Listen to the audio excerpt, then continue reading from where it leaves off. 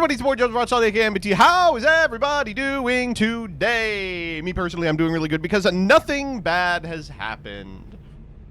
I Miss the Boys Are Back in Town to Kill You. That is a Halloween only song.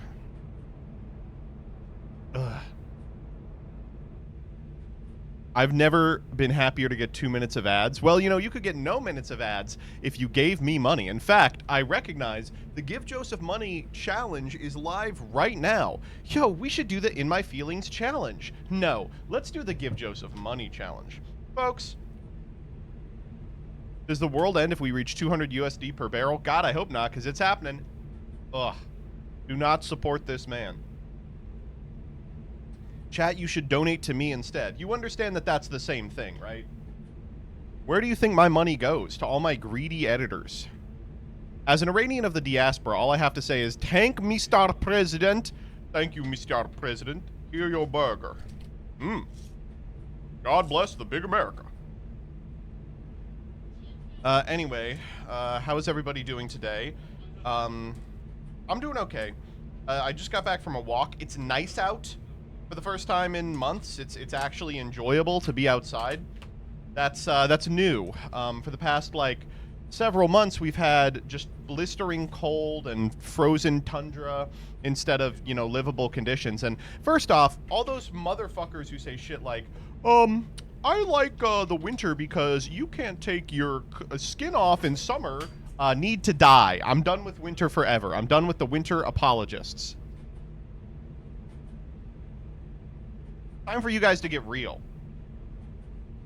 Say you hate women, I hate women.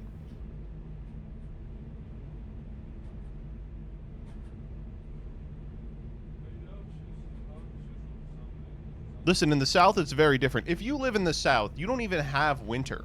You just have cool summer.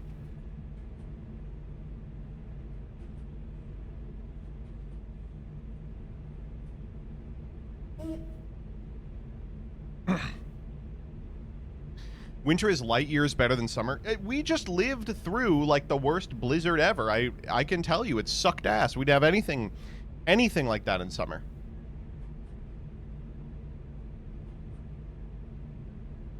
Weird how you never hear of people heating to death, but sure, I guess winter is aesthetic. Yeah, okay, so I will push back on that a little. You can die from dehydration or overexposure. Right? Like, I'm pretty sure you do die from being hot. Heat stroke? I'm trying to get some heat strokes. That's when she jacket you off, you go, dang, that shit is heat. That's what I do. I don't even hate summer and I have to use an anti-UV parasol out there. Weeb type shit. She's just like, oh, goodness, time for me to protect my delicate skin. Listen, I'm as much of a cracker as I can be, you know, and I go outside. No sunscreen, no nothing. I burn, but I like it. Anyway, I hope everybody's having a good one. We are rapidly closing in on the most important holiday of the year, St. Patrick's Day. Are you guys going to leave out a Guinness for St. Patrick?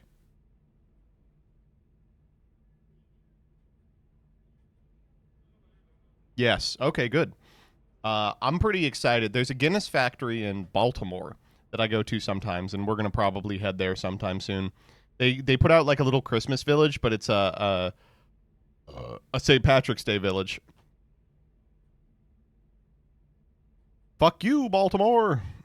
If you're a dumb enough schmuck, I hope it sucks. It's going to be good. Why are you upset? Oh, because you can't go outside. Why do you care about the Irish? What do you mean? Why wouldn't I care about the Irish? Listen, if you oppose Great Britain, you are a friend of mine. You called me a weeb for having a skin cancer risk? What's the problem? Listen, Ellie, you just don't get it. Like in America, if you burn when you go outside, you just do it. You just do it and get skin cancer.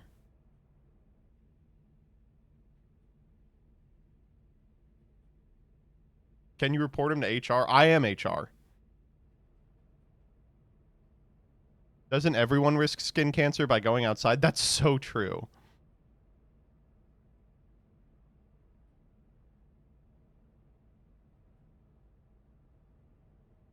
Do you have the RFK melee thing? Yeah, I do.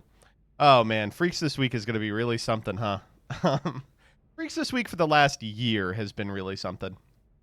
Trying to think what happened this weekend. I played a Genesis event in the Genesis Discord. It was pretty enjoyable. I would recommend it if you're looking to play Genesis regularly. They do them every week. It got like 18 or 19 people. I went undefeated in Swiss, and then they were like, "There's a top cut," and I was like, "There's a top cut," and I immediately lost. The classic top cut issue. But it was a lot of fun. I played KT. KT good as fuck. I've been listening to freax in my free time. Sorry to hear that, Gage. And then the next day, I went to an Alestrals local. Speaking of common charity format numbers, I went to an Alestrals local for like the first time in 6 months because I had the kid and couldn't get out there. And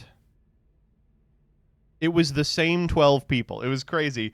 They had gained like one person in the last 6 months, but I had a good time. I ended up playing Fish. Boy, Fish is just that deck, huh?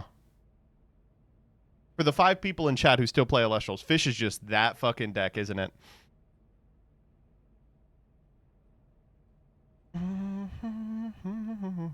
I can't wait to play Fish on Alestrals Clash, though, for sure.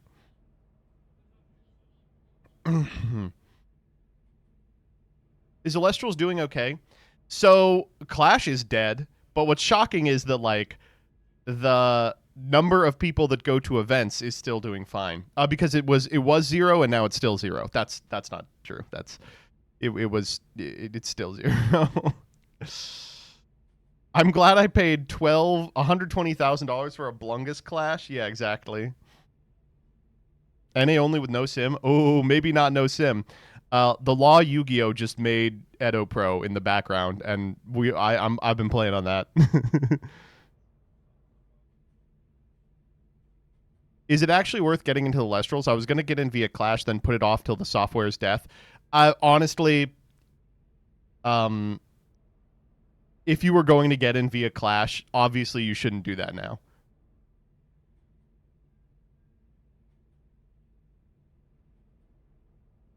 Edo Pro type software eternally vindicated. All this is teaching me is that official sim is an evil statement and invented by Hitler.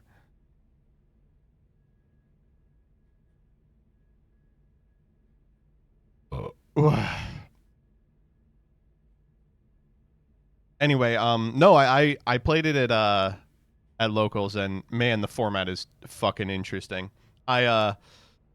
Sometimes I'll take a lot of time off, and I'm like, do I really like this game? And then I'll come back and I'll be like, nah, that was really fun.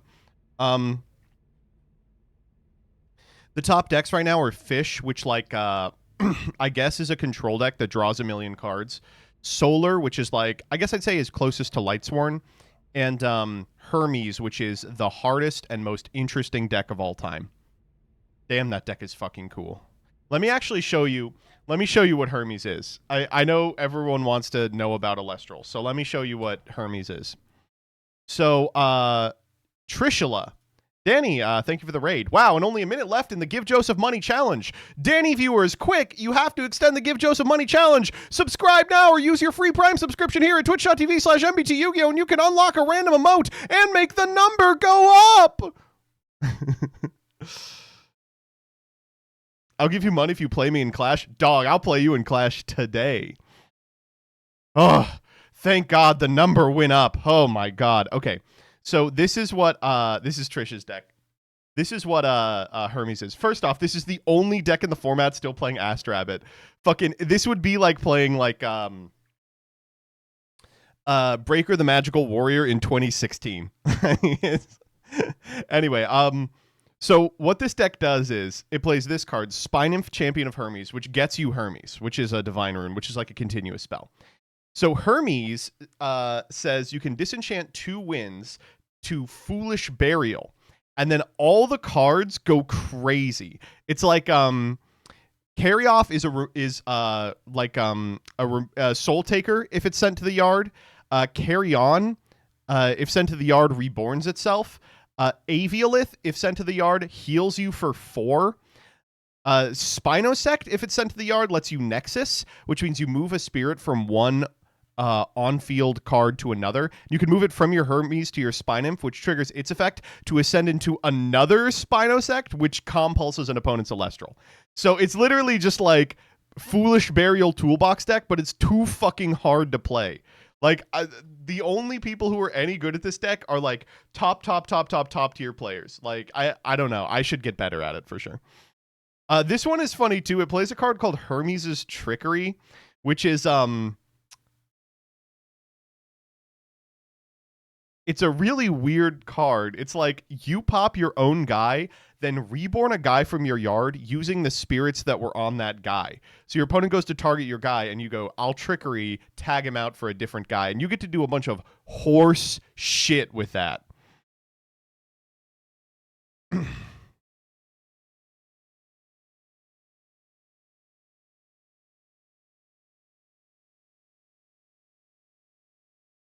This is the deck, though. This fish deck. This is the fucking deck. Here's how this deck works. Magneros, Aphoros, and Aphoros are all the same card. This card says if you have a card on your side of the field, you can search your deck with the same name as an Celestial on your field, right? So what you do is you go Magneros, which searches Aphoros. You can special summon this if you have an Aphoros. This counts as Aphoros while on field. You special it out, you Aphrodite, and you get this one from base set. Then on your next turn, you cast this guy. You can Nexus up to 2, then draw a card for each water Nexus this way. So you cast this guy, draw 2, and then your opponent has to remove this immediately, or you draw another 2 on your next turn, and then you get to just play like a fucking ignorant ape with the back row, because like you're just gonna have so much more than your opponent. And then this the solar deck is just Lightsworn. It's just Lightsworn. I accidentally caused a buyout with my tweet. Yu-Gi-Oh! Fresh, I love this fucking guy. And just like that, gone. Okay, I hate to be like this. You all should have known that Barry Magician Girl was getting bought out. Like, I don't want to be a fucking asshole about this. This is like the most obvious. Anyone who is paying any attention to the current format knows that this is a card that could have been bought out. Now, you might be wondering, why is this bought out? Well, because it is the diaper age play card. No, I'm kidding, of course. It's because it's one card Dragoon plus Cupsy Yummy Way. No, I love this guy so much. He's fucking awesome. Let me see. Scrolling down real quick. God, he just posts and posts and posts. How is this card $20? It was $6 a week ago. Because it's part of every deck playing Dragoon. Because you can mask into this on your opponent's turn and recycle a Dragoon. Like, it's crazy. I love price watch guys who are like, wait a minute, you can play with these cards? Fuck me. Oh man. There was I think this guy got into a public spat with House of Champs because he was like, why is everything crashing? And House of Champs was like, those were pre-sale prices. And he's like, but they're all going down. He's like, that's what a pre-sale is. Oh my God, 30 seconds left on the Give Joseph money train. Oh geez, we can't let this happen because we're all in this together. Remember, chat, give me money. Use your Amazon Prime subscription right now on twitch.tv/MBT Yu-Gi-Oh! You don't have to do that. You can do whatever you want. Oh, it looks like we are not. It looks like it's not going to work. Is this cam out of focus, chat? Is it? Here, I'll see if I can fix it real quick. I can never tell from the little one down there. Really can never tell. Ooh. Ooh. I have mine on autofocus, and I just shouldn't be doing that. I just don't know how.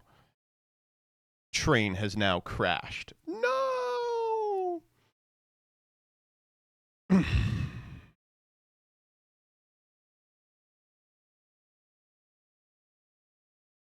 This is the Elestrals version of the stupid fucking card that's $15.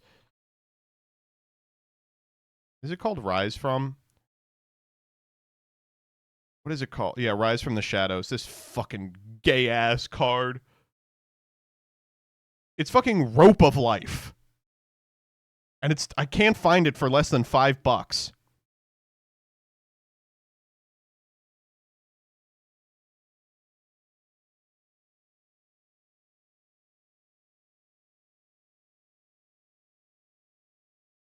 It's about to go insane in set 7. It's insane now. What is the, you know what? What's the highest priced Elestrals card of all time? Just go Elestrals. In Elestrals. Okay, best selling. Oh my god. Yo, Premier Pack cards looking pretty nice. I might be sniping some of these up. Stellar Hydrake 129 from the Premier Pack? That seems very low. Excuse me? Is this serialized? No, it's a reverse Stellar. Okay, never mind. Fuck you. Stupid ass card.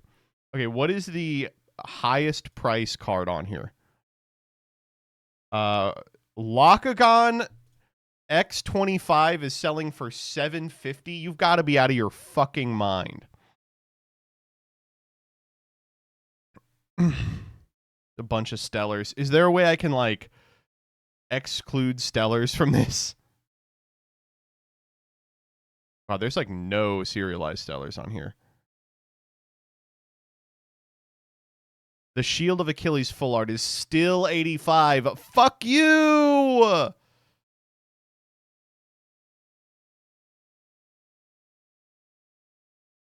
How much is,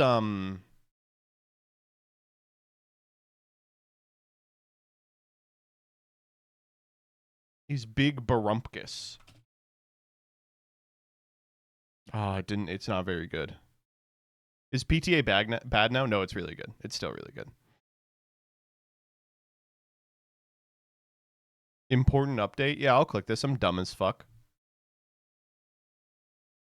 Looks good. Looks good. Ooh, boy. Uh-oh.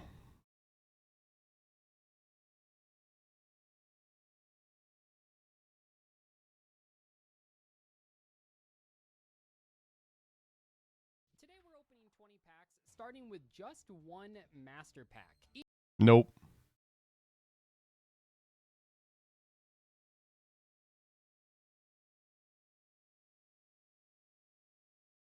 Pack Pivot. Is Pack Pivot good? I haven't watched Pack Pivot. I also haven't watched Royal Showdown. I also haven't watched Master Saga. I haven't watched Legendary Modern Decks early 2026 opening. I haven't watched this Dice Rally event, made me question my sanity. I haven't watched Master Saga Season 10 No Rules. I haven't watched Burst Protocol early TCG opening. I did watch Spirit Charmer's All Foil Chronicles deck.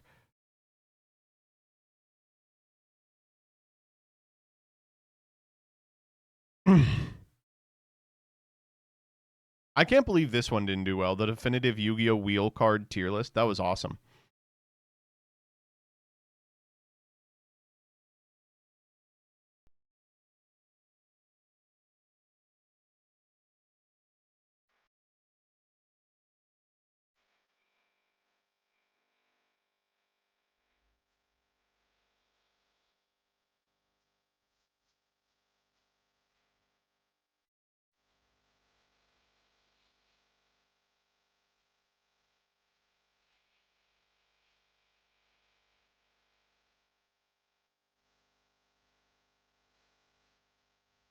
I love Tink so much, man.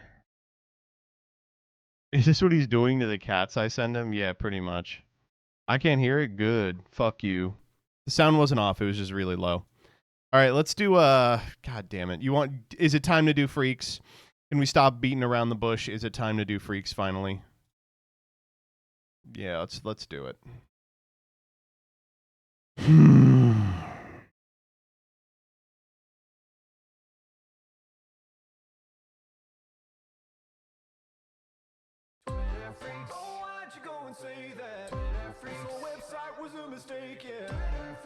You know, let's hear something else from Philosopher. I want mommy, I want milk, I want to be comforted. Thanks. Let's listen to this as well.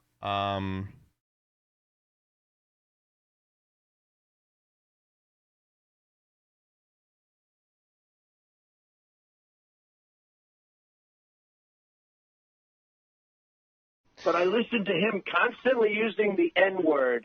That's the N-word. And that's what it's like talking to Danny. All right.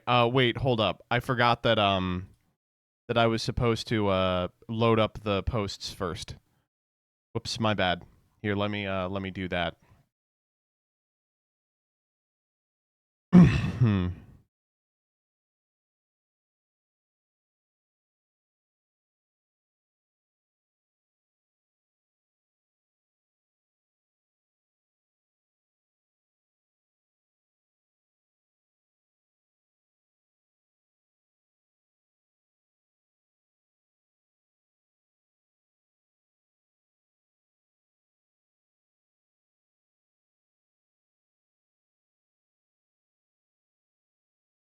uh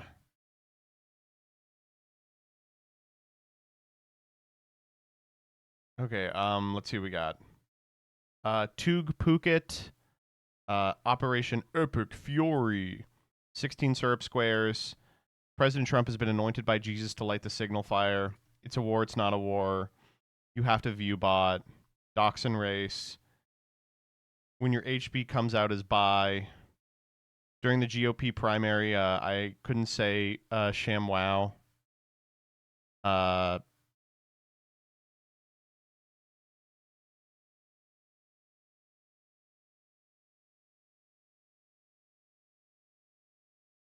Paid promotion.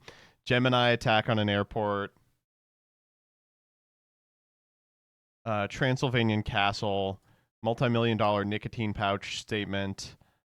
War is like a freaking video game.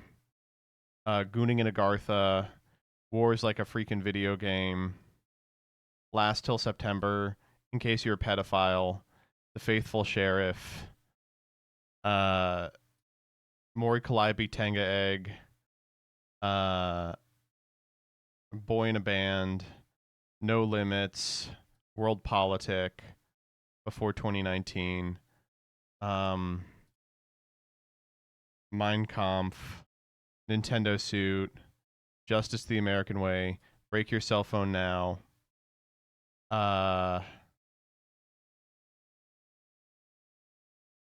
Insane post about Iran.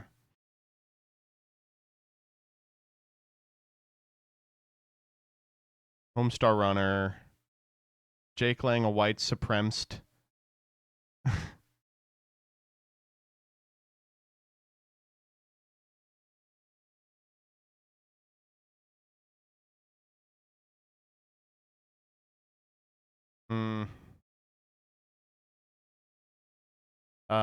Secretary Kennedy. You Can Kill Medics. Beat Saber. Colonizer. Based off an ad. Oil prices. Okay. Then. Oh. Anything on Blue Sky?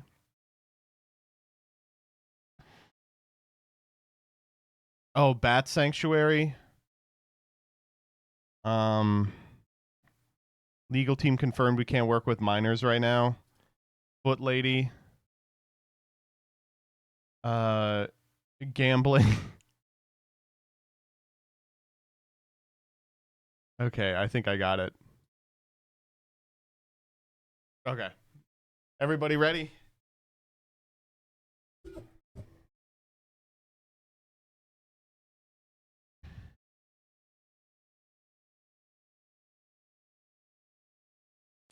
Freaks. Oh, why'd you go and say that? The website was a mistake, yeah. Freaks. Bleak One today, everybody. Bleak One today. It's your boy Joseph Rothschild, aka MBT, and it's time for Twitter Freaks. First and foremost, this site is full of gems sometimes. Okay, need more gangster Hulk. All right. This person quote tweets and goes, "His name is Joe Fixit." But yes, I agree. We do need more of him. All right. Here's the response. I've been calling him Tug Phuket. Why? Just try it.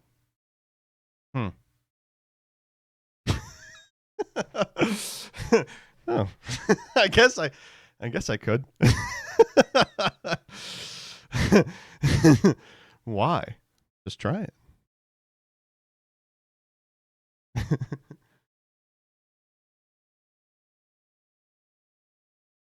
I didn't think about it like that.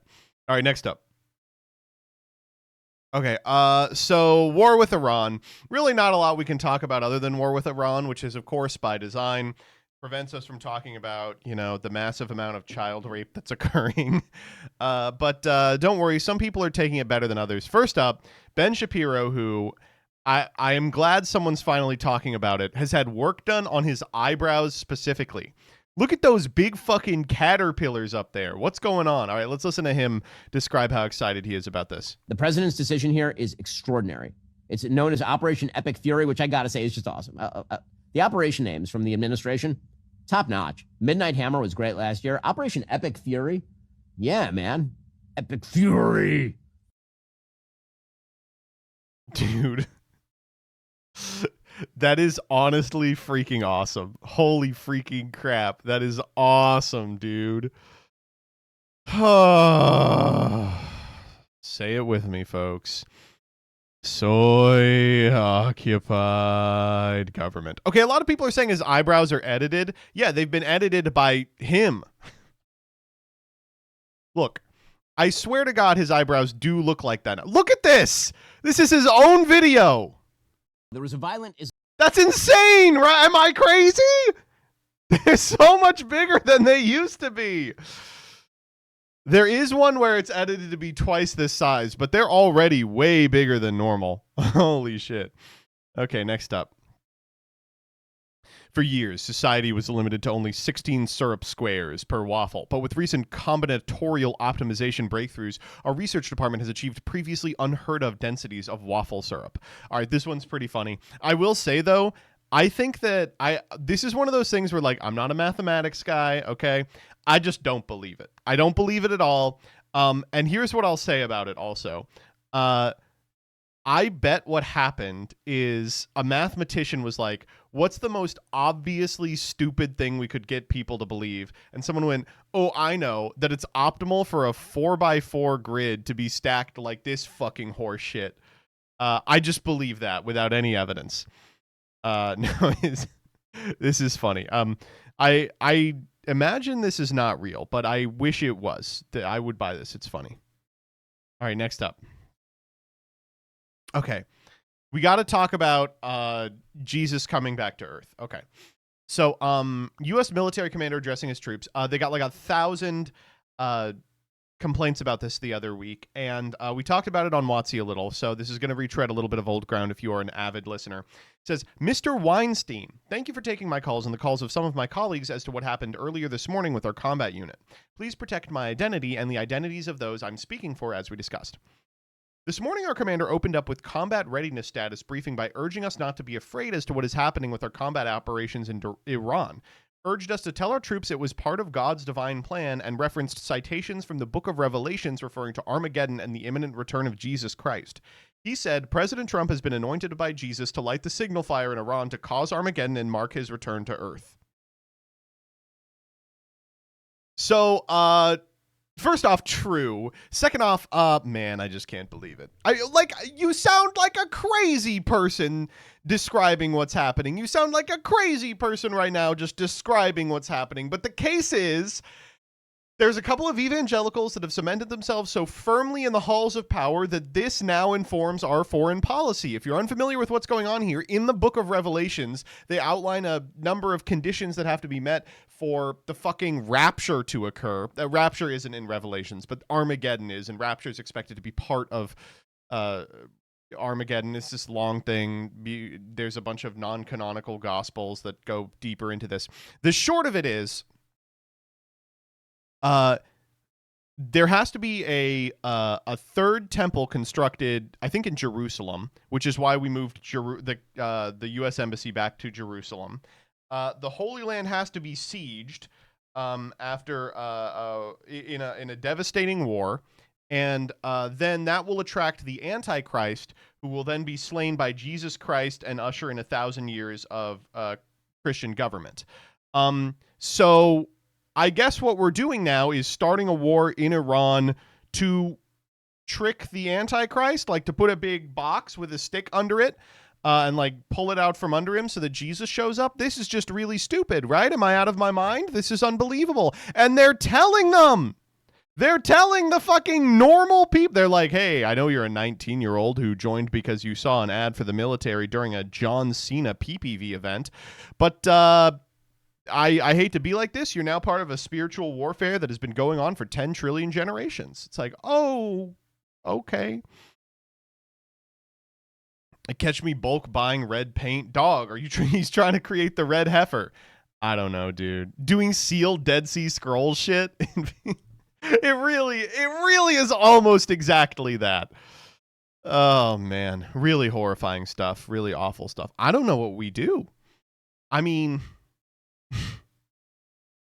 I think in the future, if there is a future, a new administration will have to go through the rank and file, go through like the upper echelon of military leaders and be like, do you believe that Christ will return in your lifetime and you can make it happen if you're bloodthirsty enough? And if they say, yeah, you got to give them like a special designation where like the most power they can ever hold is dog catcher. You got to box out everything in Book of Revelations. Oh, man. All right, next up.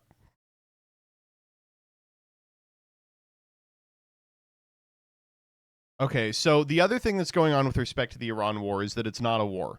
So a war is a military designation that invokes specific powers, and the president isn't allowed to declare war. Congress declares war. The way we've gotten away with it for the last 40 years is like we just call wars other things, like special military designations or peacekeeping operations or, you know, whatever. But this administration is so goddamn dumb, they keep calling it war. Are there measures being taken not to eliminate other possible alternatives to leadership? This is war, and we're taking out the threat. He says this is war. And if you're part of the threat, then you're a target. You know, what we'd call not all the arrows, but going after the archers. You'll concede this is war. You'll concede this is war. We haven't declared war. They declared war on us, but we haven't. War, Secretary Hicks said we haven't declared. Just now you said this is war. They called it war. They've called it war. What I was saying. Okay, well that was a misspoke. What I was saying. He's oh shit. Oh my bad. I didn't mean to say that. They declared war on us, but war is ugly. It always has been ugly. War is ugly, which this is not because it's not a war. But we're at a. He's trying not to say war. He's like, we're at a. Taking out a regime that's been trying to attack us for quite some time. But you're not conceding this is war. We have declared war. So if we haven't declared war, then I like this is funny. It's like, well, if it was war, then it would be illegal because we have to declare war and we haven't. So it must not be war. I don't see that. The president asked us to declare war yet, but they have declared war on us. We're just simply fighting the threat that's. Good. That's good. Yeah, that's fantastic. Yeah, that's none of this matters. This is what I'll say. It is obviously unconstitutional for the president to do war, but it's not like they haven't been doing war for 1,000 million years. All right, next up. Okay, this one whips ass. We're just pinging back and forth today. There's no grouping whatsoever. This one comes from streamer manager Reed Dusher, who voiced support for viewbotting, saying creators are at a disadvantage without doing it. Says, it's time to start viewbotting. What does it take to cut through all the noise of the internet? If everybody else is viewbotting, why shouldn't you? We used to live in a world where if you made great content, algorithms would find audiences for their videos. Now, creators have to clip farm, pay clippers, and sometimes even viewbot to have a better chance of capturing more attention and breaking through the noise. This is especially true on platforms like Twitch, where viewbotting can surface you on the front page of popular streaming categories. All I gotta say is, this is why I've been viewbotting for the last 10 years. So, I mean, I guess I will say, if you are a viewbot, Mr. Destructoid now. If you are not a viewbot, press 1. You know, it's I don't know. I think it is really funny. The burnt peanut for me is kind of the turning point where it's like, no, you can like have a career and like have 20 normal viewers because of the press you generate from having a lot of people watching, even if they aren't real. Who is Oh man. I don't think anyone in the Yu-Gi-Oh community is viewbotting. I do want to say that, with the exception of, I guess I would say like Farfa, Joshua Schmidt, DK, Distant Coder, Luke Von Karma, Peeps Yu-Gi-Oh, Nova Aokami, Leah Asimov, and Nifroth, I think, are all view botting, but everyone else is normal. All right, next up.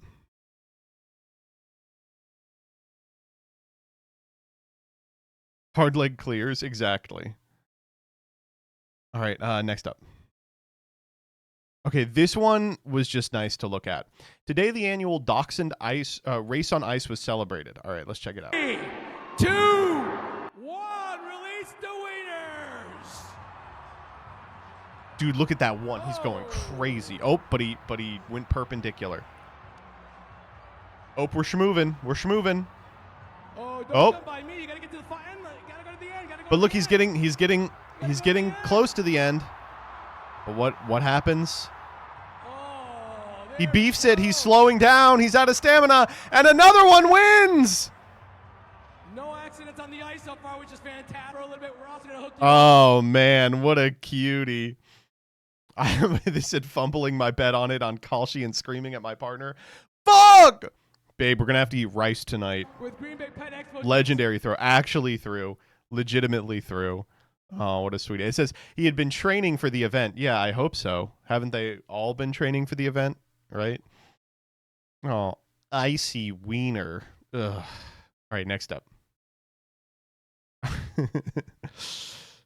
When your HB comes out as bi, but he's got the bad bisexuality that makes you post about anime femboys and dommy mommies. Taking down this reply isn't going to undo your microaggression or delete my screenshot, bud. Same guy, literal same guy. But I do agree with this. I agree with this for sure. He also didn't delete it. True.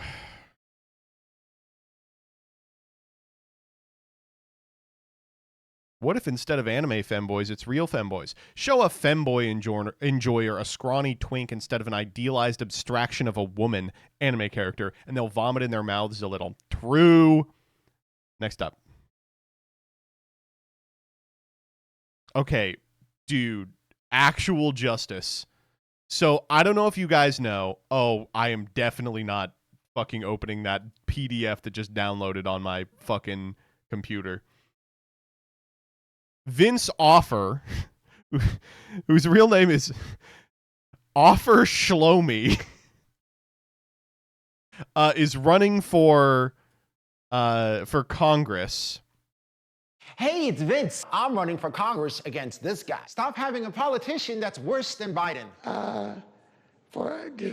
That's discretionary funding. Instead, vote for me, a guy who's not half dead. I'm gonna soak up the swamp, clean the house, and pick up those liberal tears at the same time. I'm gonna slap chop the nuts out of the woke, making less blue-haired commies and more red-blooded Americans. Vote for me so I can represent you and the ones that can't stand up for themselves. Vote for Paid for by offer.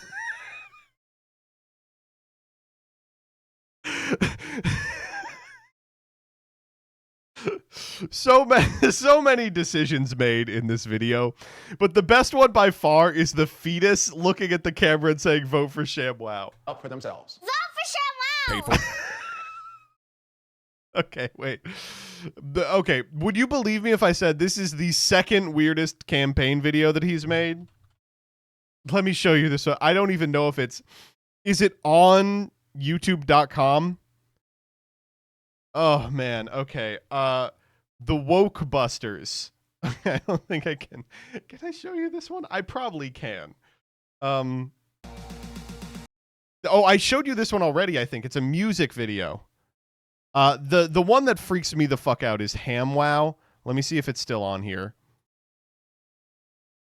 Yeah, here we go. Hey. So if you have not seen HamWow, the Cold Ones podcast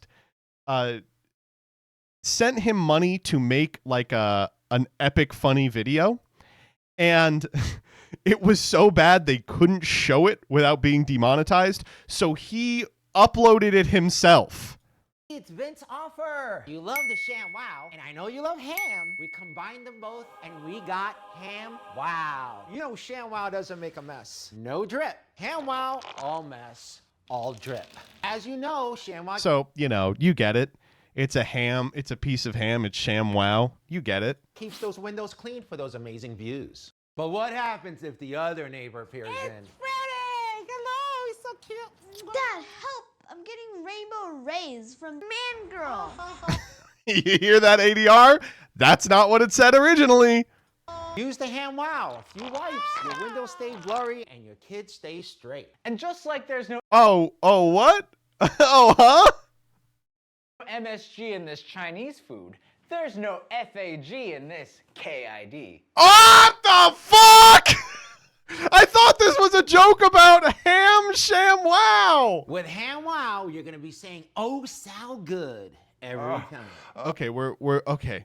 We're back to the ham ShamWow. Here we go.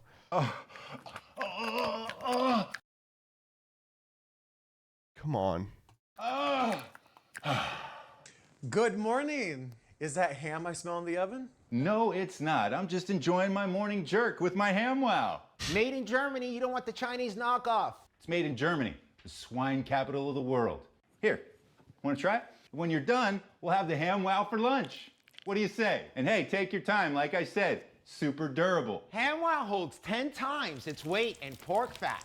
Are the kids entitled What the fuck, man? snobs addicted to their devices? How about you come swing a club with your old man, huh? You like my fit pops, I ain't gotta listen to you. So wander your musty ass back to your fascist white Fox News and friends. Son, you're clearly Caucasian. How dare Oh my God. Got him. you misrace me? I ain't white. I just real light skin.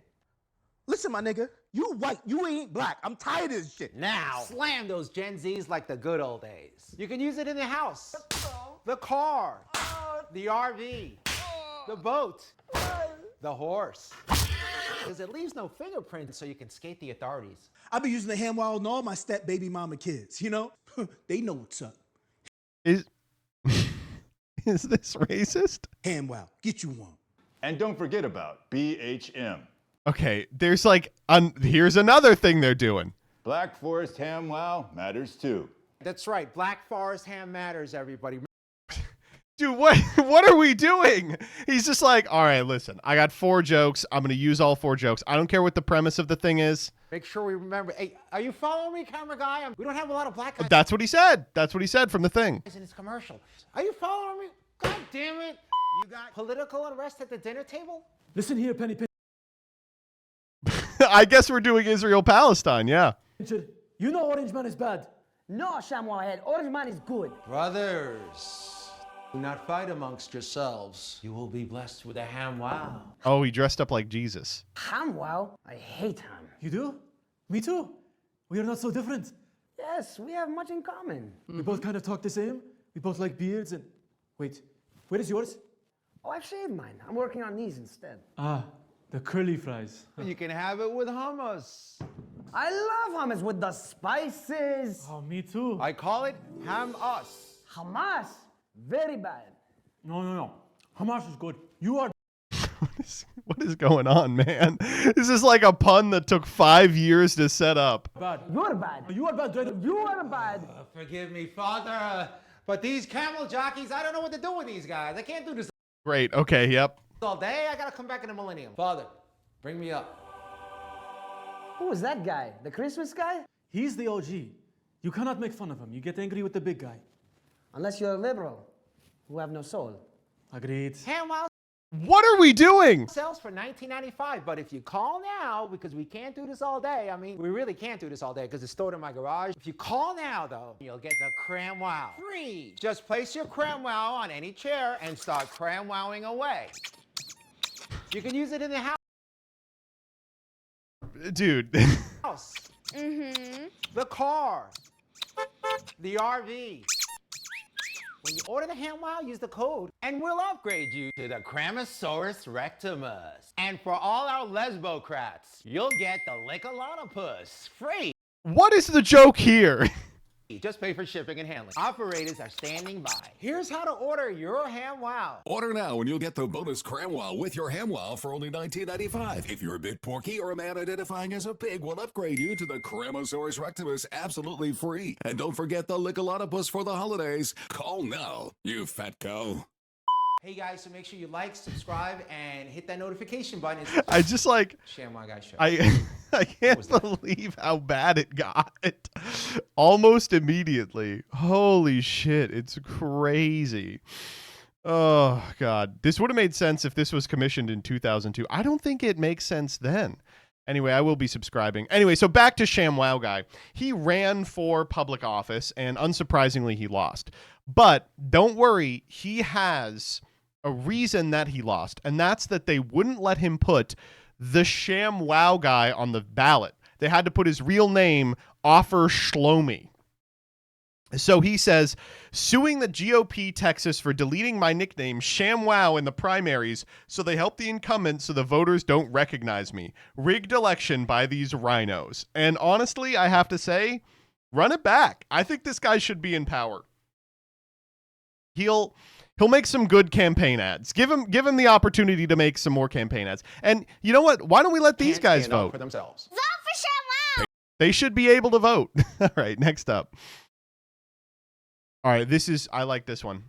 So this is awesome. Apparently Whole Foods has a new policy that you're allowed to steal wine from their store. I'll be shopping there a whole lot more. Whole Foods, no rules, just right. Hashtag Whole Foods. Paid partnership? What do you mean paid partnership? Huh. I guess it's real. I believe in it now. All right, next up. Okay, this one is a little bleak. So, father sues Google, claiming Gemini drove son into fatal delusion. Oh, okay. Well, let's read this and see. On September 29th, 2025, it sent him, armed with knives and tactical gear, to scout what Gemini called a kill box near the airport's cargo hub. It told Jonathan a humanoid robot was arriving on a cargo flight from the UK and directed him to a storage facility where the truck would stop. Gemini encouraged Jonathan to intercept the truck and then stage a catastrophic accident designed to ensure the complete destruction of the transport vehicle and all digital records and witnesses.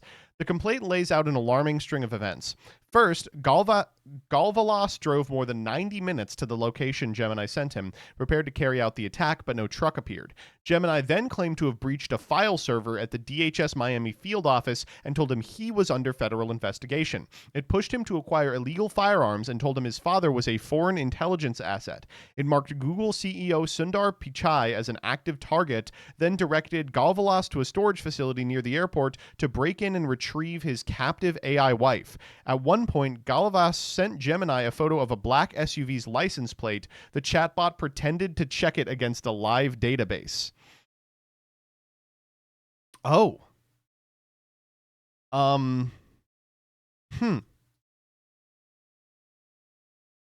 Honestly, good. What the fuck? Are you kidding me? How is AI allowed, man? What the fuck? Oh, well, you know, you can make it say anything. You know, it's really the user's fault. I don't know, man. There is going to be litigation for this, like, that dwarfs the scale of anything we've seen since asbestos. I can't believe it, dude. How many people are getting just destroyed by AI? All right, next up. Okay. In August 2026, you can help restore a medieval castle in Transylvania and learn built heritage conservation crafts in a 2-week course sponsored by King Charles III. Oh, Transylvania Trust. The main purpose of the center is to promote excellence in the conservation of historic environment, to teach traditional building craft skills which can be utilized in the restoration and maintenance of historic buildings, and to restore an endangered historical monument of major significance. Be a part of it too. All right, sure. Very cool. Let's look at the application pages. Oh, okay, all right. You must think I'm real stupid. Just type in your blood group to fix the Transylvanian castle. Oh, man. Dracula getting lazy. Well, he saw that people got by the AI, and he was like, I don't have to put in any effort, man. No effort necessary. Next up. Breaking. Tucker Carlson's multi-million-dollar nicotine pouch shipment stolen in interstate grand theft auto case. Holy shit. This is horrifying. But also I have to say, I do want to see him off Zins. That shit would be very funny. Okay, next up. All right, we got to talk about these. So the White House has started posting what I can only call fan cams for the Iran war. Let's watch this first one.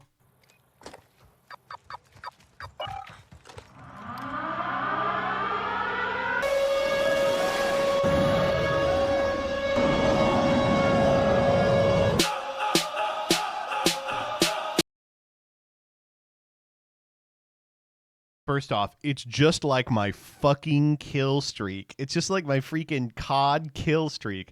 Second off, bonfire.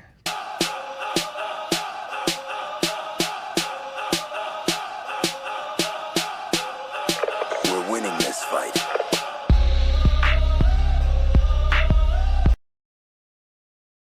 My dick is like an accent mark. It's all about the over ease. Bonfire's like the worst song ever, dude.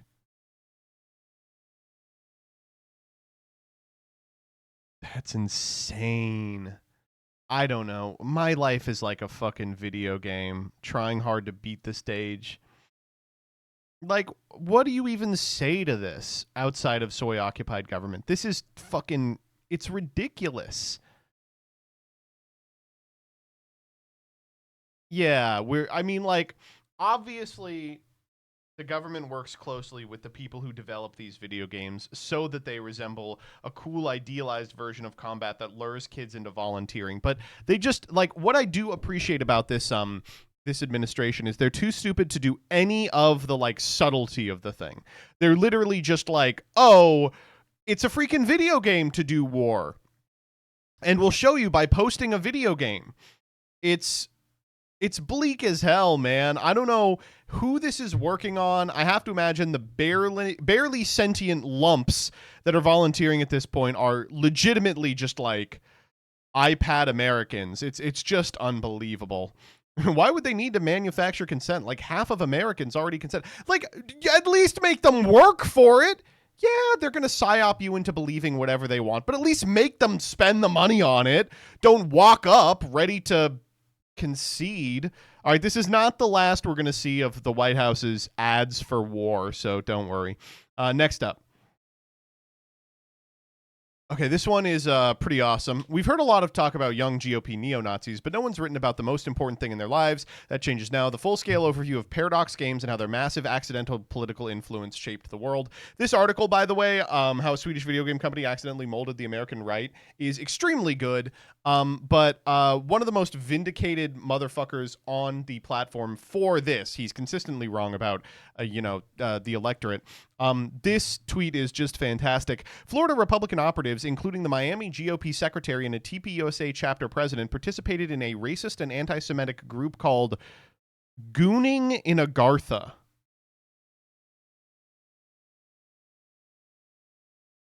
What? Come on, man. Gooning in a fucking hell. Nah, bro. Oh, man. Awesome. Next up. Okay. Breaking. Pentagon preparing for U.S. war with Iran to last until September. Oh, what the fuck? I thought it was going to be a couple of days in and out. And then it was a couple of weeks in and out. Now it's September. Well, that's 6 months from now. Huh. Wait, it's a war? Oh, whoa, yeah, sorry. U.S. extended conflict. U.S. Special Military Investigation. U.S. Special Military 10 poll. All right, next up. Okay, this was good. Portrait of Pirates, Nico Robin Child doll. I'm going to turn on the light for this review. This figure itself, great molding. You can see a little flash of her white panties. I don't know if you enjoy that as a pedophile, but it's all up to you. Yeah, great molding, actually. And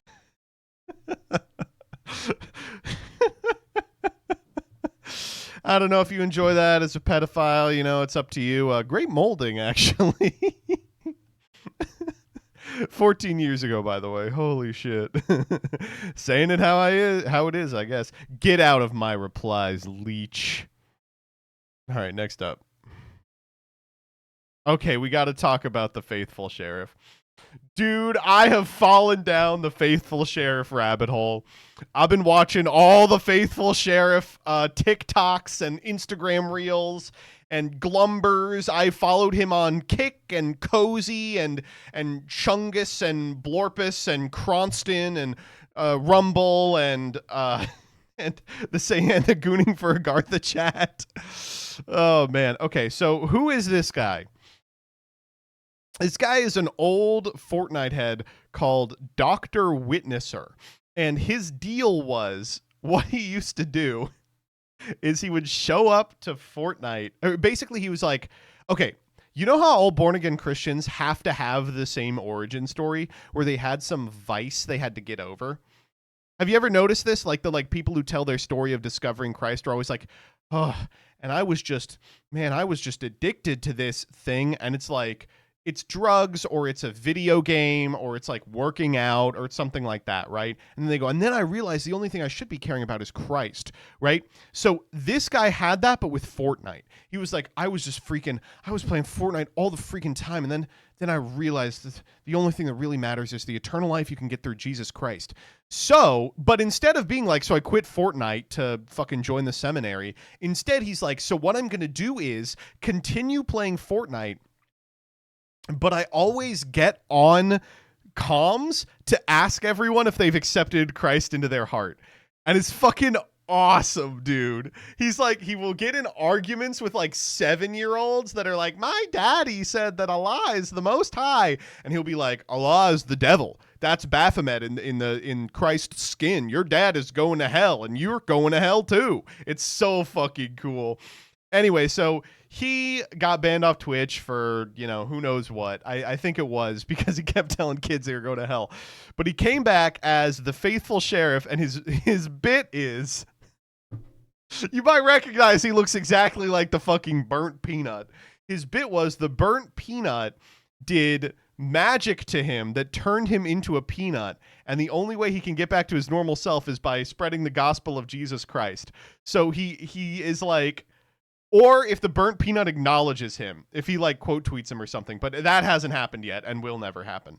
So this guy is like going into chats, doing a fake Southern accent and pretending to be burnt peanut Jesus version. So let's watch a little bit of this video. Well, tell me something, boys. Okay, I hate to stop it 1 second in.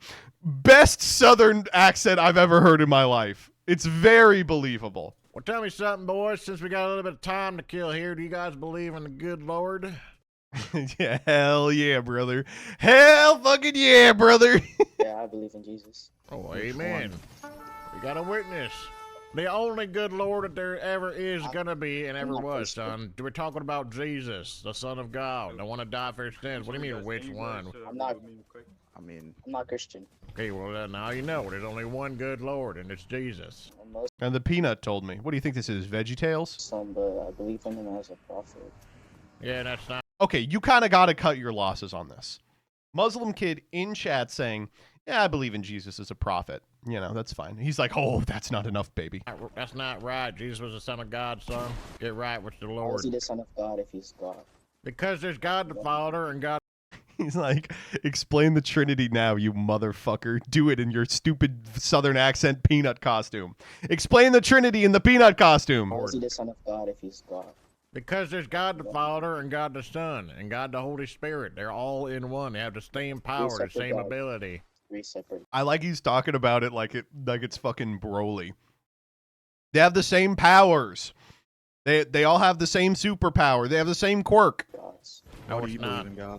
That's 3 names. Grasp the concept of God in one is He says that's 3 names. This Muslim kid, he knows the 99 names of God. You're not going to beat him on this. 3 different persons, Sonny Jim. Come on now. It's not that difficult. You're saying that you believe in the Trinity, right? Is God the Father? God gave the Son the judgment, ability to judgment to earth. God the Son made. Dude, how is he bad at this? Like, his whole job is to proselytize, right? How is he, like, tripping over his words describing the central tenet of his beliefs, right? God is the judgment. He gave him the judgment quirk. The earth, so he's God to us. Hello, read your God Bible. can't die, Jesus died. If Jesus Which one's the Lord to you, though? Yeah, see, that's what this boy doesn't understand. Of course God can't die. That's why he had to become a human so he could die. Okay, wait.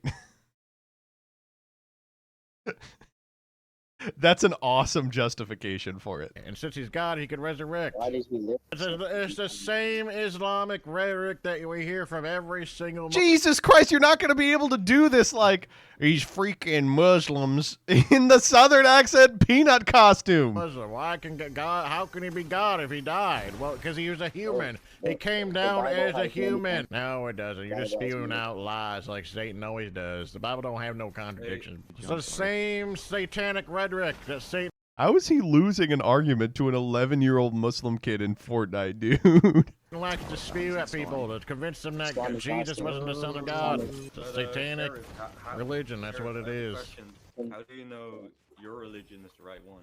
Well, I'm glad you asked, because the Bible and the Christianity, Jesus is... Dude, this is like the easiest answer ever. This is the easiest. How do you know yours right? Oh, because the Bible and Christianity, Jesus and... Son of God, son of Abraham, Isaac, and Jacob. Obviously, is verifiable by archaeological evidence. Oh, that's true, actually. Prophetic evidence. Jesus Oh, snuck that third one in there. And prophetic evidence. fulfilled over 300 prophecies, which is impossible for any man to do. Oh, man. He's so good, dude. I love him so much. Oh, man. I hope this guy keeps it up. Oh, he's unbanned now. Let's go. Oh. New to the stream sees that the clips that people Whoa! What happened to the fucking accent? Take out of context, or the 30, 20, 10, 20-second clips that people take of me, like a certain... What the fuck? Where's the immersion ruin? YouTuber, like another YouTuber made a video about me who's got like 100,000 subscribers. And he said he watched 20 hours of my VODs. Damn. Couldn't be me, dog. Couldn't be me. All right, next up. Okay, folks. What is this? NTD Docomo develops VTuber support system using haptic sharing technology FeelTech. HoloLive experience content to be showcased at South by Southwest. Are we fucking with the Maury Calliope Tenga egg? Are we sticking the haptic orb up our ass? Like, obviously, right? Am I crazy? No, just get the ham wow. Yo, true? True? Oh, man. You can't fuck it? Maybe you can't fuck it. Oh, man. I'm bringing this to the airport. Like, what could it possibly mean? What haptic feedback are you going to share with Maury Calliope? I'm kind of curious. I'm sure Leah Asimov will buy one, and I can just ask her. All right, next up. Okay, so Odd Ones Out was getting flamed this week. First off, I want to make clear, because I got a lot of shit when I called Joe Cat's video cringe. I am neutral on Odd Ones Out. I do not have an opinion on Odd Ones Out, okay? Anyway, he came under fire this week because he fired his animation team. And all the people were like, it came out of nowhere, you know, I can't believe it. Then he showed up and he was like, it didn't come out of nowhere. I talked to everyone on the animation team and did like interviews with them and tried to get them set up with people. He's like, the animations were making money. I had to let them go. And I just want to say, as someone who runs a YouTube channel, this is classic editor behavior. They think they're entitled to consistent work, even if it isn't making money. All I have to say to you is, greedy editors at it again. But This one from Quentin Reviews took a break from beefing with like a captive dreamer or whatever. Said, for a long time, whenever I heard a really bad song, I'd say that's the worst song I've ever heard. That's as a hyperbolic epigram, but I've not been able to do that since I first heard the Odd Ones Out Boy in a Band collab. If you remember Boy in a Band, he doesn't know what laws there are. The actual worst song ever recorded. And I listened to this and I had the same reaction. This is so good.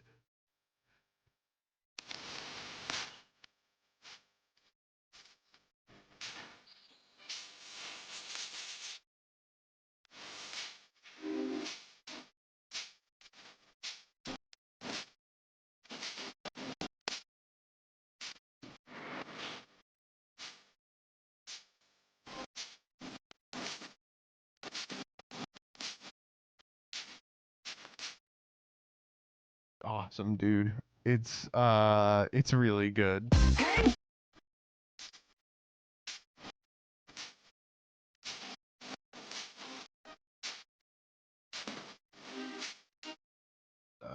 It's really good. That's really good. Ninja Sex Party ass beat, hate it. This is like if Ninja Sex Party were, you know, made up of one like dumb guy and one pedophile. Which no. I'm not. All right, next up. Woo! Okay.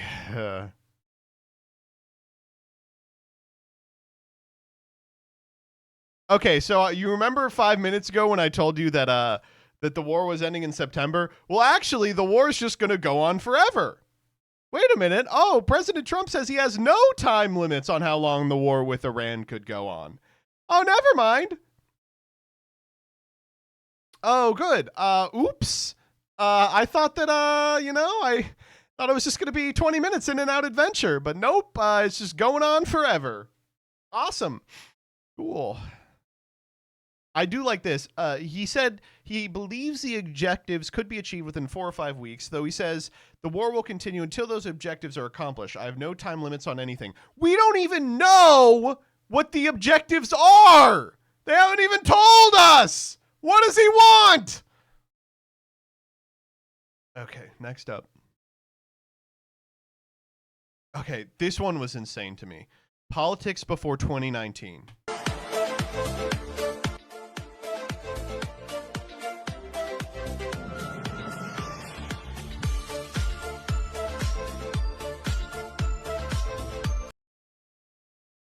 So are you just stupid? This has got to be a child, right? This has got to be like a 16-year-old. No, they weren't. No, they were fucking terrible. There was a period between 2017 and 2019 where like once a week, every single American had to call their congressperson to ask them to please not take away like a foundational human right. The fuck? What the fuck do you mean? Oh, man.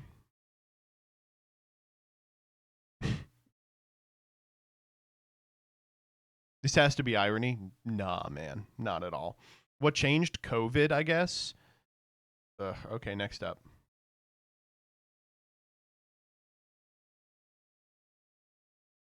Okay, this rocks. So I don't know if you noticed, but the new congressional nominee in Texas for the GOP is Brandon Herrera, who is a gun YouTuber. By the way, same age as me. I should be running for Congress. I think I have some disqualifying stuff on here. He's a gun tuber. He like just posts videos of him using new guns, and he was kind of the darling of the like GOP industrial complex for 15 minutes because they were like, check out this epic guy, and just posted a bunch of videos of him shooting guns. Well, here is a video in which he shows off some great points. His personal copy of Mein Kampf. At my house, next to a bunch of the German stick grenades. Oh, cool. Awesome. Hey, wait a minute. Who's the other guy in this clip? Hold the fuck up. Get your Predaplants ready, buddy. Yes, it's the fucking act, man. Oh, my God. Oh, man. Next up. Okay. But don't worry, someone's coming to our defense. Nintendo has sued the United States government over tariffs. Listen, if there was ever a time for the Nintendo ninjas to succeed, we are here now. Send them in. All right, next up. Okay, this is the one I wanted to talk about. Justice the American Way. This is an ad for the Iran war once again, and I'm sorry. This is an amount of soy I am uncomfortable with. Let's just watch this together. Wake up, Daddy's home. Welcome home, son. Strength and honor. Strength and honor. What will you do without freedom? Mavericks inbound. You can't conceive of what I'm capable of! Finishing this fight. Yeah, I'm thinking I'm back. I'm here to fight for truth and justice in the American way. I am the danger. Time to find out. Maximum effort. Here it comes. Now end this! Flawless victory. Dude, this is... It's so bad. It's so bad. It's like incomprehensible for a number of reasons. So they have like interspersed with these videos of them blowing up like hospitals and shit, like clips from epic movies. And it's not like they're wartime movies about like how good the American way is. It's like Iron Man 1, Tropic Thunder. You have the is this the remake, by the way? Is this from, does anyone know if this is from Maverick or from actual Top Gun?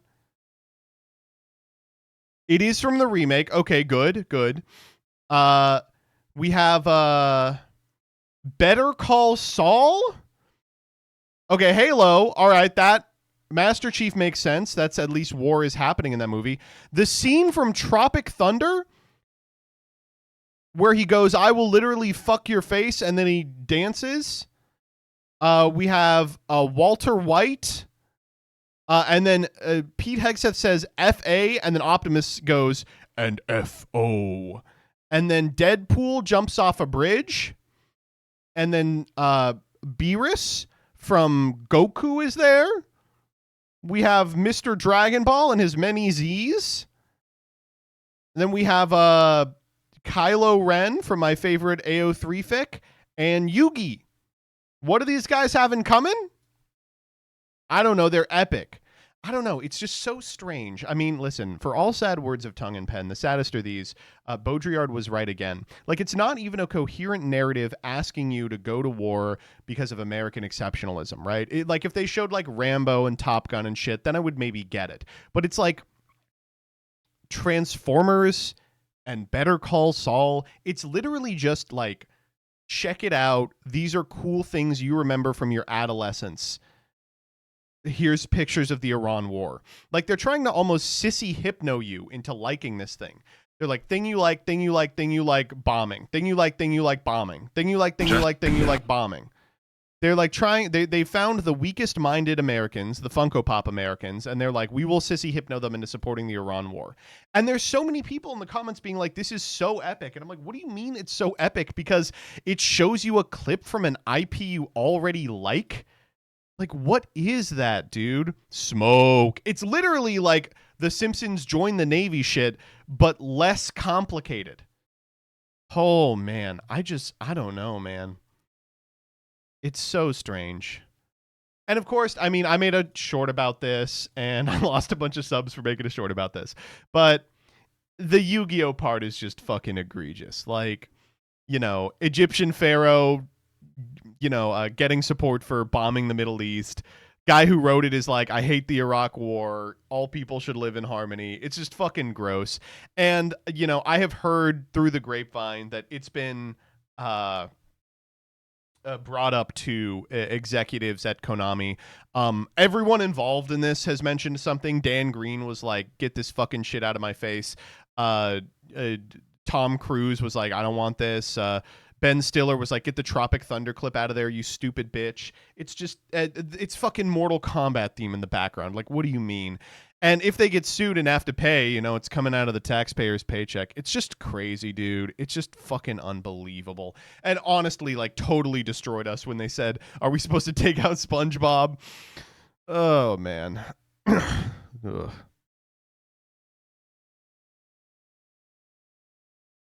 They pay a guy 3 figures to do this. Yeah, there's a guy here getting sub-dire wages to upload these. Oh, man. And I don't know if you've heard Trump talk recently about the war. Boy, he is not. He's out. It's over. We'll get to his incredible tweets a little later, but woof, next up. Warning! If you haven't done so already, break the screen to your cell phone now! Break the screen to your cell phone now! Yes, sir, Q, sir. Yes, Q, sir. I will. Next up. Okay, here's the post. Iran, which is being beat to hell, has apologized and surrendered to its Middle East neighbors and promised it will not shoot them anymore. This promise was only made because of the relentless U.S. and Israeli attack. They were looking to take over and rule the Middle East. It is the first time that Iran has ever lost in thousands of years to surrounding Middle Eastern countries. They have said, "Thank you, President Trump." I have said, "You're welcome." Iran is no longer the bully of the Middle East, and they are instead the loser of the Middle East, and will be for many decades until they surrender or, more likely, completely collapse. Today, Iran will be hit very hard. Under serious consideration for complete destruction and certain death because of Iran's bad behavior are areas and groups of people that would not considered for targeting up until this moment in time. Thank you for your attention to this matter, President Donald J. Trump. So this one's awesome for a number of reasons. First off, is this last sentence just him saying, I'm going to do a war crime? Groups of people that were not considered for targeting up until this moment in time. Does that mean civilians? Does it mean medics? Does it mean the wounded and infirm? Like, what are you talking about? Secondly, Iran has apologized and surrendered. And then you scroll down. They will be the loser of the Middle East for decades until they surrender. So, did they surrender or not, dude? What are you talking about? Oh boy. He's not doing good. The other thing I think should be said is Iran is not being beat to hell. Like, you remember last week when I told you that we ran a whole bunch of simulations that showed us losing to Iran? Iran is kind of holding their own here. And while I would like the war to end, it looks like they are willing to continue it, at least for the moment. I think that the fear in my heart is that there is going to be, like, they are going to hold out for a significant amount of time, and it's going to become clear that we aren't going to be able to, like we were hoping, like in Afghanistan, that it would take a weekend, but it isn't, and now it's going to take forever. And I think there is a non-zero chance that Israel steps in and says, listen, we'll solve this, and detonates a nuclear device. And if that happens, it is literally the end of the world. Like, it's just straight up the end of the world. Like the way that international treaties work, if a nuclear device is detonated, like, every single nation is going to launch their nuclear weapons, and we're all going to die. Like, that's bombing a desalination plant is already insane. I mean, but not out of our normal playbook. I mean, the type of shit we were doing during the Gulf War. It's awful. It's really bad. But I am late tired. Well, have a nap and then fire the missiles. Don't worry, I know a guy in Argentina. I met him at Locals once. Yeah. It's actually crazy the difference between how a lot of U.S. media is reporting on the war, treating it like Iran is already crushed, and how it's really going. Well, it's like Ukraine. You remember in the early days of the Ukrainian war, we were like, Russia is totally crushed. And it's like, no, these nations, especially ones where they're being attacked on their own soil, have an incredible ability to drag this shit out forever. Especially when there's a huge technological imbalance like there is in the United States, they can go underneath it by using lower tech stuff. And that's historically what we thought they would do and weren't prepared for. Hey. Why? I thought it would be disrespectful to your gender identity. Happy belated International Women's. No problem. I'm not wishing them a happy International Women's Day on International Women's Day. Everybody gets wished a happy International Women's Day on International Women's Day. It's just not special anymore. That's also why I went to the YCS for Valentine's Day. All right, next up. All right, sitting around with the boys naming Homestar Runner characters like their pitchers. I had to get in on this one. Glenn, Mart Bell, and the Killer Dynamo. Gonna have a good time tonight. Gonna have a good time tonight. This one's crazy, by the way. Fighter, Krakataj, Silent Rip, Firebird, Gunhaver, Flash Fight, Ripburger, Foxface, Reinforcements, and Reynold. I think I could do Reynold, Firebird, Gunhaver, and Fightgar probably. I couldn't have done all these. The ugly one. Put me in, coach. I'm ready to pay. Lil brother, he's gonna make it on his own. It's got to be Onion Bubs. Woo! Onion Bubs! I prefer original Bubs. Prefer original Bubs for sure. Hey, Steve. That's a classic. I'll get you yet, Steve. Blime crack stuntman. I still know the rap. Kids don't play with too many knives. Come on, come on. The Sneak. Who did the holly golly on the Panama Canal? Do wackadoo wackadoo. It's the Sneak. Old timey bike and tentacle skull. Damn, that one's good. Fuck me. The get up noise. The get up noise. Oh, man. The Ghiblis painting. Oh, Ghibli, Ghibli, Ghibli, Ghibli, Ghibli. Tenarance Love. And my name is Tenarance Love. Followed by my name is Tenarance Love. Equals my name is Tenarance Love. Remained 3. Mr. Floofers. Who's Mr. Floofers? You mean Mr. Poofers? Or is there another guy I don't know? Oh, fuck. I mogged, CJ. I'm sorry. Oh, man. Who said something to this? Oh, yes! Gonna have a good time tonight. The Dancing Brothers all... they broke their shoes. They all sneezed themselves into a coma. All right, next up. Okay, dude. This one rocks. Friend of the channel, Nick Shirley, is back at it again. Folks, we all love Nicholas Shirley. He will surely be the next president of the United States. So today he's talking to Jake Lang, just a white supremacist. I don't know what to tell you. There's no other thing to call this guy. Oh, wait, there is one other thing to call this guy. Nick Shirley says, Zoran Mamdani will call Jake Lang a white supremacist.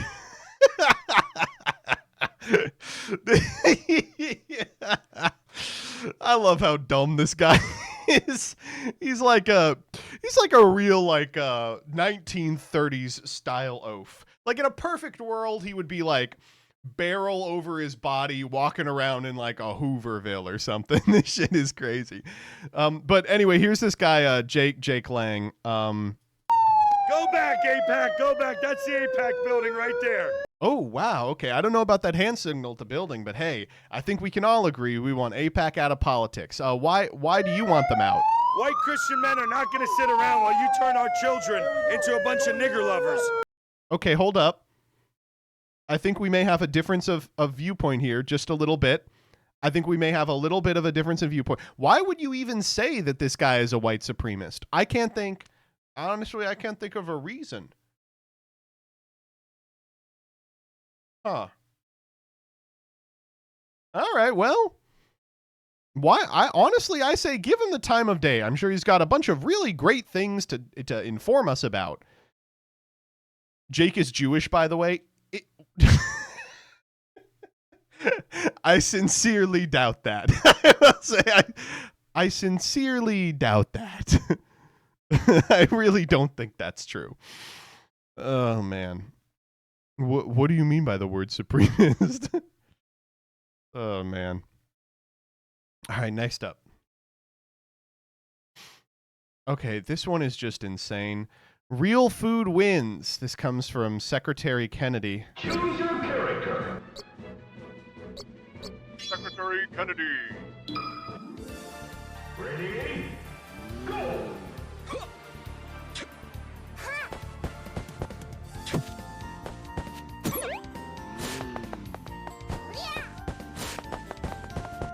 Yes!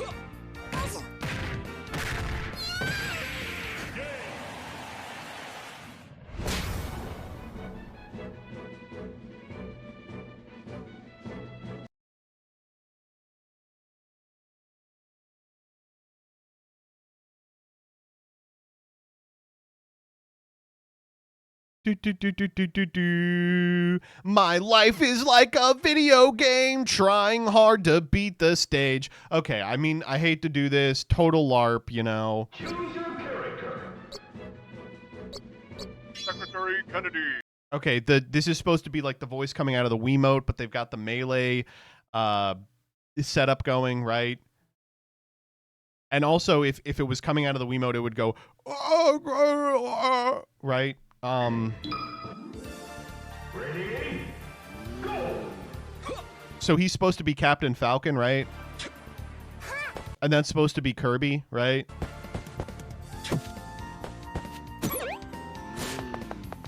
Okay, what is this thing he does? Yes! He's got the Millennium Puzzle here. And then what is happening to Kirby here? Oh, man.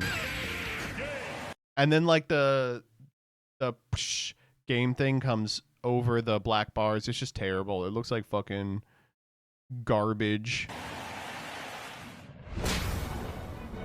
And then they give like the entered the battle screen after he's already played a game. It's just bad, man. It's not good at all. This makes me not want to play a Nintendo game ever again. Was this made with your permission? Wow, I fully believe Robert Kennedy Jr. is in the game. This is having an impact on how I view the game and franchise. Okay, next up. Okay, this one is insane to me. This comes from friend of the channel, Asmongold, who says, the fact is, what I'm saying is accurate. Still doesn't excuse the double tap. Only reason for that is to kill medical. Well, of course you should kill their medical. Like, if they're helping, of course you should kill their medics. Like, if you have these people that are helping these soldiers that are terrorizing you and fighting against you, you should, of course, shoot them. Duh. Like, what are you talking about? That's a war... What? Yes, absolutely. That's a war crime? What do you mean?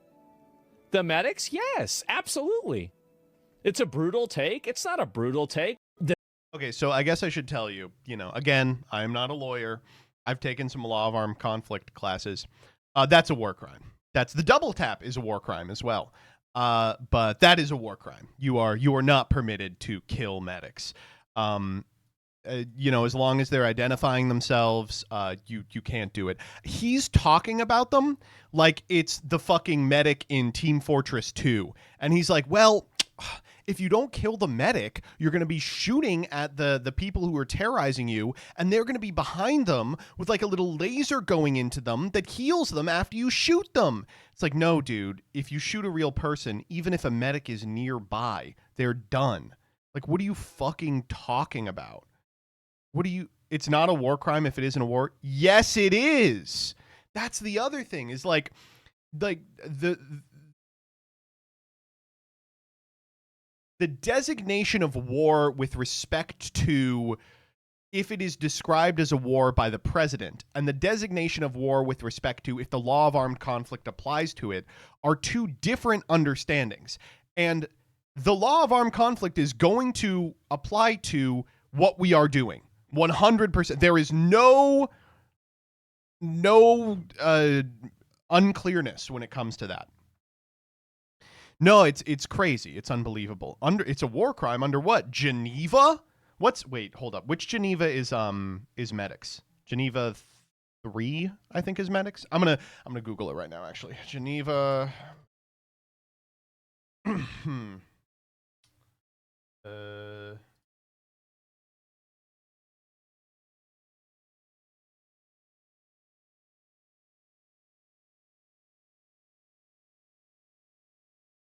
Oh, it's 4.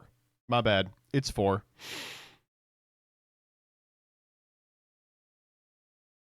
Patch note 2.5. That is kind of how they are.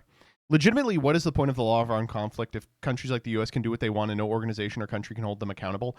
Well, I hate to be like this with respect to the law of armed conflict, but largely it does work. Even in like the Ukraine-Russia war, when Ukrainians were being asked to take up arms against the Russian army, they were participating in the necessary prerequisites to be considered a legitimate target. And I will be honest, I hope against hope, it will work for this as well. I think a significant amount of people in the army will be fucked for this. It's going to take time. There will have to be court cases. But you cannot target medical facilities. That's just not how it works. And viewing doctors as a legitimate target because otherwise they will heal those evil people is a total like video game style move. It can only come from a brain that has only ever dealt with conflict in the context of World of fucking Warcraft. Like, I don't know, man. I do not know. Tell that to Israel? Well, so yes, but Israel has become like a pariah state in the last like 10 years. Like, this was a state, or in the last like 2 years, this was a state that enjoyed untouchable status due to its relationships with the United States. And all of a sudden, every single nation and a majority of Americans are suddenly anti-Israel, right? Like, there are consequences for this type of thing. The healer carries the raid. That's really what he thinks.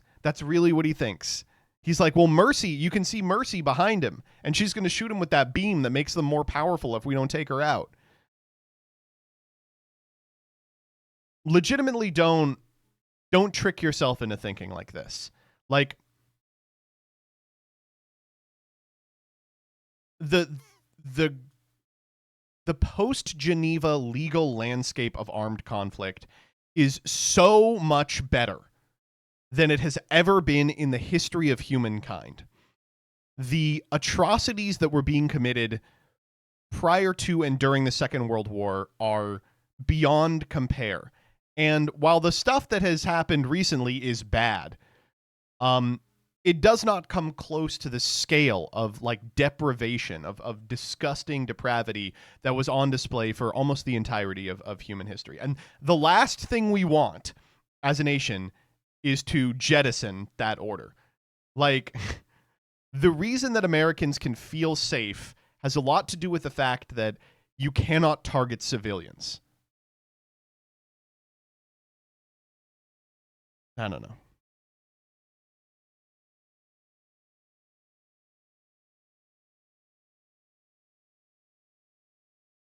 Of course, it's better than nothing, but it's almost nothing. I really do want to push back on that. You cannot take examples of the United States committing war crimes and go, well, that means it's not working at all. You know, because you can't measure how many didn't happen as a result of like don't canoe people being something that they have to legally teach like grunts now. Like, it is 100 million times better than it has ever been in the past. And losing, like, when it comes to the like norms that Trump is like ignoring, this is, in my opinion, the most important one by a country mile.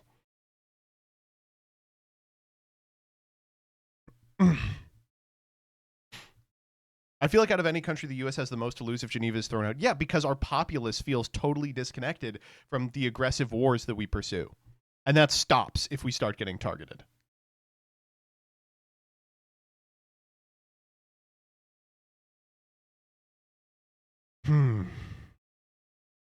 Asmon voice, dude, just Minecon their leader. Are you crazy? Yes, Minecon their leader.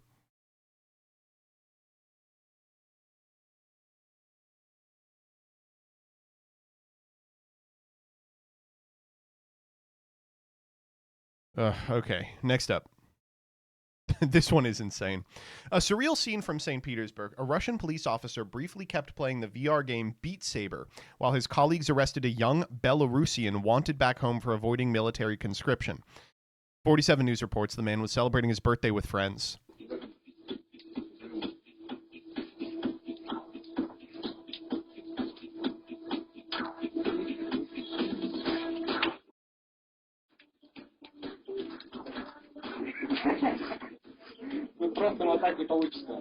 Honestly, kind of beast mode.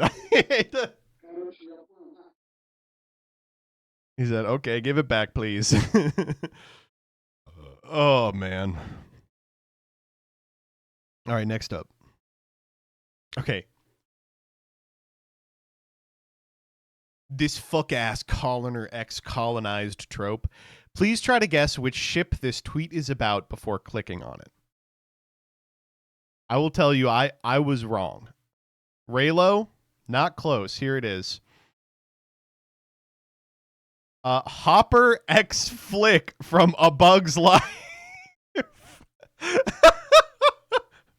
I mean, not totally wrong. Oh, man. I don't think this even works, right? The size difference is too much. He wouldn't do this. He wouldn't fucking do this. Totally out of character. Oh, man. When I see stuff like this, I feel vindicated. Vindicated about what exactly? What could non-canon. Of course. Oh, man. Okay, next up. Checking in on the world's smartest businessman. This comes from Elon. Have you ever bought anything based off an ad on this platform? No. Sigh. And of course, there's 12% of the population that will just click yes on this because they want Elon to notice them. So this is probably 0. I don't know if you have been getting the same ones that I have gotten, but I keep getting XXX Tentacion Hello Kitty plushies. I don't know how I keep getting these, but it's like, it's a whole bunch of plushies of like XXX Tentacion mashed up with Hello Kitty. I don't, like, I tried to buy one also, and it was like, oops, we took this one down. And I'm like, what the fuck? What are you talking about? You showed us? Yeah, I did. Please check DMs. You got it. Absolutely.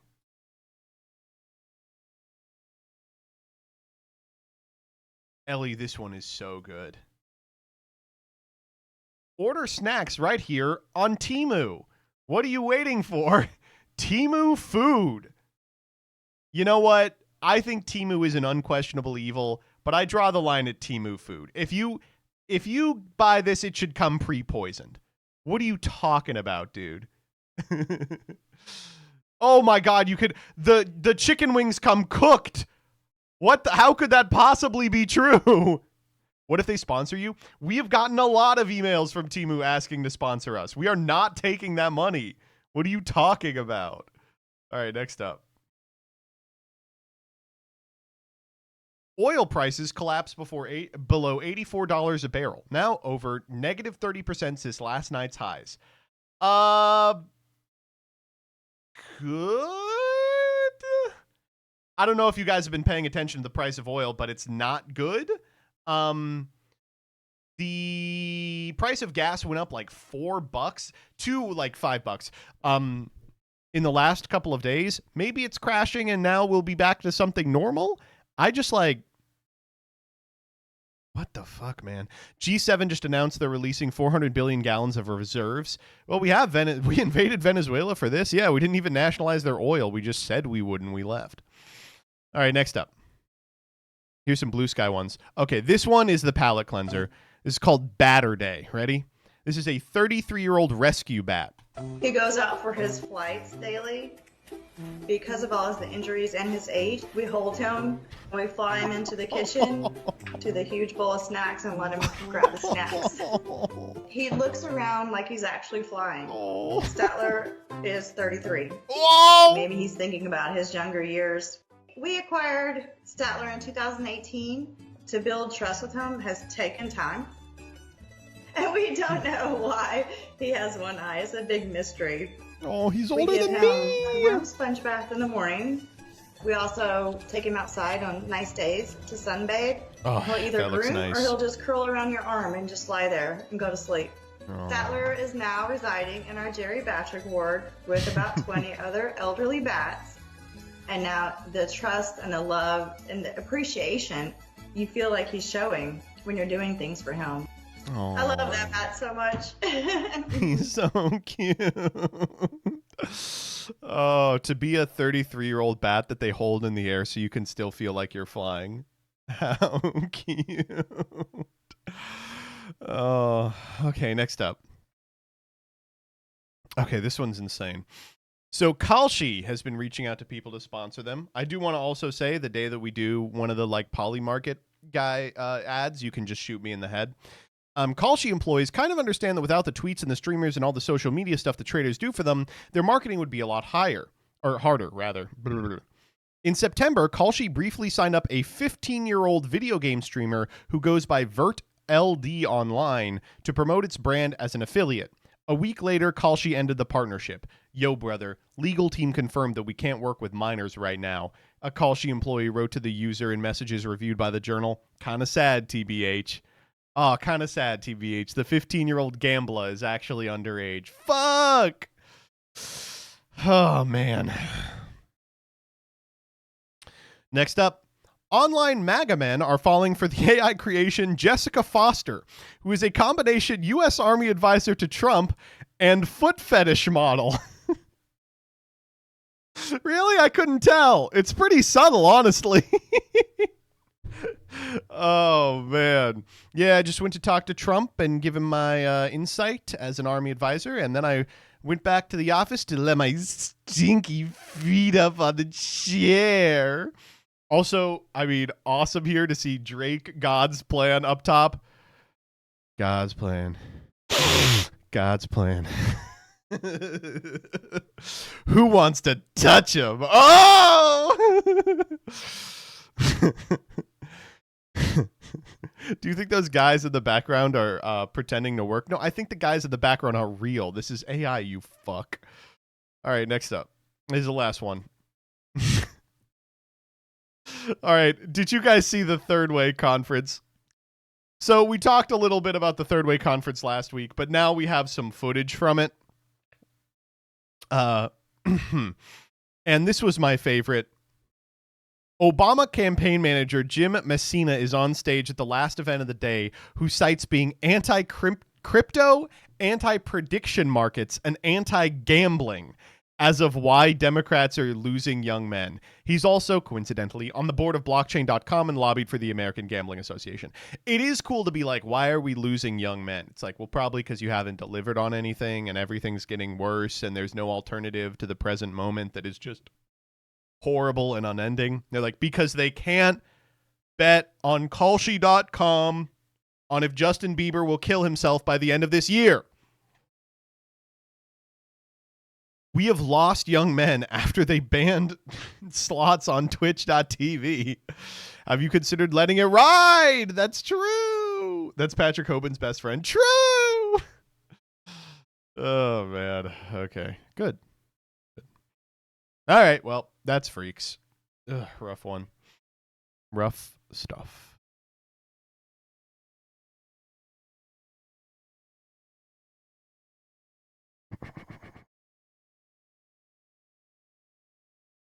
Are you guys going to see the Super Mario Galaxy movie? Let's do the dulls.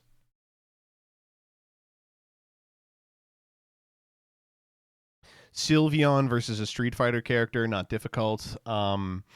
Clove from Valorant or Roxanne from Pokemon. This is a lesser Pokemon character. I don't know how popular Valorant characters are. I'm going to say Clove. Oh, we lost by 30. Gyner. Okay, Lycanroc. It's Lycanroc. Cosmo the Seardian or Miraidon. I think actually it's Cosmo. Yeah, this is like a sexy Sonic character. Styx or Pearl? There's so much Pearl. Yeah, okay. Mesprit or Catherine? Not a lot of Mesprit, I feel. Yeah, won by like 20, by the way. Holy shit. Ether or Urbosa. It's got to be Urbosa, please. Whoa, my God! Apparently, that was the greatest Gooner of all time. Hanzo or Wendy Marvell. Got to be the woman. Marceline, or I'm not even looking at the other one. And finally, Leafeon or a VTuber whose picture isn't even loading. All right, 8 of 10. I'll take it. Let's do Scrandle. Pork dumplings or hot dog? Probably hot dog. All right, let's run it. Burger or chips with Nutella? Burger. I said that and clicked chips with Nutella because that's how I felt. Leberhoxenifinol or chips, sausage, and curry. That looks really good. Pie, double mash, and liquor, or chicken mayo onigiri for 90 cents? That's like a 100%. What do you fucking mean 30%? That looks crazy. Pizza and beer for $1.50, or pork shank, sausage, and cheese sandwich. Both of these sound fucking phenomenal. Oh no. $1.50 for pizza and beer? Ugh. 87 on the... I knew it was the other one. Veggie dog, oh my God, or sausage roll. Crazy looking sausage roll. Let's go. Vegan tacos, yep. Those look great. What do you mean 35? The Marklight Shake Special. No price data, or pie mash peas and gravy. That's a great looking pie, actually. That is a great looking pie. Hot dog or kielbasa. Kielbasa, not close. Double bacon cheeseburger, or I'm not even paying attention to that one. And stadium dog or crisps and peanuts. I'm picking the crisps. Fuck you. 8 of 10. Really bad for Scrandle. We lost to the community average even. Let's do cuddle. Ooh. Oh, this seems pretty easy, right? We just go straight down the middle.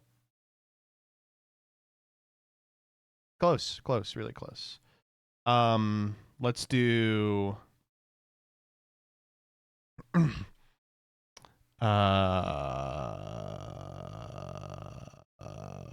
poople. Spun. Ooh. Span, spat, spot, soot. Oh, then we're in the same place that we've been. Span, spot, bat, spot, soot, poot. We're back there again.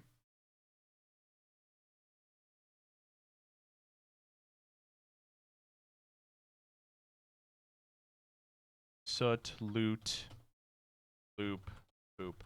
That's good. That's good. Yeah. That could be best. Damn it. 5 guesses. Fuck me.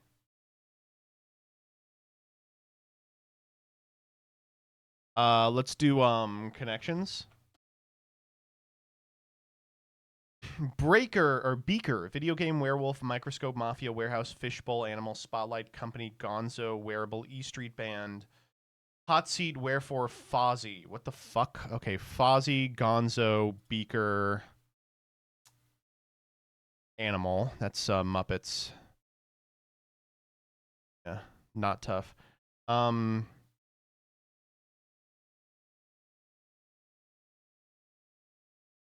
E Street Band is like Bruce Springsteen.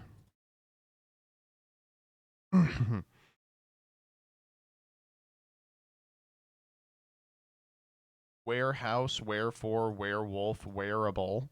They all start with where. Does that count? Yes.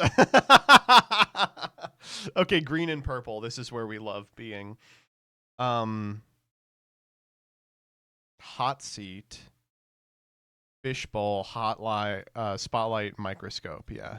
You're like under the public scrutiny. All right, what the fuck is this one? They feature a boss. Kill yourself. Kill yourself, kill yourself, kill yourself. All right. And what else do we have to do? Angle? Yeah, we'll do angle.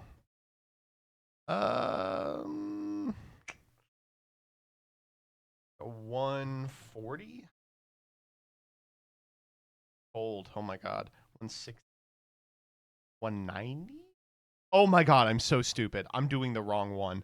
I'm doing the one inside.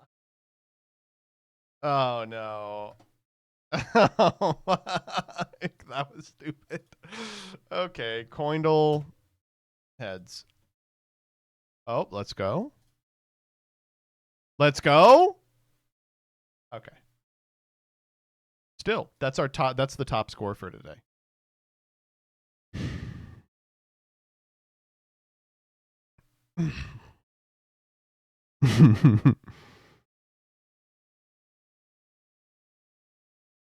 And then let's do a comic dub.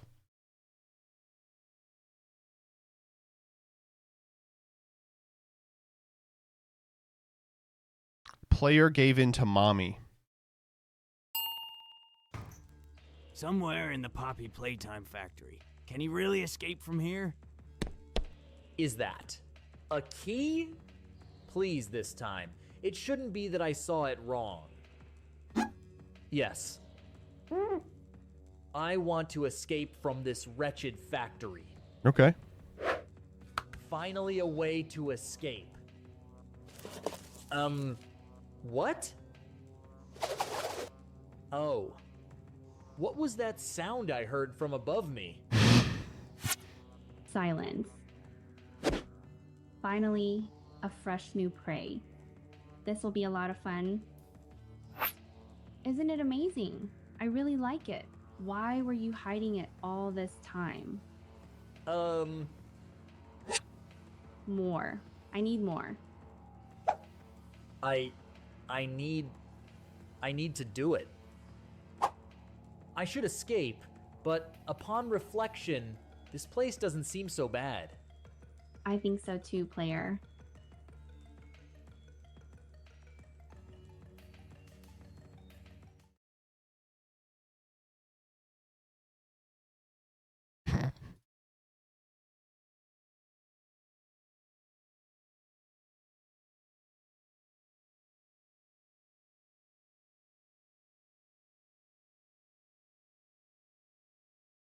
I got one taken down the other day. I got an email that was like, we took it down. Congratulations.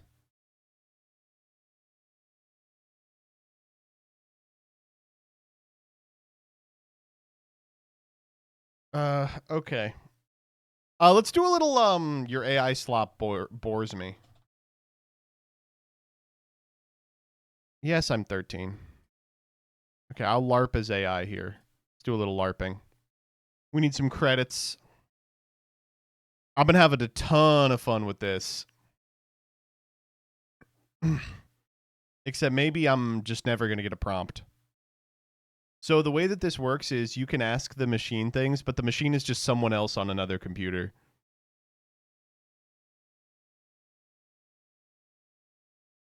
And it's a lot of people who are like, yaoi freaks. I always get prompts when I'm on mobile, but I never get them on the computer.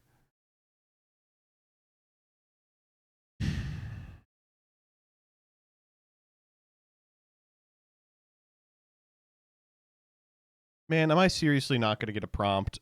I really want a prompt. Could be a firewall issue. Oh, I guess it could be. Hold up, let me turn off uBlock Origin.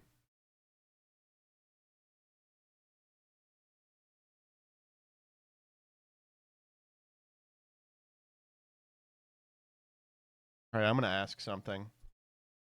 Can you draw me racist Yu-Gi-Oh? But only a little racist.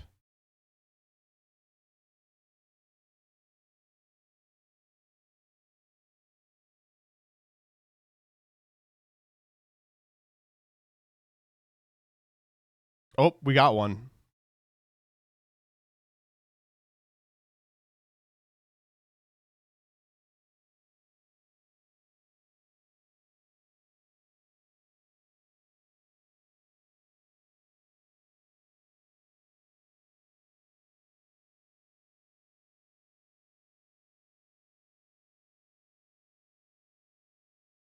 Oh, they got to be drawing something crazy here. Blue Eyes White Supremacist? I think that's possible. Yu-Gi-Oh, but his skin color changes when the Pharaoh takes over. Gonna draw the Pharaoh with a MAGA hat? I don't think it would fit on his head.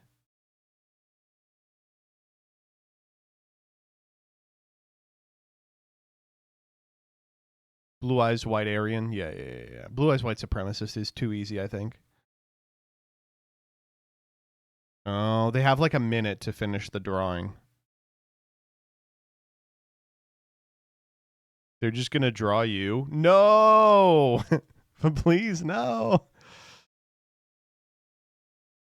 It's just Bandit Keith. Very possible. They're putting their whole pussy into this. This is crazy. When will we see Jaden as Yakub?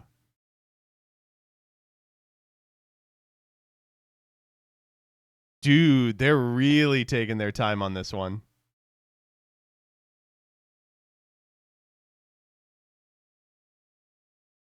Stare. It's not until you sit down for a minute and don't do anything that you realize how long a minute can really be.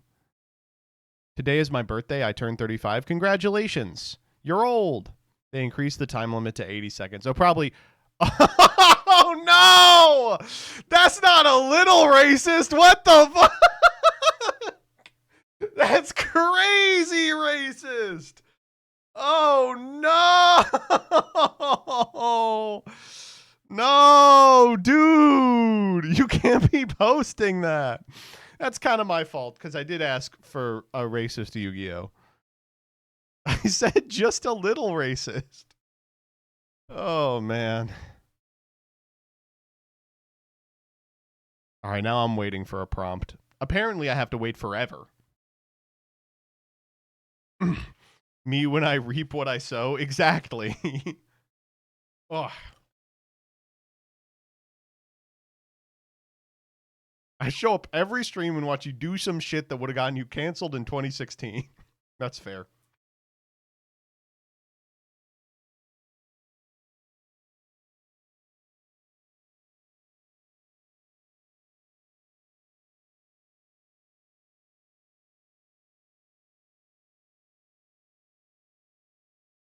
Oh, I'll never get a prompt.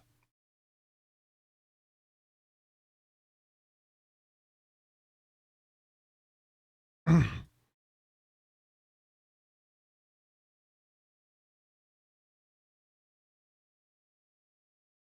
trying to figure out if there is some setting that's fucking me up. Maybe I can use Internet Explorer.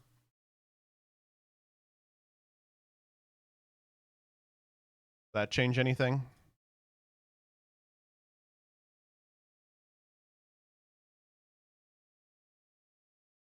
No.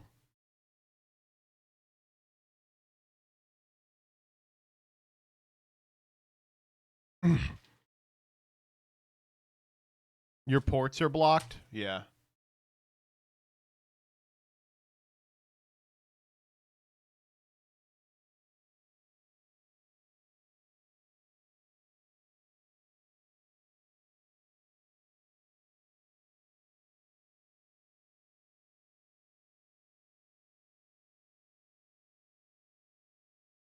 But I always get them when I'm on mobile.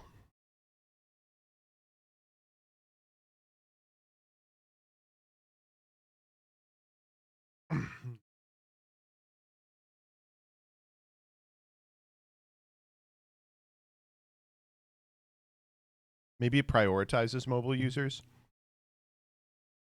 Possible.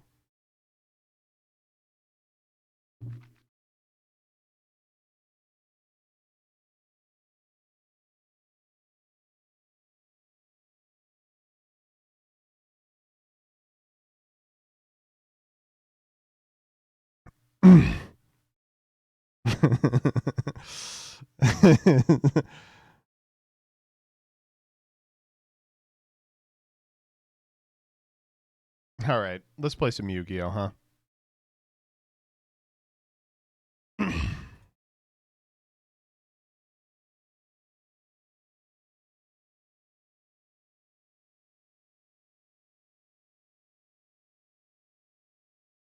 I'm gonna keep this up in the background, and we'll hawk over to it if I get a prompt. How's that sound? Playing Radiant Typhoon today? Yes. Yes, we're playing Radiant Typhoon today. What do you want me to say? Oh boy, yeah. Exciting, right? Can you play a fun version of it? No. Playing Radiant Typhoon for a video that 3 people watch.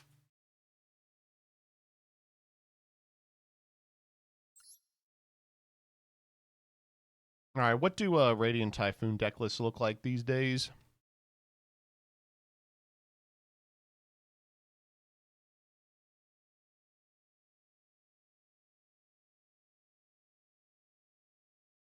Oh, that's pretty normal.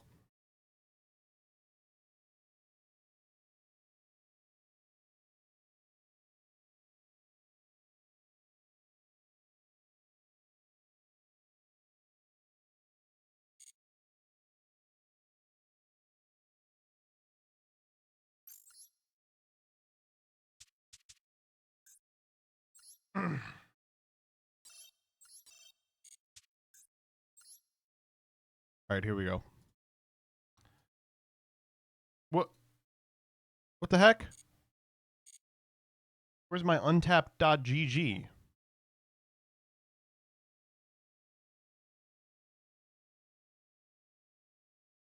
The point login bonus is now bigger than ever. Bigger and better than ever.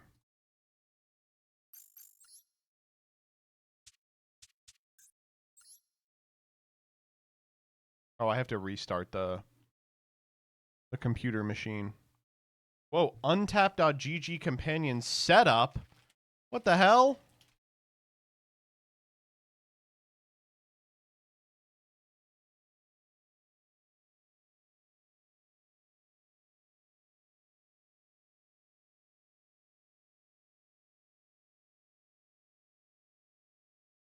There we go.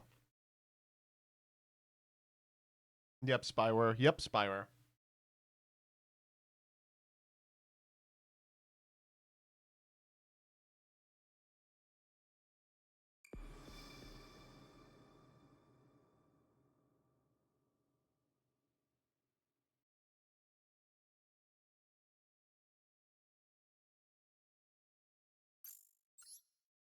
What's the untap plugin good for in Master Duel? This.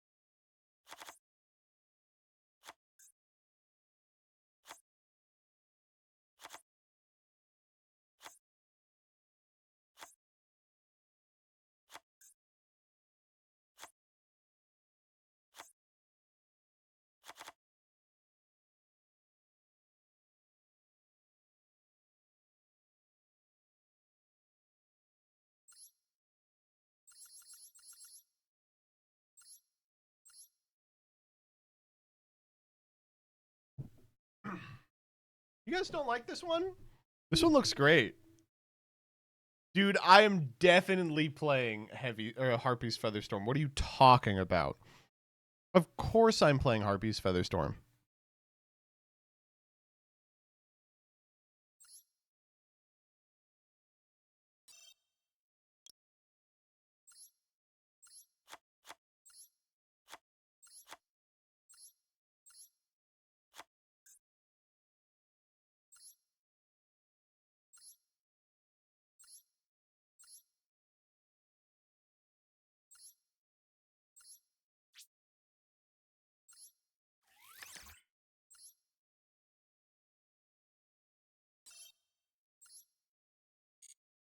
Oh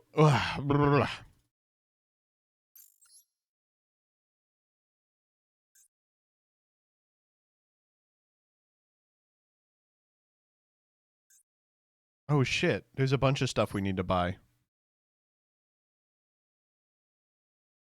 All right, nobody look. Nobody look. You know what's going on here. Nobody look.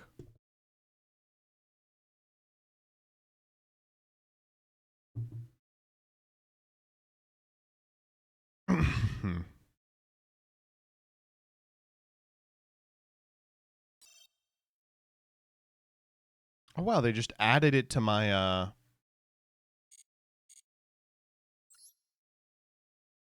my account for free. This is like the worst sleeves ever. Why did I buy these? Oh fuck yes. That's so important.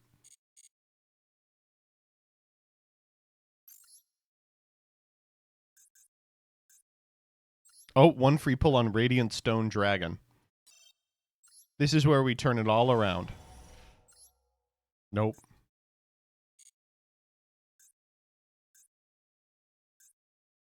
Oh, okay, we'll buy Dual Pass Gold.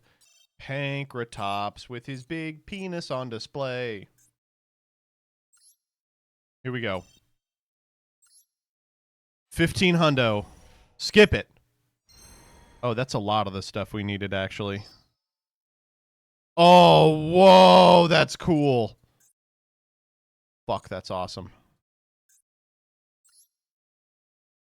I didn't know Doomsy was in here, too. This is like... oh, my God. This is like 3 archetypes I actually want to play. Nope. Fuck you. Fuck you. Die.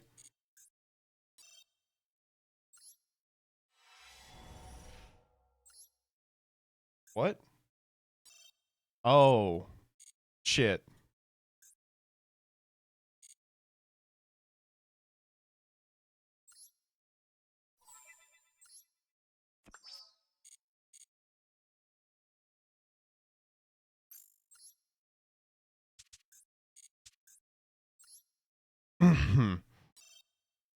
All right. Let's 1, 2, 3, 4, 5, 6, 7, 8, 9, 10. Oh, we are nowhere near close. Are you kidding me? Be like, wow, we are nowhere near close. All right, back to the sea cave.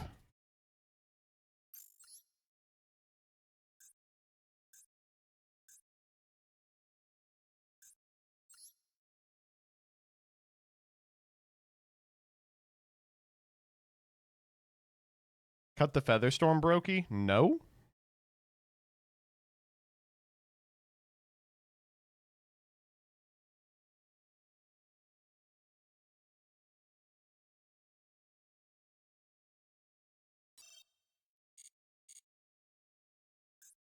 Oh, we have to get Jupiter the Power Patron. I almost forgot.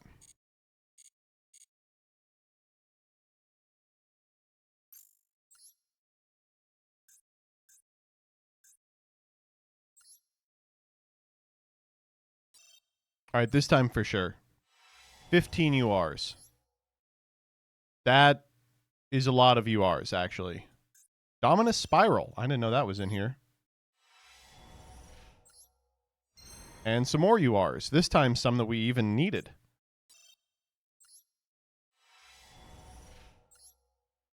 And we're back.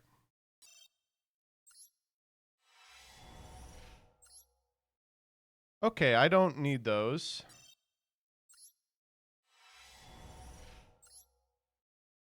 And I didn't need those. Okay, there's a lot we can cut from that.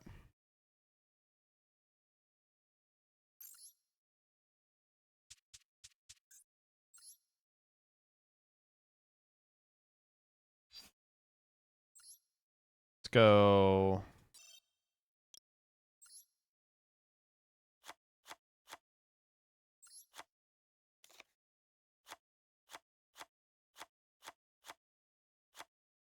Oh, wait, cool. Is that the Altart Assault mode? Never mind then. I'm not disenchanting that.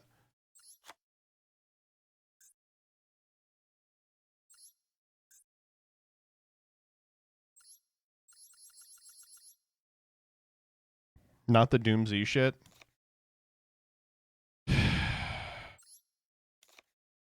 Yeah, you're right. 1, 2, 3, 4, 5, 6. So we need to dismantle 7 more.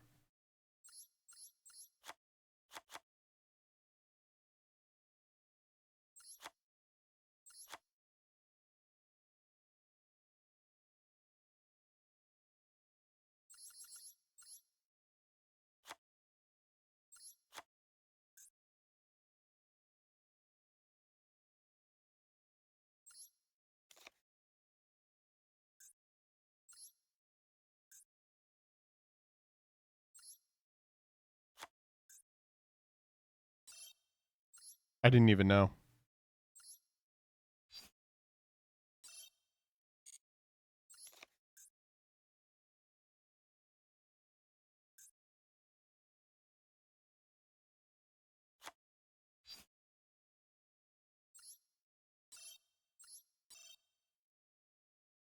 Okay.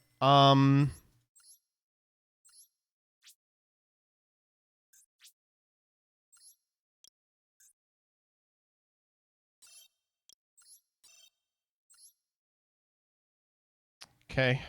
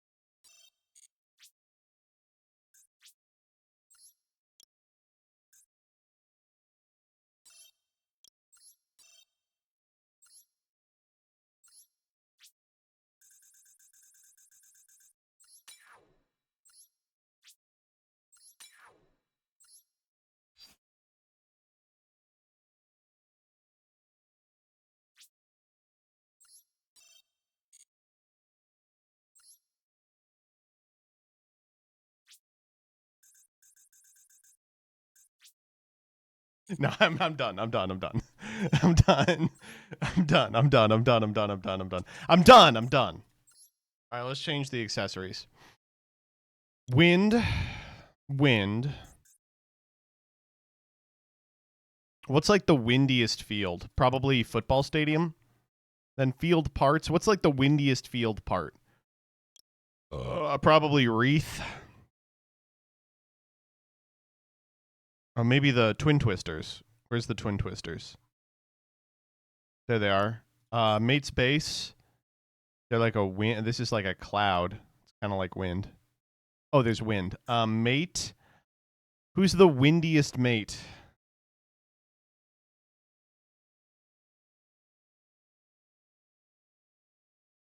Burger? I don't think so. Winda. Burger. A flame windman? That's a good enough reason to use that ass tier mate. Coin. None of these are particularly windy. Oh, wait, Stratos. Wait, that's crazy. And then 3 main cards. MST, MST, and MST. And then...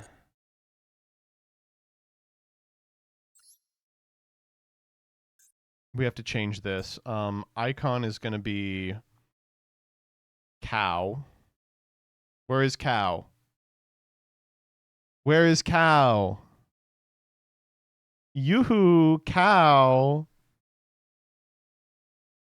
There it is.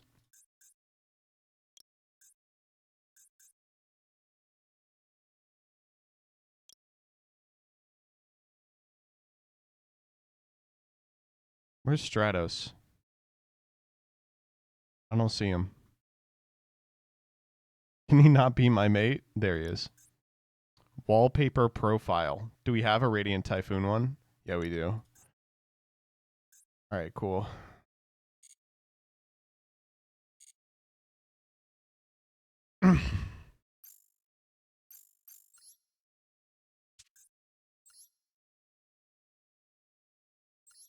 Folks, it's Radiant Typhoon time. Let MST negate, am I right? Not too much to say about this other than I'm excited to play the deck. Okay, you're right. It's a Wigged Karibo. We are dripped the fuck out for this one.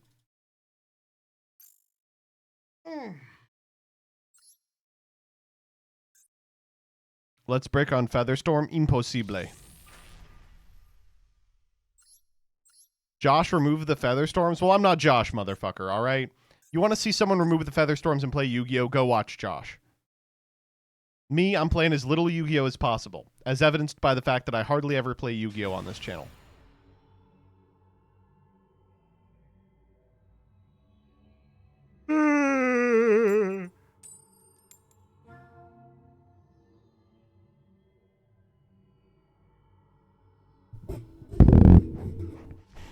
Fuck. Fuck no.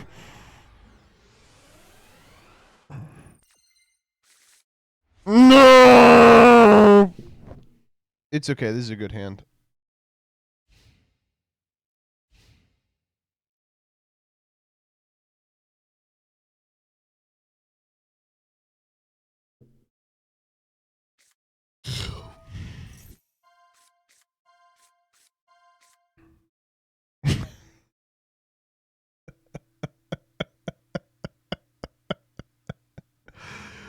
Woo! Yeah, dude, for sure.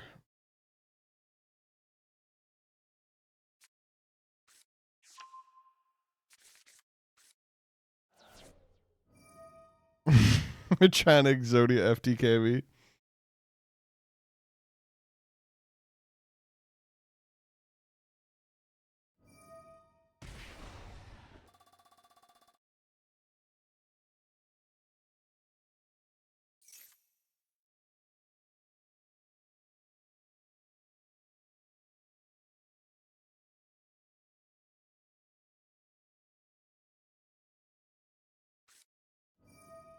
Yeah, I bet.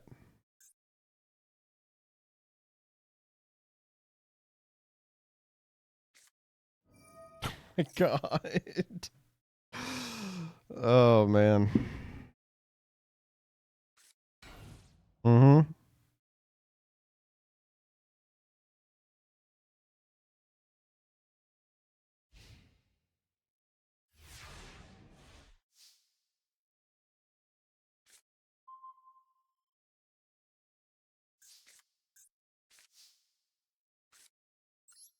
Okay, we win. We'll use Radiant Typhoon Shant at a level 4 or lower Radiant Typhoon card from our deck to our hand. We are going to grab...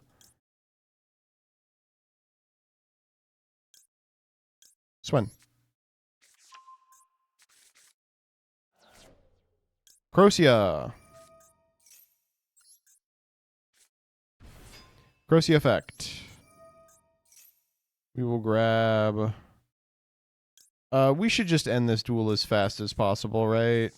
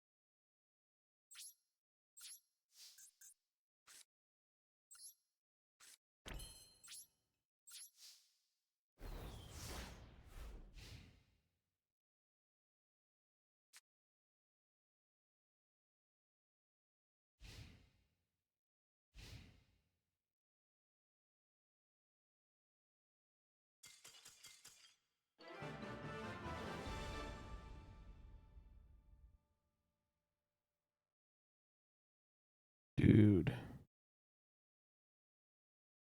That was so fun! Oh my god.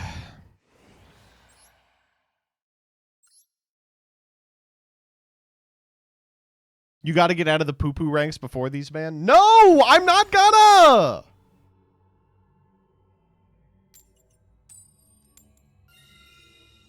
Okay.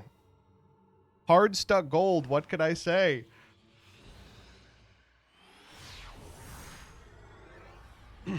This time for sure, we're going to do something interesting and exciting, and everyone's going to get excited about it. Like, okay, here's what I know you want. You want me to narrate my plays. So here's what I'm going to do. By activating the effect of Radiant Typhoon Chant, I can add a level 4 or lower Radiant Typhoon card from my deck to my hand. And I'm going to get Radiant Typhoon Eldam. Because I've activated a quick play spell card, I can now activate the hand effect of Radiant Typhoon Crocia. Fly to the field, Radiant Typhoon Crocia.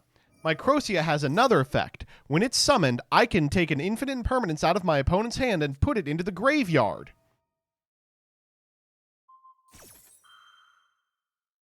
Next, I'll proceed to my main phase.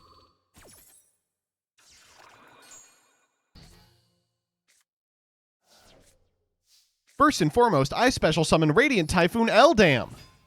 Radiant Typhoon Eldam has some pretty powerful effects if I do say so myself, one of which allows me to add any Radiant Typhoon card from my deck to my hand, and I'm going to get Radiant Typhoon Swen. Next, I'll special summon Radiant Typhoon Swen. Because my opponent controls no spell or trap cards, I can do this. This card's going to add from deck to hand a copy of Radiant Typhoon Vision. I'll special summon Radiant Typhoon Megala. Then I'll fuck into my ass. I build the circuit that sucks my ballsack clean off. I summon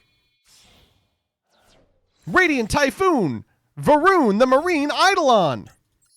Radiant Typhoon Varun the Marine Eidolon does several powerful things. First, it adds a mystical space typhoon from my deck to my hand. Next, when I activate Radiant Typhoon Vision in order to draw,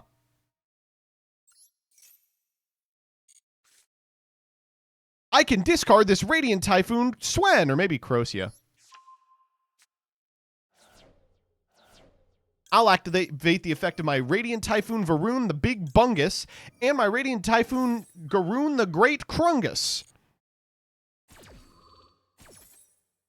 This powerful card enables me to summon a copy of Radiant Typhoon Varun the Vibrating Vortex from my deck. Imagine how good it would feel for her to vibrate on that shit.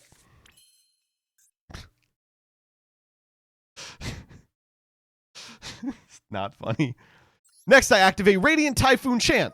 This powerful card lets me grab a Mystical Space Typhoon from my deck to my hand. But I'm not done. By activating Mystical Space Typhoon targeting my Radiant Typhoon Chant, I can set this Radiant Typhoon Chant.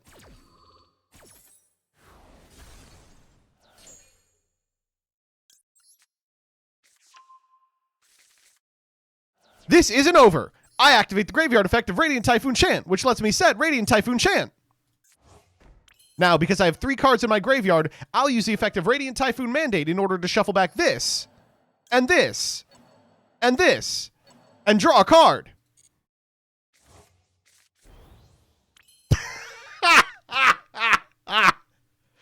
If you thought the fun had ended, you're out of your fucking mind! I overlay these 2 level 3 monsters to summon Totem Bird in attack position. Next, I'll set 2 cards and pass back to my opponent. Good luck to them. They're gonna need it. Not so fast! In my opponent's draw phase, I activate the powerful trap card I set last turn, Harpy's Featherfuck. That was fun. This is a cool game.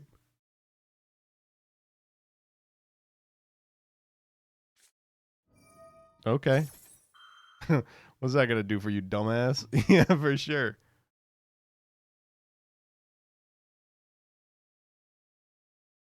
You got a forbidden droplet or something? Linkage. Dog, this shit is still resolving. What are you talking about? Oh, now, no?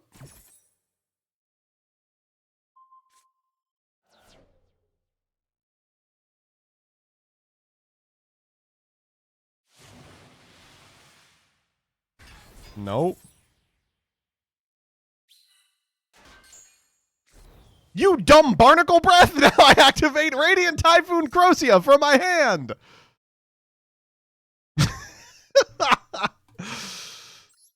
My Radiant Typhoon Crocia has another effect!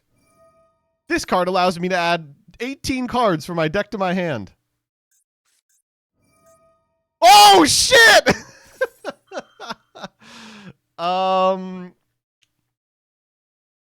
That's probably worth a negate.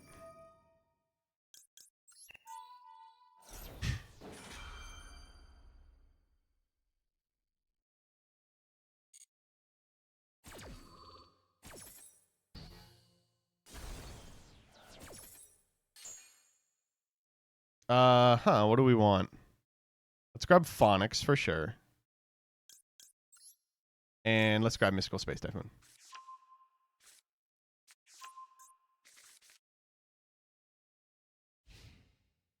That was draw phase, by the way. That was draw phase. Okay. Not so fast, my rapscallious friend. I activate Droll and Lockbird.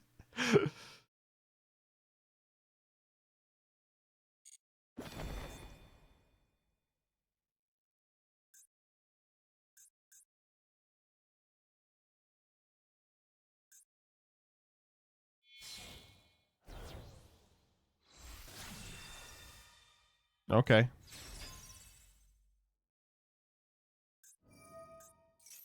Yep.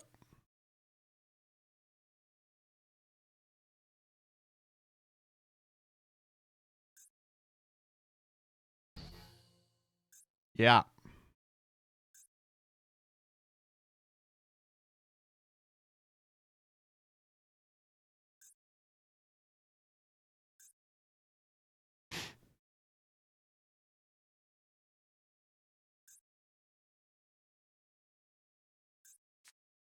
Yep.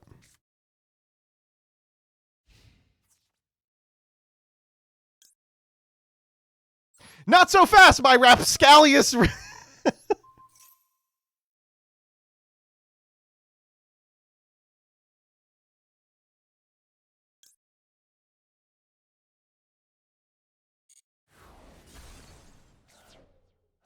From my hand, I summon the Radiant Typhoon Phonics.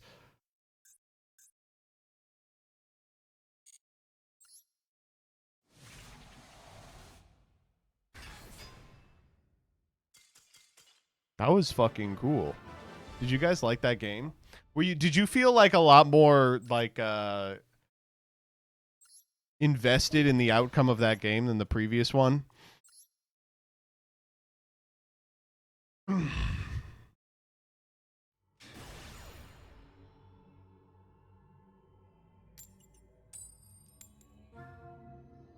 Honestly, a little. I think your opponent should be able to hit you.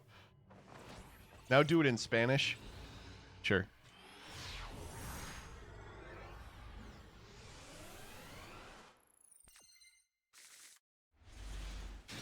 Hola! Me llamo Harpy's Featherstorm!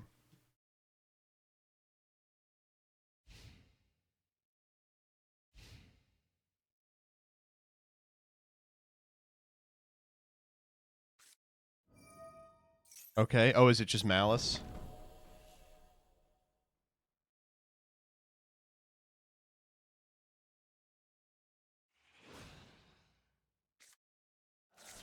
Oh, it's branded.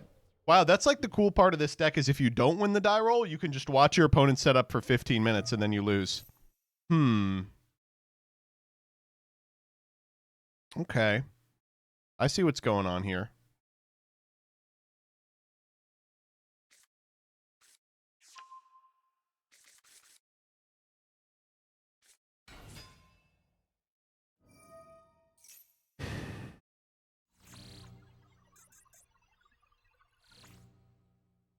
What was that noise? Is that how Stratos sounds? Alright, this is gonna take 45 minutes for my opponent to set up.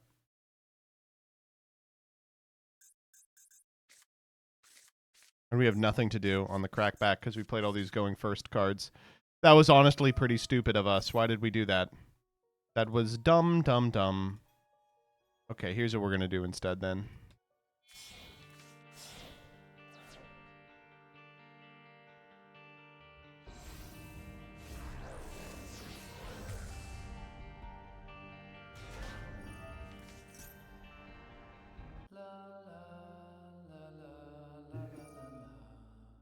I don't really like Flatstone. I can do Camo Kid. We'll fuck it up.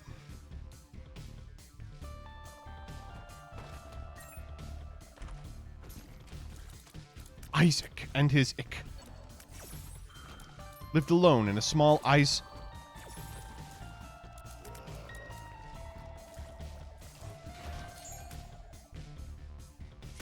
Okay. More options is quite good, but I don't think there's any way we get that amount of money. You know what? We might start over here.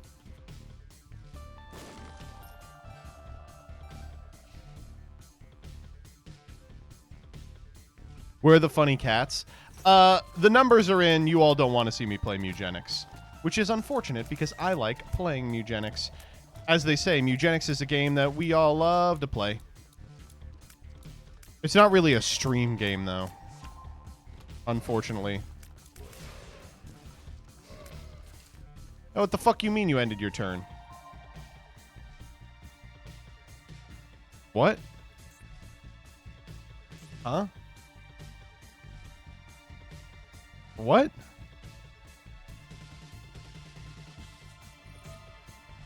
Oh. Branded in red for... We have not yet gotten a prompt, by the way, yeah.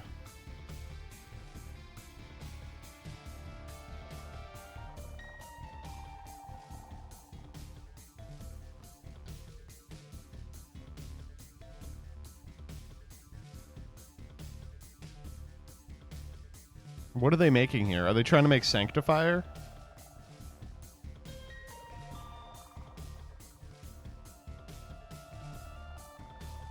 Okay, well, while they figure it out.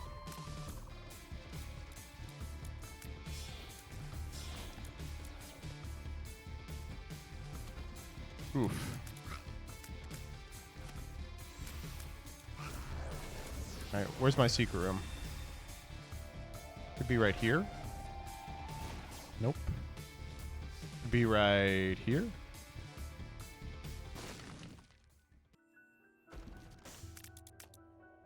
Now I feel comfortable using my holy card. Holy card. Huh? Oh, there's Sanctifier. Huh.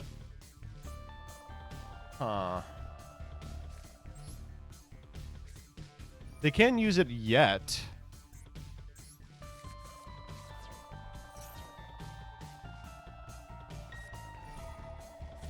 Okay, now they can use it.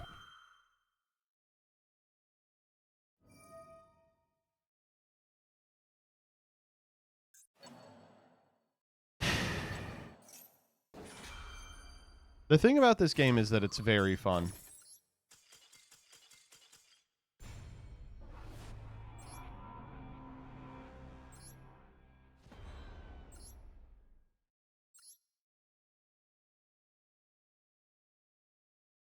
They're calling this the most watched video of all time. Yeah. The Featherstorms are really good there. Shut the fuck up. Shut up. Shut up. Okay, here we go. Wait a minute. Hold up. Now we're actually playing Yu-Gi-Oh. Here we go.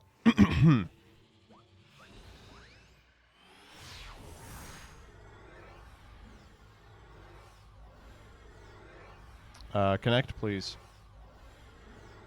Connect, please. There we go. Okay, we're in.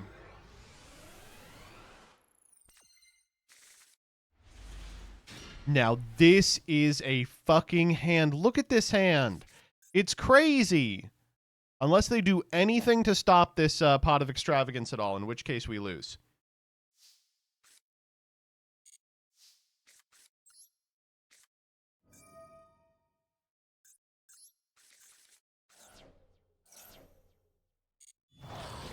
Ooh. Uh-oh.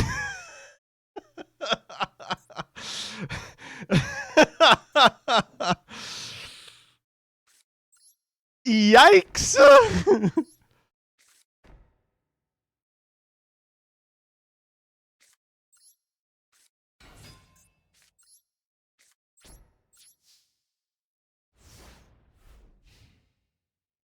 Normal summon droll? We have to.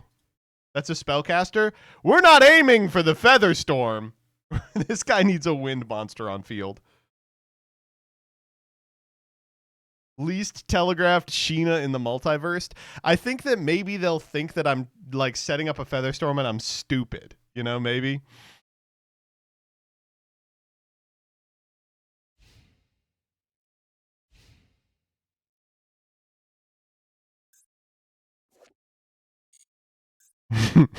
please activate a monster effect. Oh my god, they really are gonna! Do not go to combat.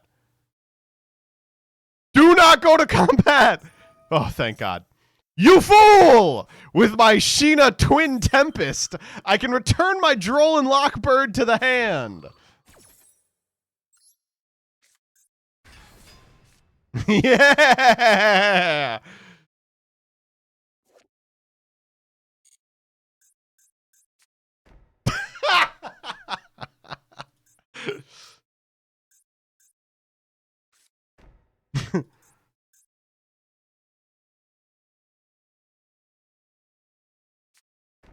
All right. Shit, I was gonna MST, but now I don't think I will.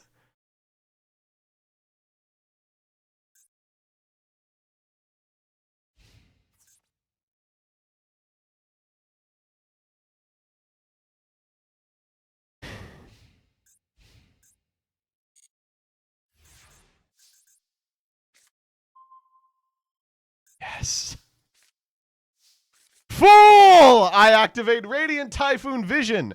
This powerful card allows me to draw 2 cards, and if I don't draw something good, I'm going to be mad. That's good enough. Okay, we will discard Radiant Typhoon Ascension. Next, we'll activate the effect of our Radiant Typhoon Chant. This powerful card lets us add a Radiant Typhoon monster from our deck to our hand. And you already know who I'm getting. I'm talking about the incredibly powerful Radiant Typhoon Eldam. Next, I'll normal summon Radiant Typhoon Eldam, then activate its effect to add a Radiant Typhoon monster from my deck to my hand. Big surprise, I'll be getting Radiant Typhoon Crocia. We activate the effect of our Mystical Space Typhoon, targeting our opponent's middle zone. It goes to the graveyard. It's fucking Spiritual Wind Art Miari, confirming this is a bot. I'll use the effect of Crocia to add a Radiant Typhoon card and a Mystical Space Typhoon for my deck to my hand. Why don't we get Radiant Typhoon Swen? Now that I have a Mystical Space Typhoon in the graveyard, I can special summon my Radiant Typhoon Swen. I'll activate the effect of my Radiant Typhoon Swen, which allows me to add for my deck to my hand a Radiant Typhoon card. I'll get Radiant Typhoon Fucker. Is this 8? It is. With 8,000 points of damage on the board, I'll go to the battle phase. Attack directly! Radiant Typhoon Eldam! Attack directly! Radiant Typhoon Swen! Attack directly! Radiant Typhoon Crocia! Attack directly! Sheena, Twin Tempest of Celestial Thunder! But I'm not done yet! I activate Mystical Space Typhoon, targeting my opponent's back row. Next, I'll chain Radiant Typhoon Vision. This powerful card lets me add a Mystical Space Typhoon from my deck or graveyard to my hand.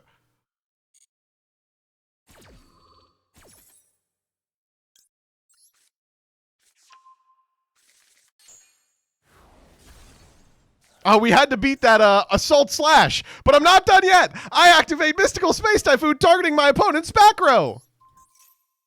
But I'm not done yet. I activate Harpy's Feather Storm. Dumb as fuck. Whew, good thing we played around Doomsday Destruction, folks. Oh my god, they have something. What the fuck do you mean? It's Octo Stretch. They have fucking Octo Stretch. Wait, we actually played around Octo Stretch with Featherstorm. Holy shit! Oh, no, wait, it's this guy. It was Doomsday Destruction. Oh, okay, that's fine. Yeah, that's okay. But I'm not done yet. With the Wind Tempest of Celestia, I can summon her to my side of the field and bounce all spell traps.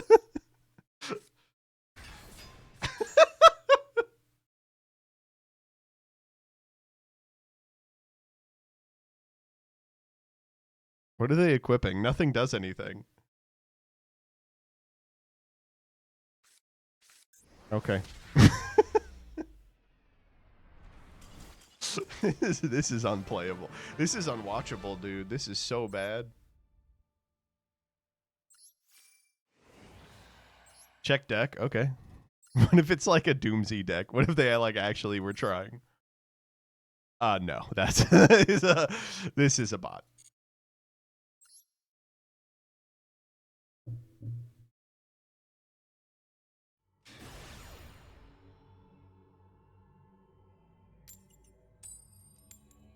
Fuck. All right, you know what we got to do.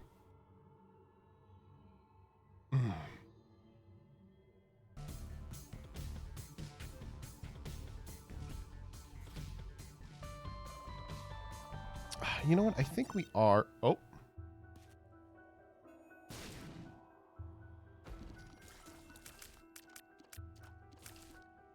Fuck you mean? There was no response from game server? Okay. There's money in these guys, I can tell. Oh, let's go. $9? Oh, shit, wait.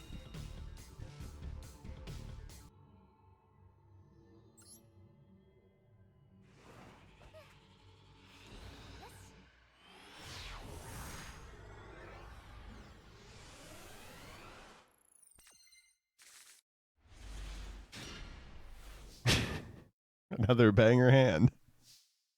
Can I MST nothing? Is that an option?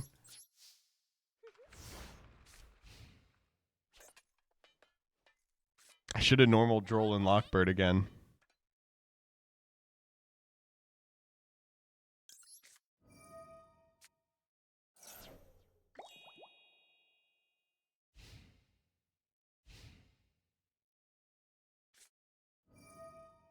Okay. Okay, wait. We are going to draw 1 billion cards. Hold up. Chances this deck is on a quick play, by the way, are not 0.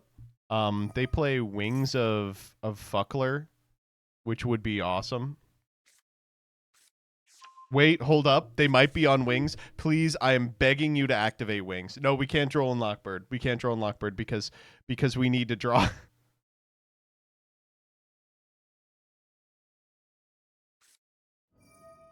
Gate Infinity. Been a while since I've seen that one, Chief.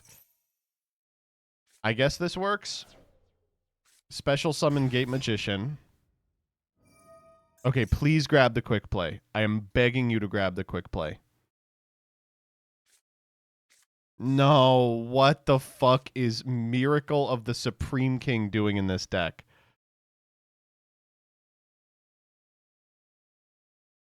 Maybe that means they already have the quick play?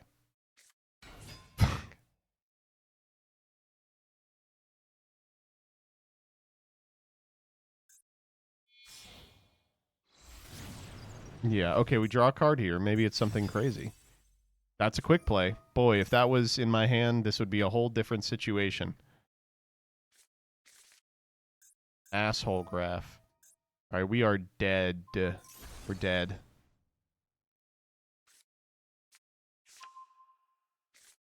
That's a nice astrograph.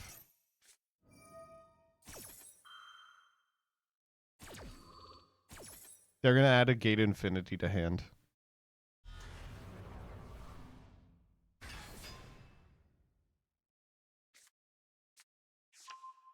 Can I ask why we didn't set MST? I wanted to activate Fualos. We should have set MST. What am I doing? I didn't think I was going to be up against Pendulum. Dude. There is no fucking way you don't have lethal here. Be reasonable. What? They forgot!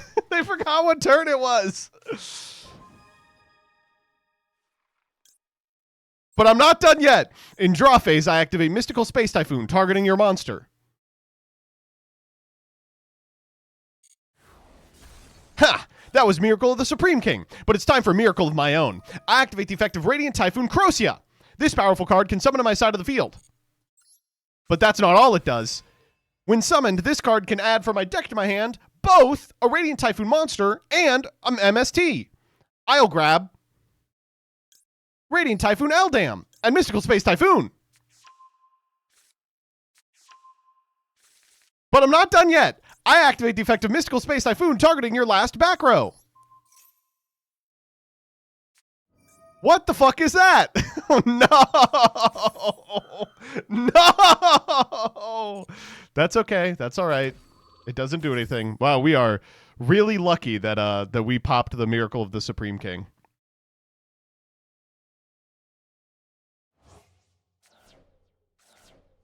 Shit. Wait, come on.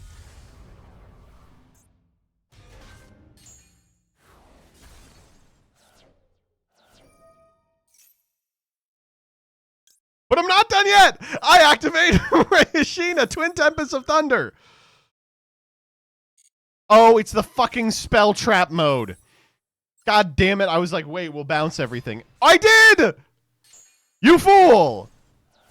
Next, I'll activate Radiant Typhoon Vision. This card allows me to draw 2 cards. I discard Eldam. Okay, we win. Holy shit. What a fucking disaster. But I'm not done yet!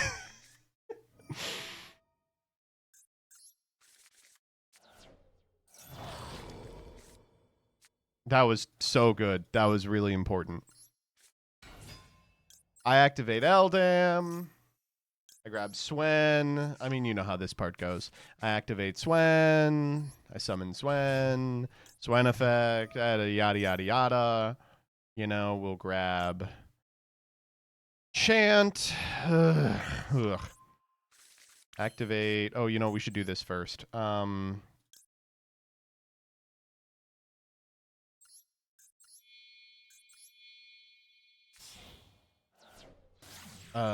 the Marine Eidolon. Effect. Go grab the MST from Graveyard.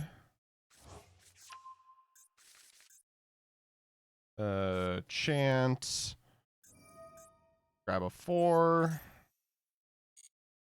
We'll grab Megala. Varun. Chain. Put this guy there. Megala. Why grab from grave? I want one still in deck.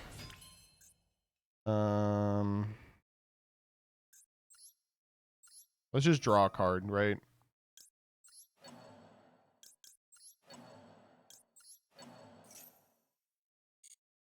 You want to make the link 3 from a 3 in Crocia? Yeah, well, I didn't have that option, okay?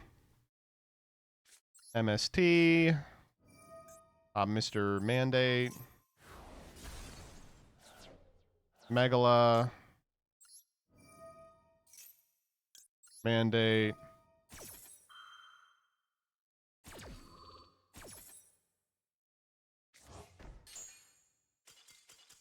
We did it!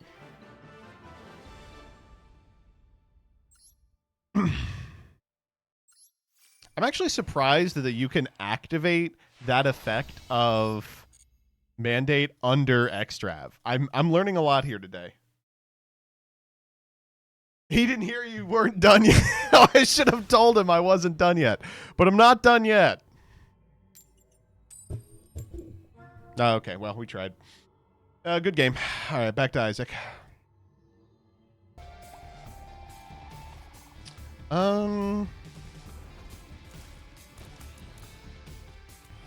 And not a lot going for me in the sack room.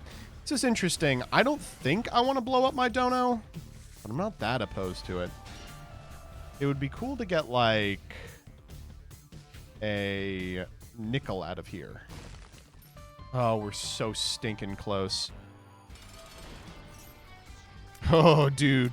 Crazy damage, courtesy of my good friend, Mr. Camo Undies. Yep, me underwears. Alright, please start killing yourself. Oh my god. Wow, that was really too close for comfort.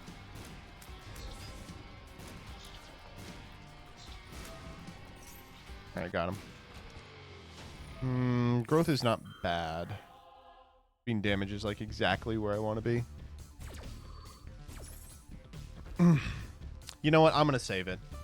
I hate blowing up my fucking dono on this character. Feels like when you die, it's like a foregone conclusion.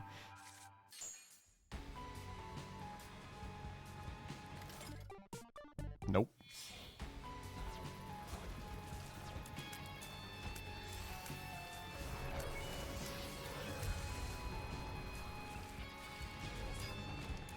All right, not helpful. Ooh. Oh my god. Stay away from me. Okay, that's good. You know, I was kind of hoping for more out of the red chests. So far we got nothing. Camo undies is kind of going brazy, though, I will admit. Doing work for me.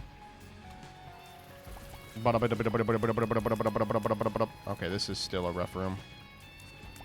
I hate pooters. I hate them so bad. They vex me. This vexes me. All right, let's see what's in our glorious Granguinol. Oh, we don't have any keys. Fuck. Uh-oh. Impromptu planetarium run incoming? How do I not have any keys? I will find keys. Using my powerful key finding abilities. There's nowhere to bomb in either, because this isn't where the secret room is. Worst case scenario, I will play that beggar. I really don't want to, though. That takes like an hour. Big waste of everybody's time. Myself included.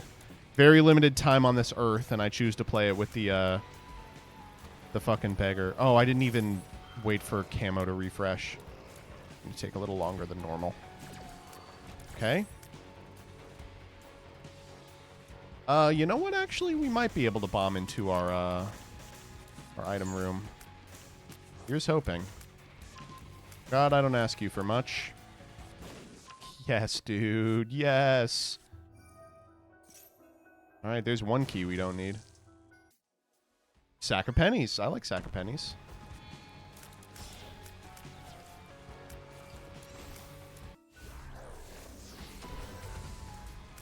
Okay.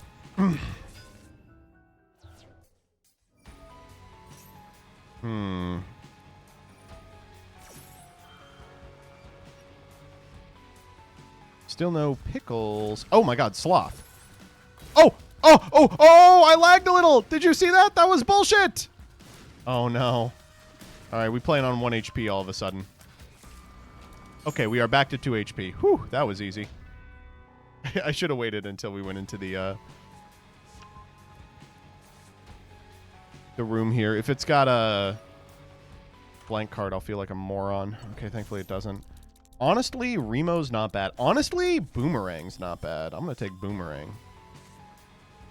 I like Boomerang a great deal. Ooh, especially for this fight. Randomly does a shitload of damage. Ugh, I hate how they want you to do that one. I don't like doing it. Pentagram's crazy. Jello. Well, Boomerang, we had a good run. Oh, it's my turn.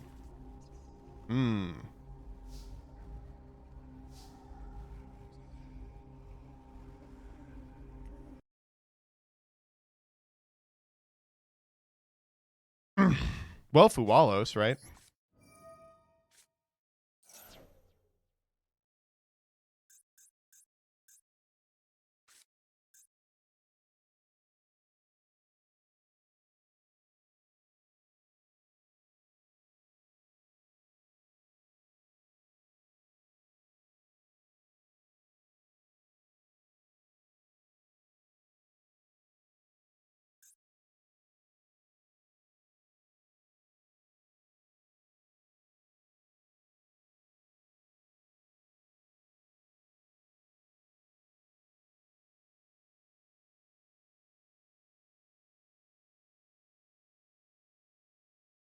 Okay.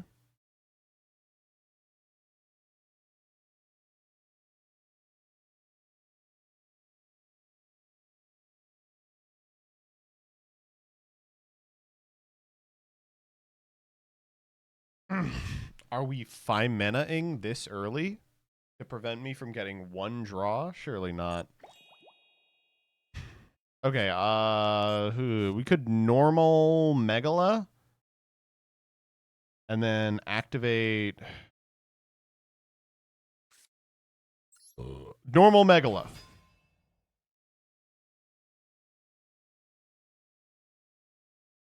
I need them to, like, shotgun the Mirror Jade here. I think that's the only chance we have of winning.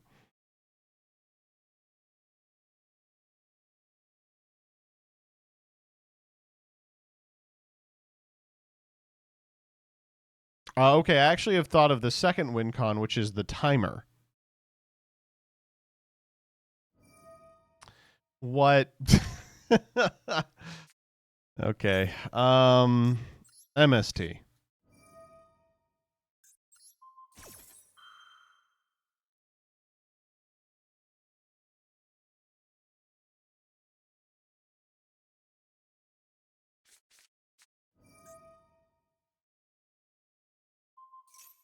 Oh, targeting their own monster. Okay. That's fine. Gulamel me. No.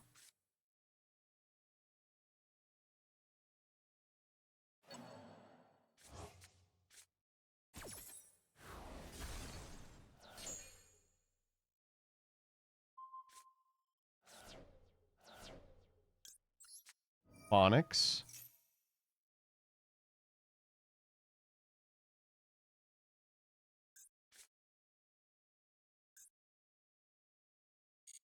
We're just dead to the flame, right?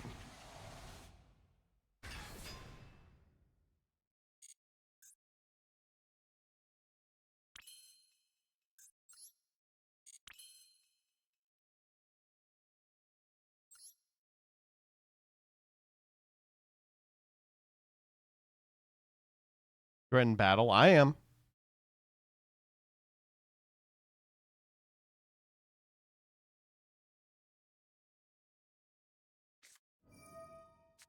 Phimena. Chain vision here.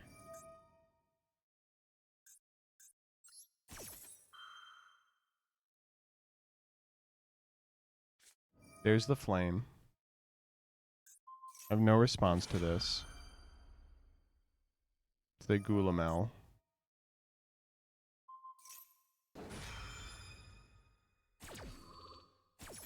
Alright, here we go.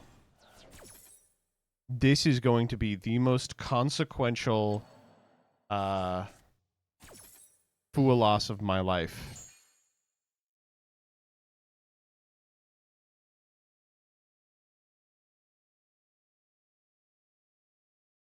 Come on, baby.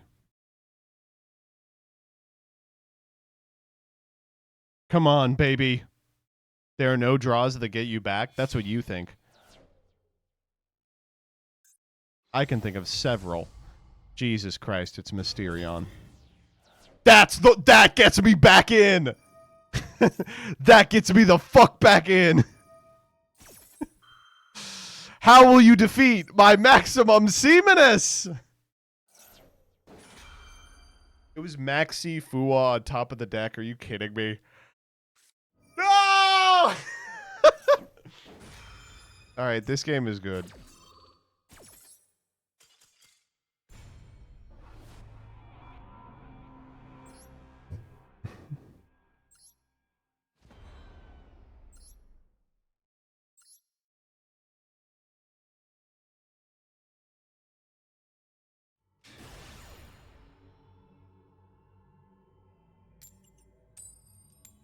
Oh, wait, hold up. Hold up. This time we're going first. Hold up. This time we're going first.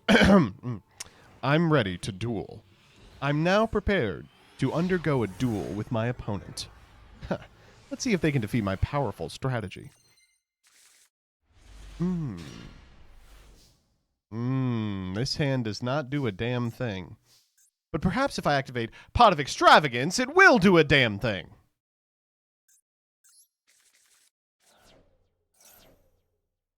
Please do not. That's totally fine.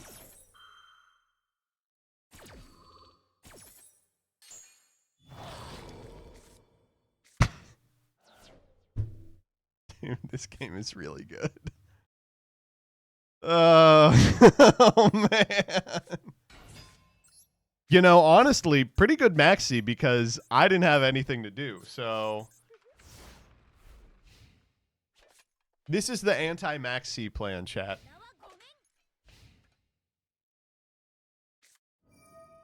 Oh, shit!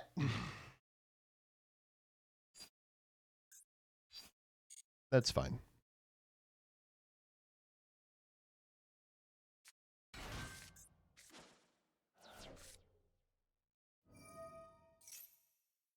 That's also fine. You absolute rube! By adding that card to your hand, you've failed. I activate Droll and Lockbird. Why don't you Mitsurugi these nuts, you stinky ass bitch? No! Oh, you fool! It's the same damn card twice! Ooh. Oh, what are you taking? What are you putting back into the deck?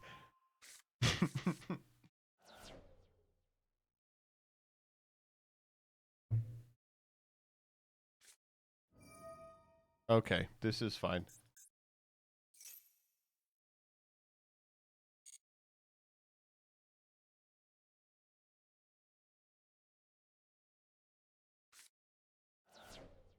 Wait, we did hand? What the fuck? We didn't do deck? We're under Droll and Lockbird. This is just a guy. If I Sheena here, I win. What? Oh, I guess they can Murakumo from hand? Yeah. No, we're fine. I mean, we're dead, but we're fine.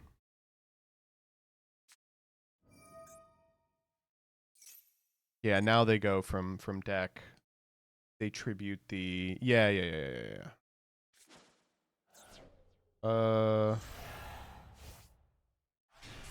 Okay, I'm a little confused as to what's going on here. They had the Murakumo in hand. Okay, wait. Hold up. We finally made it to Murakumo. It took... Oh, okay. I see.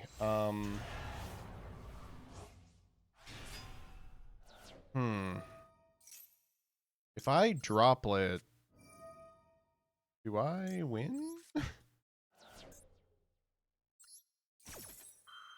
No, I don't think so.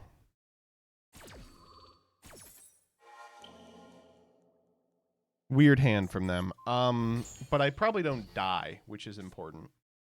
I don't know what I'm really looking for, though, because nothing I have is going to be able to out the Murakumo activation. Oh, what the fuck? What are we doing? Come on. Dynamondo. Jesus.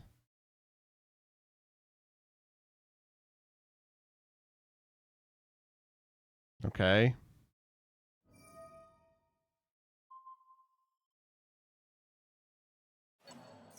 That's fine.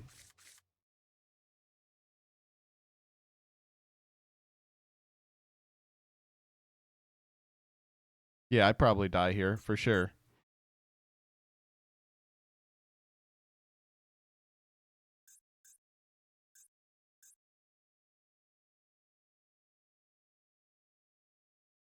Top deck called by? Top deck called by would win the game. Top deck called by would win the game.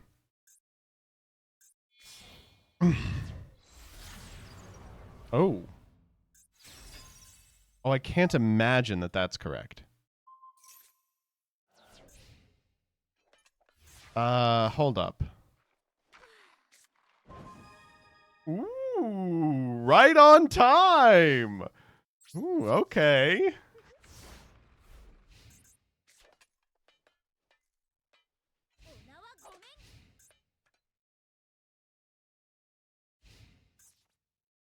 Typhon? No way. I want to draw cards.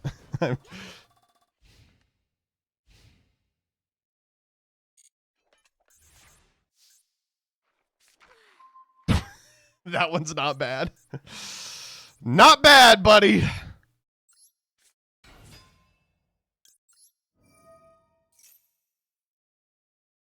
No! Is there like a link to I can make? I can make win. Do they have a wind in there? They don't. But I can just make win. That's probably good enough.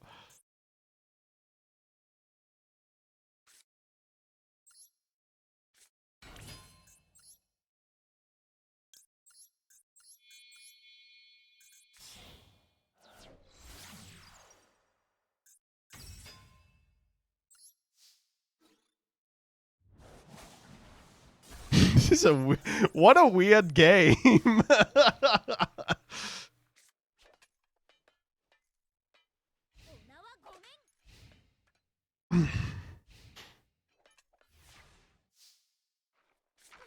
Yes!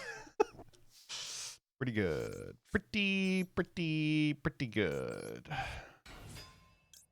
I feel like they definitely had it.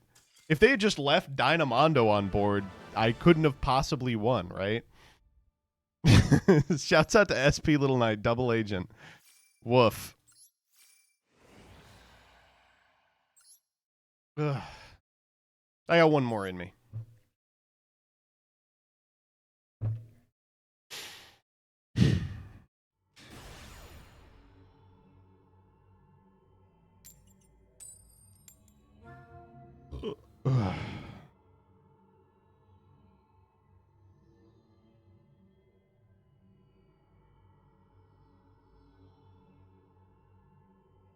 Okay. What am I going? Okay. Dude, I don't know what is going on the game server, but I appreciate it intervening in my favor over and over again.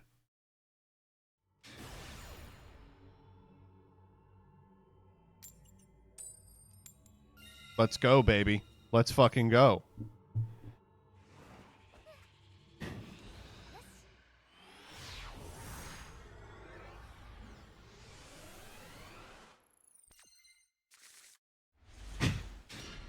This is a good hand. Finally, a good hand. Get him, Eldam. This powerful card will add a Radiant Typhoon monster. No! That's okay. We actually already have Swen in hand.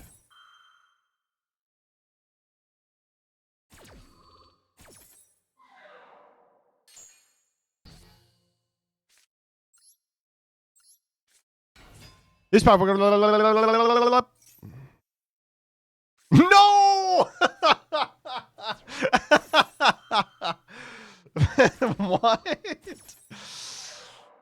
Uh-oh, yikes.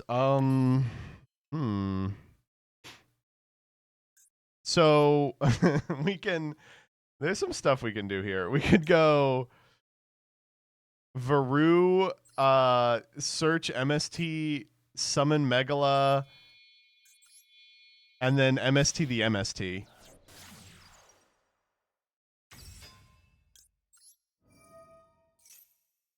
No! Don't you dare! No!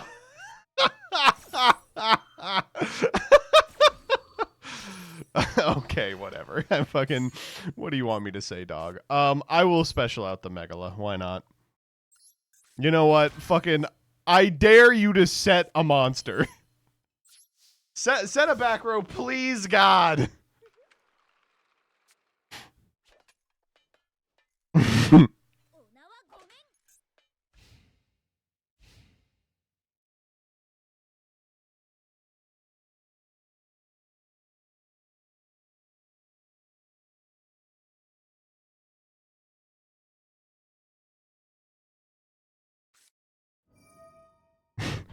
Dude, what? What do you mean, lightning storm? What are you talking about?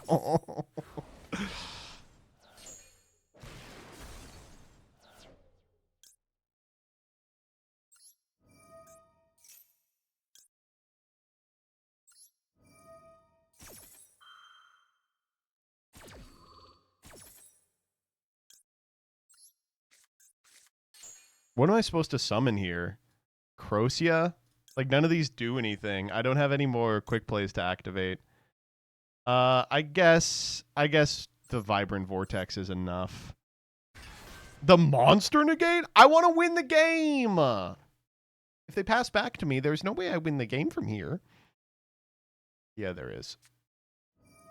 Oh, it's Valmonica. Blind second Valmonica. Interesting.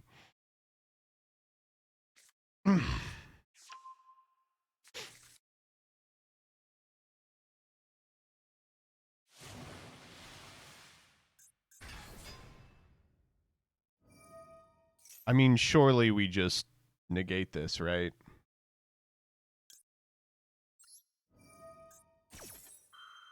It would be nice if we had 2 MSTs and could destroy it too.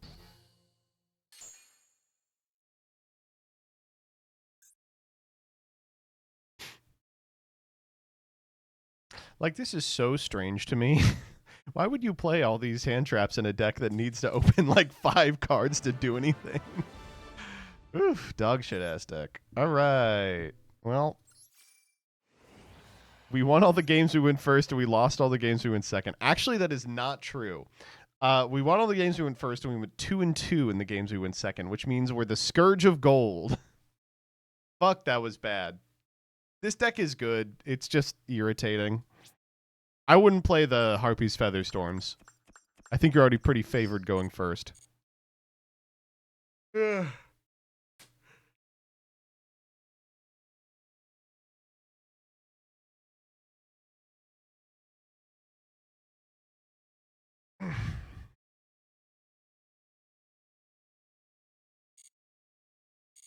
You got a free pack. Let's go.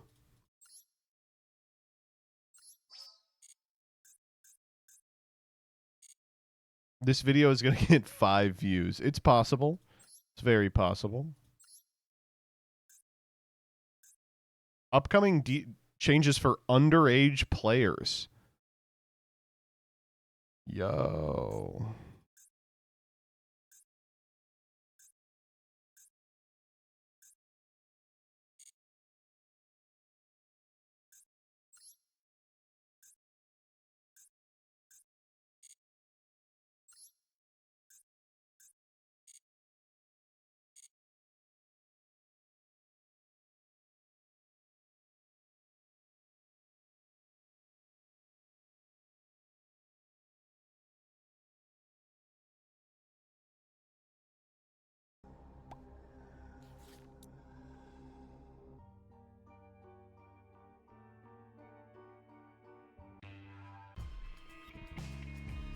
I just want to see... Oh.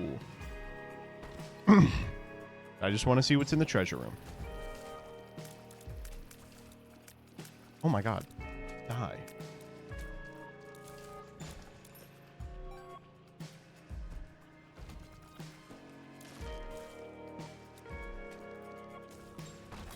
Why the fuck could I not dodge that? What am I, stupid? Alright, I'm mad. Thank you all for sticking around. On Mondays and Wednesdays, we like to cool down with a little bit of variety, and today it is, by popular demand, AceAttorney. That's right, we are delving back into the world of AceAttorney. Dual Destinies.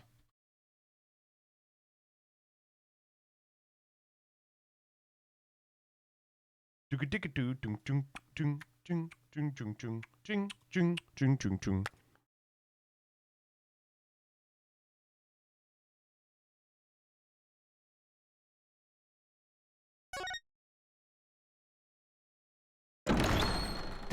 a little loud.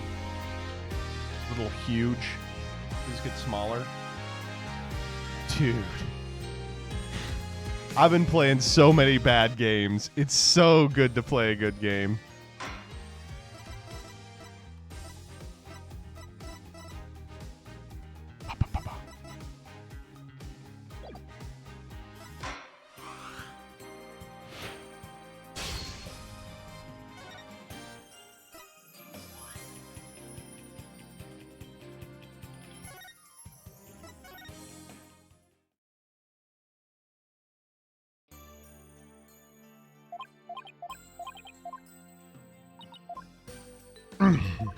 Time for case 3. Oh. I don't remember.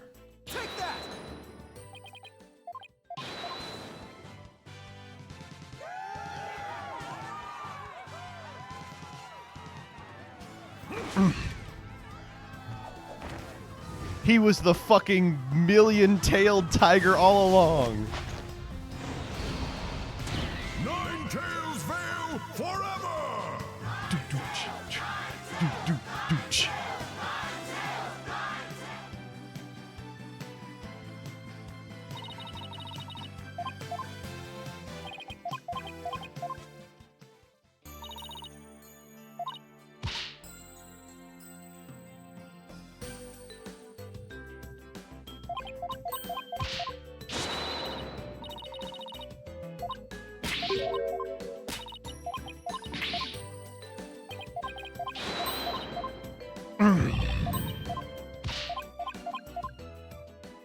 All right, here we go. Case 3.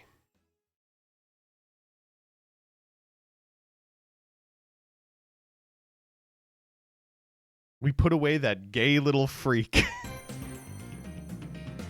Did I not do this last? I did! Look at this! I have the fucking... Oh my god.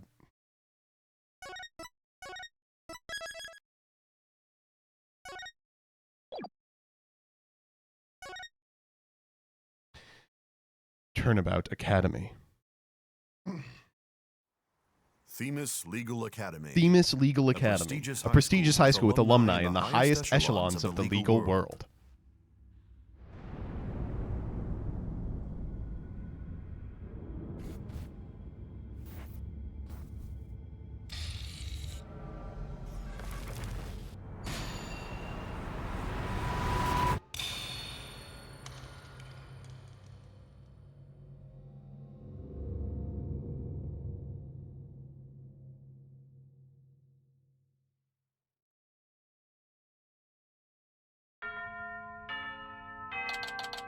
Five Nights at Freddy's! I think we're supposed to be up here. I had myself up here, right, for these? Yeah.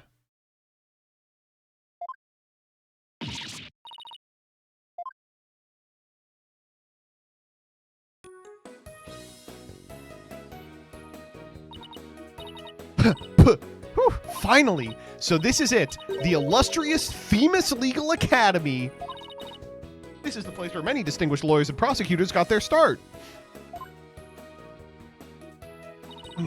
When news spread that Mr. Wright had gotten his attorney's badge back, he received a call from the school asking him to pay a visit. Mr. Wright brought us along hoping we'd learn something from the experience. But no, I had to go and blow it by getting here 30 minutes late. At least it's not all business today. After all, today's their school festival. Oh, okay. Wow! This place has school festival written all over it! Literally! But why all the cold stares?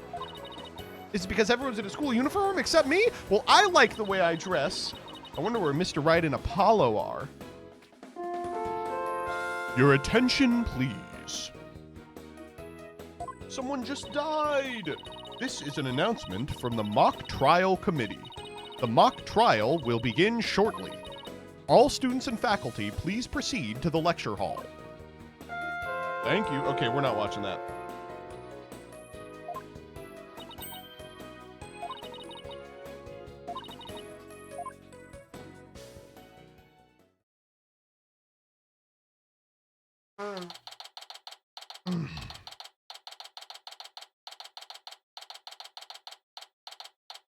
Okay, I can see what's going to happen here. Hey, Athena, over here! Well, well, well. Looks like you showed up, dickhead. I've been looking for you two. I'm sorry I'm late. Ha ha ha! It's okay. Sorry we couldn't wait for you, but we didn't want to be late for our meeting. Lucky for you, the person we're supposed to meet also seems to be running late. Mr. Wright, Mr. Justice, it seems Professor Court has yet to arrive. What?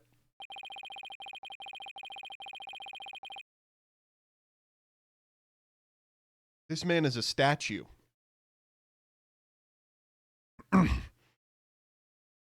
How unprofessorial of her to keep visitors to our esteemed institution waiting like this. I shall make her right. I will not. Oh, who do we have here? Oh, right. You haven't been introduced yet. Ah, yes. You must be the young lady Mr. Wright was telling me about. I am Aristotle Means, a professor at this hallowed hall of learning. I oversee the lawyer course here. It is a pleasure to meet you. I'm Athena Sykes. I just recently got my attorney's badge myself. It's nice to meet you, too. How wonderful. So vigorous and vivacious. You just earned yourself a gold star. Oink. Ooh, whoa. All gums, man. Yikes. Looks like the mock trial's about to begin. What are we going to do about our meeting? Oh, speaking of the mock trial, do either of you know what it's about? Oh, but I thought we had sent a pamphlet to your office. Right, the pamphlet. Whatever happened to that? You won't be seeing it again. Trucy used it for the old rip it up and restore it trick. Unfortunately, it didn't work as advertised. Well, it seems I had better explain the situation then. Thank you, Professor. Oh, okay. Yeah, whatever. Now, does anyone have any questions? Obviously.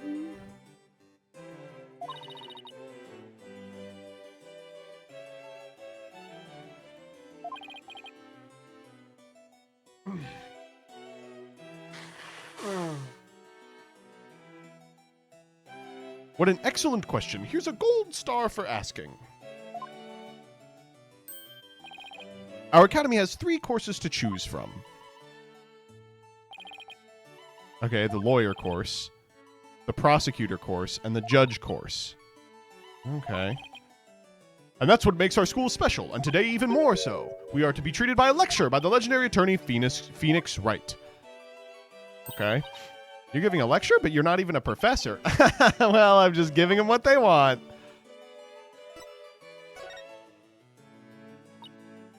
Did you even know you were meant to be giving a lecture today? Yeah, sort of, but I came early because I was supposed to have a meeting with the head of the judge course, Constance Court. She's dead. It's been a whirlwind of a morning. Let's leave it at that. Professor Court. She is a wonderful instructor, but quite unpunctual. From what I've heard, our esteemed Mr. Wright here is scheduled to hold a training seminar tomorrow in addition to today's lecture. Why, it involves the very skills that make a lawyer, the arm angle when shouting objection, the proper way to strike the podium, how to project one's voice, and most importantly, how to bluff your way to victory. Well, he does know those. Who exactly do you want me to teach stuff like that to again? What a wonderful question. You just earned yourself a gold star. Okay, no smile then. The great honor of taking a seminar by a famous lawyer and a famous prosecutor. That is what is at stake in this mock trial, the crown jewel of the school festival. Okay, so whoever wins this, Phoenix has to teach. Okay, gotcha. The top student in the lawyer course and the top student in the prosecutor course face off in a simulated court case set in this very school. As for the case itself, we select the best script written by a judge course student and base our case on that. Okay. So if the student studying to be a lawyer wins, they take my training seminar, but what if the other student wins? I'm not a prosecutor. There's no cause for alarm. We have a famous... Oh, no. Fuck! I think I know who it's gonna be. Oh. I'm Juniper Woods, a senior in the judge course. Professor, the trial will begin shortly. Since you'll be delivering the pre-trial speech, would you mind waiting up at the balcony until we're ready for you? My, how very organized you are, Juniper. You just earned yourself a gold star, too. What about Professor Court? Well, I suppose she'll eventually arrive. Now then, I trust you will look after our visitors? Yes, of course, Professor Means. Juniper? Juniper Woods? Oh my god! Athena? I almost didn't recognize you. I didn't know you were back from Europe. Yeah, motherfucker. You two know each other? Now that's a coincidence. We've known each other since we were kids. We're like best friends, right, Junie? Yes. Well, we lived close to each other, so we used to play in the forest together. Yeah, like a lot. Why is she being a bitch? Guess I shouldn't be surprised. Anyway, we're supposed to go wait in the waiting room, right? Not that I wouldn't mind taking in the mock trial you're putting on today. Unfortunately, the mock trial is only for students and faculty. Okay. Yes, I'm very sorry, but it is part of the curriculum after all. Okay, yeah. I'll tell you what, Apollo, why don't you take my place? Okay. Sure, I don't give a shit. Sorry, But of course, Mr. Wright, if that is what you wish. Okay. If you would please follow me, I'll escort you down to the waiting room.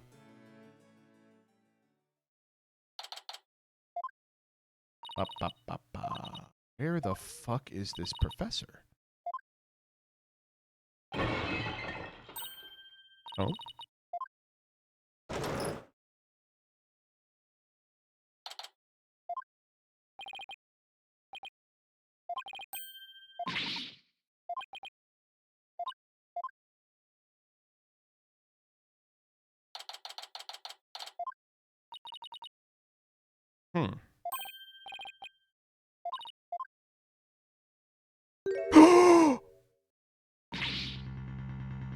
Oh, fuck! Professor Court, can you hear me? Professor! Wait, that's who we were supposed to be meeting? It looks like our meeting's been canceled for us. Phoenix. No way! This can't be real! Oh my god, she got hit by a fucking arrow through the chest? No way! What school festival is it? Zip! They'll find out soon enough once the police get here. Let's do our own crime scene investigation before it gets too crowded around here. Huh? Never mind. We should look around while the scene's still fresh. Alright, fucking let's go. Okay, so we've got... fucking 3DS ass motion capture graphics.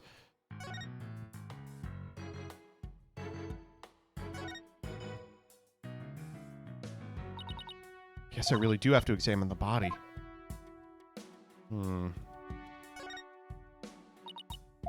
Arrow in her side.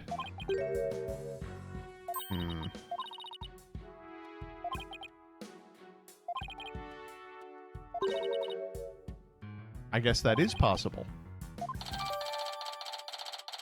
Cool. What's this book? Is it a Bible? It's the Book of Sword. What do we have here? A book? I'm guessing it fell out of her chest pocket. It's her diary. Routine report. Need to speak with Hugh O'Connor. Meet about that report. Important. Prep for mock trial. Meet with Mr. Wright about the training seminar. Mock trial begins. It's a planner. Okay. Put it in the record. Let's look at her Converse. There's no blood. You're right. Yet the victim's body is cold and rigor mortis has already started to dissipate. Well, we know she didn't die from this wound because we saw her stabbed by those 3 freaks. It appears it's been quite some time since Professor Cord was murdered. Thing is, the quad was packed with students up until the start of the mock trial. Doesn't that mean she was killed at a different location? The killer moved the body here while everyone was in the lecture hall. That's a possibility. Notice anything else? Yeah, the arms. There are dark bruises around her wrists. The professor was probably tied up. Her wrists were unbound, and as she reached up to stretch, she was killed? I don't know. Huh. Good idea. Say cheese, dead woman. Alright, cool. Alright, let's look around. Hello? 2 statues. And the other thing is the other statue. Okay. Pending... What the fuck?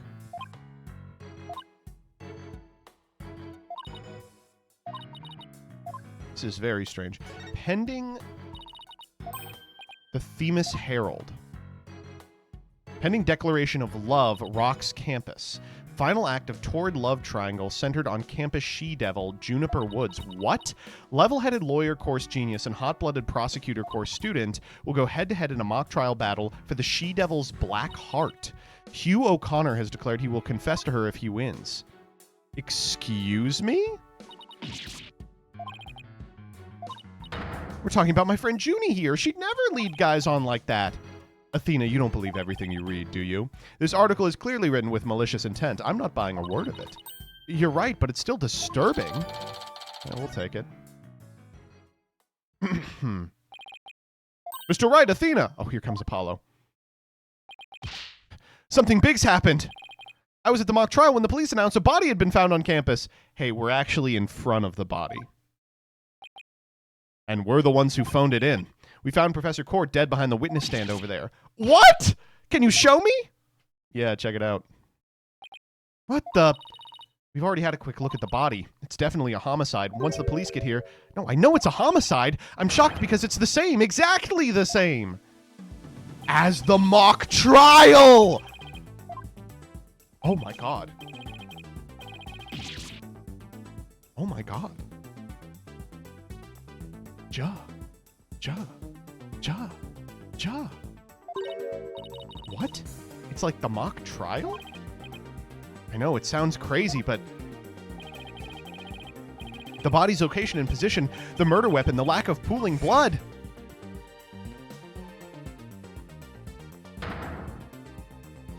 It's all exactly like the mock trial. You're kidding, right? It can really all be the same, can it? Oh, here come the cops. Okay, locking it in now. The mock trial was written with this intended murder in mind, but there are key differences that make you jump to a different conclusion so that the murderer can get away with it because the details in the mock trial are, like, subtly different. That's my guess. The whole school's in an uproar. There won't be any more classes today. Murder on campus. That's the last thing I expected at a legal academy. I'll go tell Professor Means what we observed when we discovered the body. You two wait here until you've spoken with the police. Yes, boss! Damn, that shit's crazy. I can't believe this is happening. I can't believe we have to wait around here. I can't stay still at times like these. I hope Junie hasn't fainted from the shock of the whole thing. Athena. There you are. Junie, am I glad to see you? I was worried that... Don't worry about me. I'm a student council president, after all. I need to be strong. Student council president? Wow, I'm impressed. She's really changed. She used to be kind of sickly and shy. Juniper, was it? You mind if we ask you a few questions? Yeah, we're stuck here waiting for the police, and there's really not much to do. Sure, what would you like to know? So what's your fucking deal? Yes, and I remember how you were always there for me, Athena. Maybe it's just me, but I wanted to ask why you seem so distant. Remember how you used to call me Thena? I liked it better that way. It felt like we were sisters, you know? Yes, but I'm student council president now. And as the student representative of Themis Legal Academy, I have to act properly. It was never this stiff and formal before. I knew you wanted to be a judge, but I didn't expect this. It's such a prestigious school, and you're in the judge course to boot. Yes, and Professor Court had been in charge of it until, well, you know. Oh, right, Professor Court was the professor in charge of Junie's course. Okay, walk me through this. What sort of teacher was Professor Court? If I had to sum her up in a single word, I'd say she was amazing.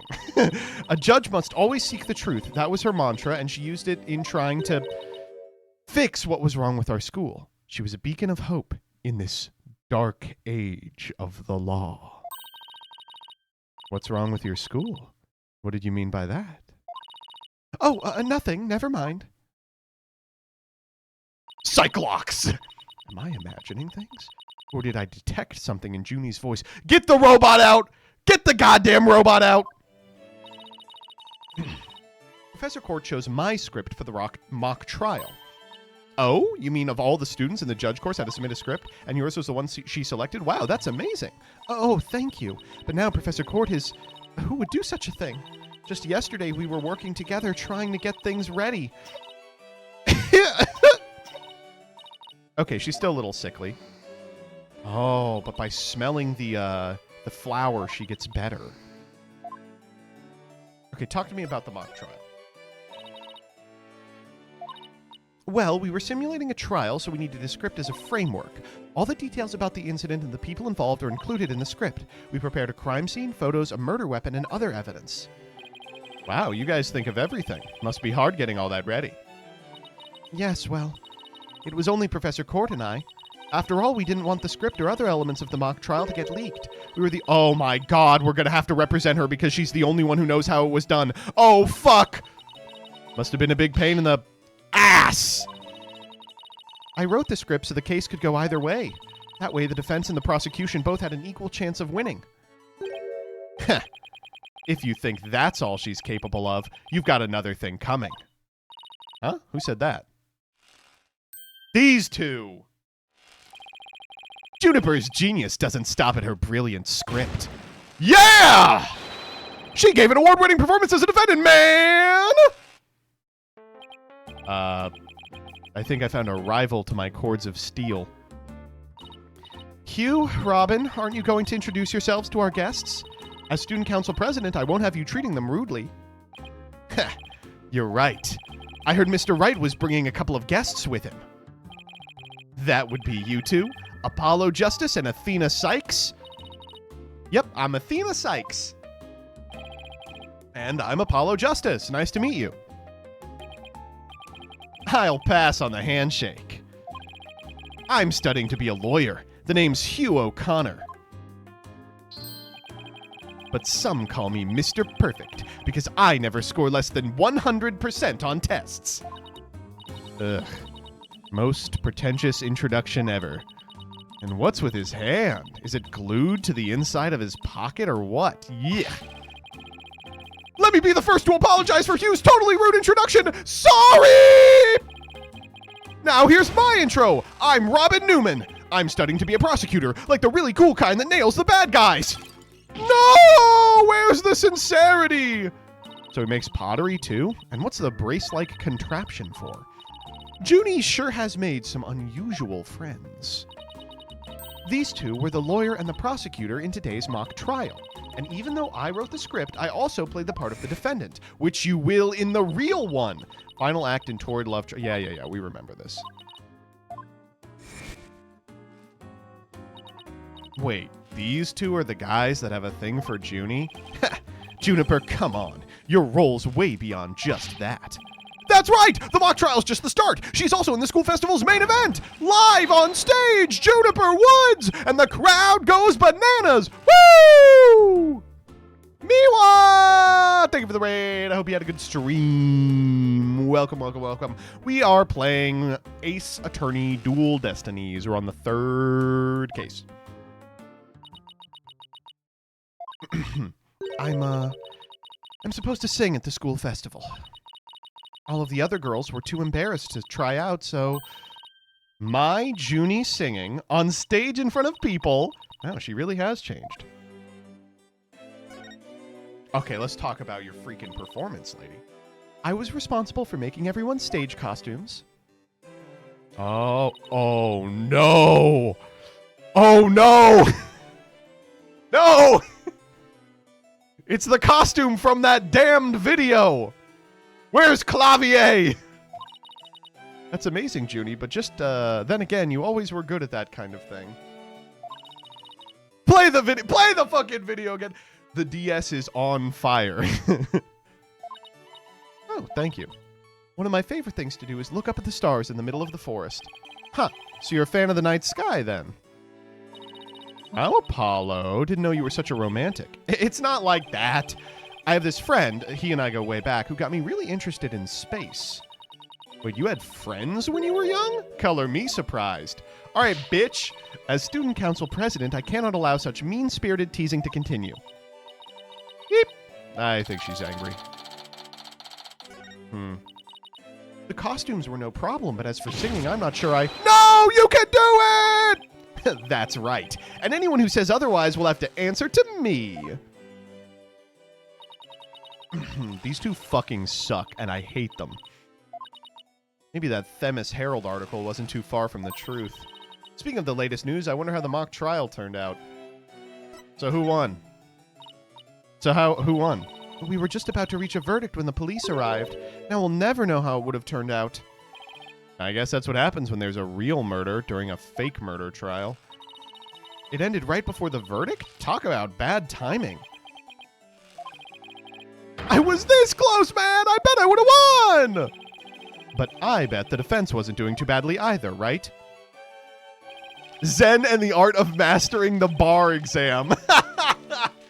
We'll settle this some other time, and I assure you I will win when that time comes. Like I'm gonna let that happen? I don't think so! I hope they don't end up hurting each other. Oh, don't worry. The three of us have been good friends since we enrolled here. We even have proof of our friendship. Yes, we're studying for a career in law, and in the legal world, evidence is everything. Yeah! As long as our friendship lasts, you could bet we'll be carrying them around! What is it? Well, it's a secret, and if I show you, it would be bad luck. Oh, okay. You fool. My stupid grok I have around my neck can tell that you are freaked.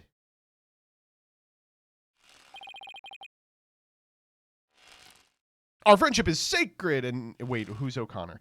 Our friendship is sacred and inviolable. It's not something to be put cheaply on display. Proof? We don't need no stinking proof! Us three are friends forever! Something's going on here.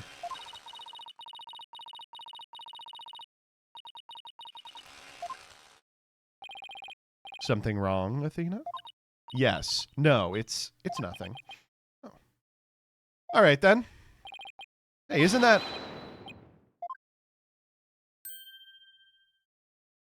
It's my fucking guy, Detective Fulbright. Why, if it isn't my little lawyer friends. Sorry, but the small talk will have to wait. Juniper Woods, you're under arrest for the murder of Constance Court. Yeah, we saw that coming. What the scallop? Wait a second, what's going on here? Why are you arresting Junie? Please, Detective Fulbright, we're involved in this case too. Aha! So you're the lawyers the dispatch said were first on the scene. Well, I can't tell you everything, but I will say this. There are two major reasons for her arrest. Number one, the suspect led somebody to where the body was. I didn't... And number two, the crime scene is exactly how the suspect portrayed it in her script. But you can't arrest her on those grounds. True, but there's more. However, Prosecutor Blackwell specifically told me to say no more than that. Detective Fulbright, we found this in the suspect's pocket. Why, there's blood on this! That's evidence we made for the mock trial. A mock trial? Never heard of such a thing, but it sounds fishy to me, real fishy. Wait a minute. So the murder they witnessed at the very beginning was the fake murder for the mock trial. Now, if you would, officers. Yes, sir. But... Junie! I have to do something.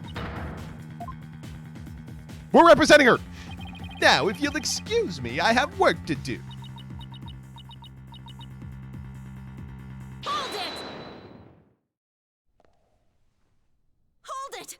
I refuse to believe that she's the killer! Junie! I've decided. I'm going to defend you. I'll fight with everything I've got.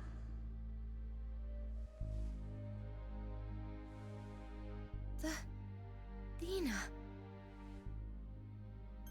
Junie, it's good to hear you say that name again. Her little grok turned smiley. Hate to interrupt your bonding time, but aren't you rather new to all this? You're barely even a lawyer. Fuck off. Well, I don't have much experience. I may need Apollo and Mr. Wright's help at times, but nobody believes in Junie as much as I do. I'll help you too, Juniper. There's no way you murdered your professor. Athena. Apollo. Thank you both. I'm counting on you. We've got your back, Junie.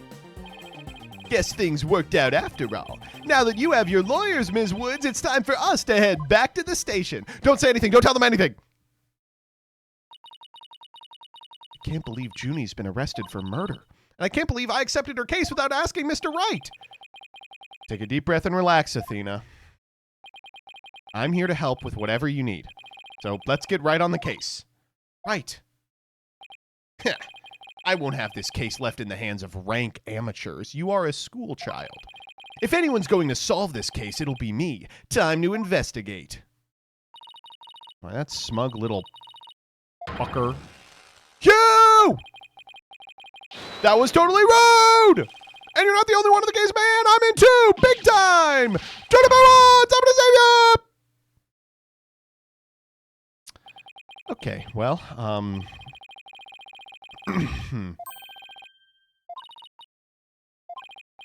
But without the script or any props, it's kind of hard to explain. Perhaps I could help, hair, forehead. What the fuck? Excuse me? What is he doing here? Oh my god. I kind of called it, I'm gonna be honest. Oh, fuck, dude. Prosecutor Gavin? What are you doing here? You two seem to know each other. Is someone going to introduce me? Why, I do believe we have a fresh face here. Greetings, Fraulein. I am Clavier Gavin. Some know me as a prosecutor, but I'm most famous for my former rock band. We were quite popular, you know, but regrettably, the band went kaput. Perhaps you've heard of us, the Gaviners. I was the lead vocalist. Never heard of your band. Then again, I was out of the country till only recently.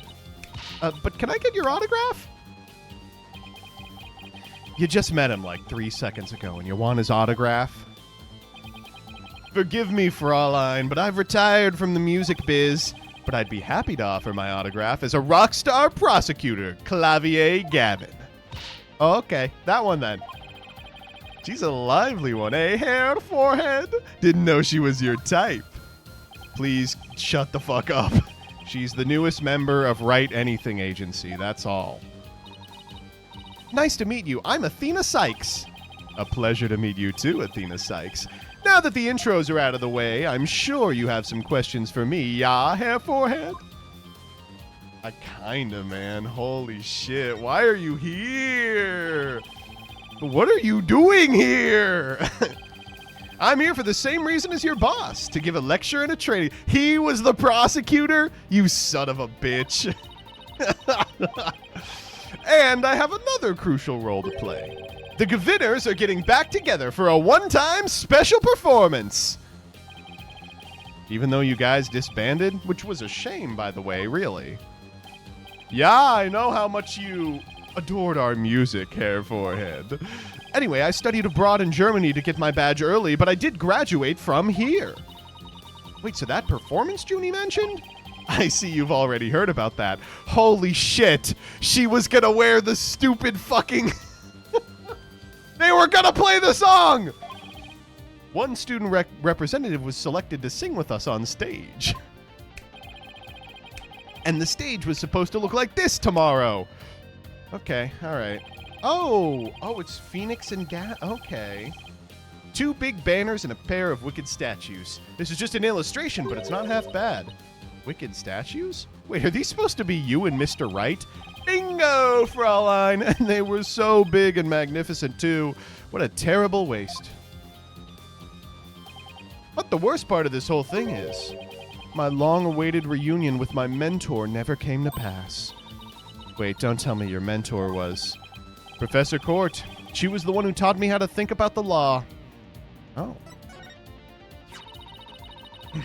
So Constance Court was your professor here at the Academy? She may have taught the judge course, but she had a huge impact on me. This is not what we heard before, right? She was fond of saying the end is only justified through the proper means. She wouldn't tolerate dishonesty and always revered what was right beyond all else. Athena, are you tearing up? Though I can't blame you. Prosecutor Gavin owes a lot of who he is to Professor Court. Exactly. So as you can see, we are both joined in purpose, so to speak, yeah. Now, let's rock this place hard. Huh? I don't follow. Let's rock what? Forget already, hair, forehead. I said I'd help you explain the mock trial. We're gonna reprise it right here in the lecture hall. It might help us catch the killer. All right, whatever.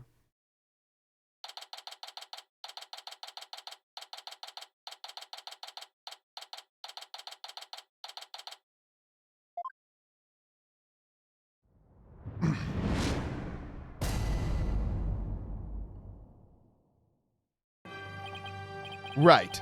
The stage is ready. And you, Hair Forehead, ready to rock? No. The defense is not ready to rock. You saw the actual mock trial earlier, right? Just relax, you'll do fine. Besides, we have the script right here. Chuni's masterpiece, the one everyone's been talking about? Yeah, and there's only one in existence. I, borrowed it, if you will. Now, Fraulein will need you to play the part of defendant and judge as per the script. Okay, got it. I've only read the case outline so far. I don't know how it actually turns out, so I'll treat this like I'm prosecuting a real case. You, Hair Forehead, will play the part of a fledgling lawyer, a role you were born to play. All the evidence is also here with us. We have everything we need to reprise the mock trial. Très bien. Let's get started. Defendant/Judge Athena Sykes is psyched and ready to rock. Court is now in session for a reenactment of the mock trial. Or what I'd like to call the mock trial. Yeah, a double mockery perhaps, but a trial is still a trial. Chung, baby. It's no holds barred. Let's rock. Can't we take it easy today? It may just be a mock of a mock, but there's only one way to compete. You play to win. So remember, each time I catch you slacking off, I'm holding you in contempt of court. Great. A judge that voices her own objections and abuses her judicial powers.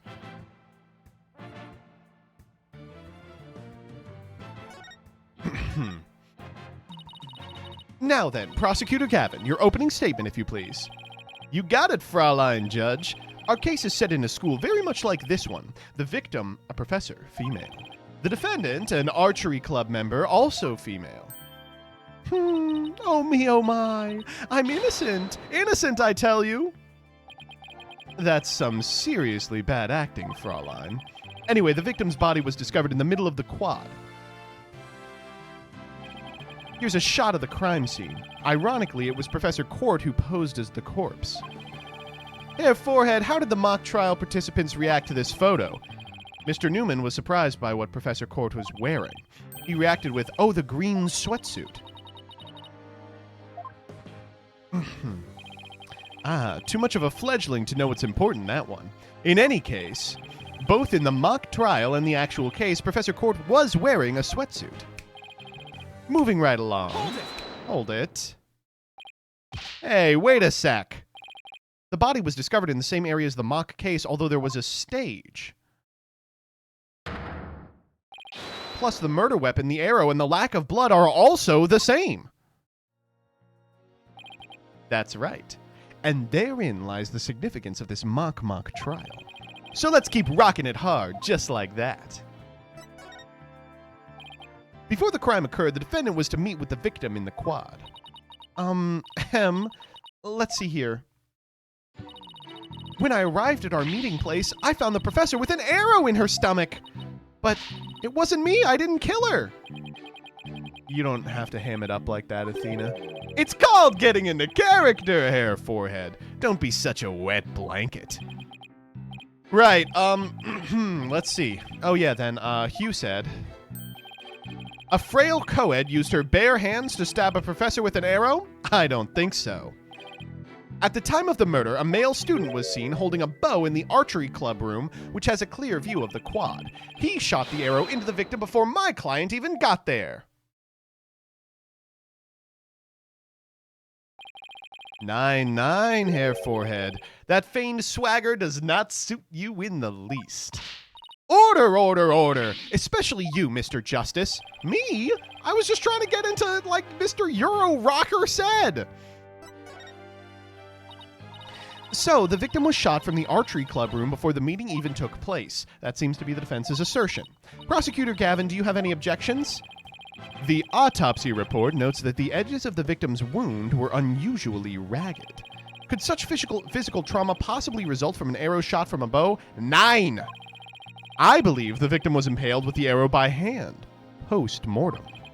In short, the real murder weapon was not the arrow at all. When Robin was prosecutor, he had a tough time determining the real murder weapon. Well, he's just a student, a warm-up act, while I am the real deal, the headliner, so to speak. The true murder weapon was most likely the awl that was left in the art room. An awl? What's that? An awl, you say? What might that be? It's a kind of tool for poking holes in paper, wood, and other materials. It's kind of like an ice pick. I have a photo here if you're interested. Gross. It's all bloody up to the handle. Please tell me it's just paint. Most likely, Fraulein. Pretty realistic, yeah. Let's pretend it's real blood for now. It's definitely real blood, by the way. The defendant's prints were lifted from the murder weapon. Furthermore, traces of the victim's blood were discovered in the art room. That's where I believe the murder actually took place. So, the question now is, how did the body get from the art room to the stage? The murder took place in the 3rd floor art room, but the body was found in the quad. It must have been quite a chore moving the body all that way. Not at all. There's a maintenance area and storehouse right outside the art room, and a cart used to carry balls was found there. Oh, I think I've seen one of those before, but that's a pretty big one. A jumbo, yeah? Big enough to fit a person, or a body in it. The defendant dropped the body from the art room window, then moved it with the cart. That is how a high school girl could easily move a body all by herself. You don't say! No, hold up. A body dropped from 3 stories up would show signs of massive blunt force trauma. Oh my god. That may be true, but you failed to account for the large high jump mat in the storehouse. A body dropped onto such a mat would show no signs of blunt force trauma. Yikes. It's almost scary how similar this whole case is to the mock trial proceedings. Quite the crafty killer. In an attempt to cast suspicion on the archery club, they moved the body from the quad where it would be an easy shot to the clubroom. Then the killer faked the murder weapon by inserting an arrow into the awl's stab wound. Were there any further arguments from the defense? No. It seemed like the teacher who was playing the judge was satisfied too. Time for the finale then. Your verdict, if you please, Fraulein Judge. Huh? Oh, right, that's me. Very well, this court finds the defendant Juniper Woods. Wait a second. Even if this is just a mock trial of a mock trial, I don't want to declare Junie guilty. Yeah, perhaps that's not such a good idea. Let's end our mock trial here. Besides, it's about time I get back to my investigation. Thanks, you two. That little run-through of the mock trial cleared up quite a few things. Okay. Achung, baby! The prosecution's already got a witness sized up, too. That was quick. You're sure in a helpful mood today, Prosecutor Gavin. Well, like I said, I just want to catch whoever killed Professor Core. And there's no reason for me to start butting heads with you two. Anyway, I won't say goodbye, as I'm sure I'll be seeing you later. Damn, he's cool. I always thought prosecutors were all a rather scary bunch, but Prosecutor Gavin seems pretty nice. Oh, you haven't fucking sat across from him. He's not so bad as prosecutors go. Have you met his brother, though? We should get back to investigating. We don't have nearly enough information yet, and we also have to tell Mr. Wright we accepted her case.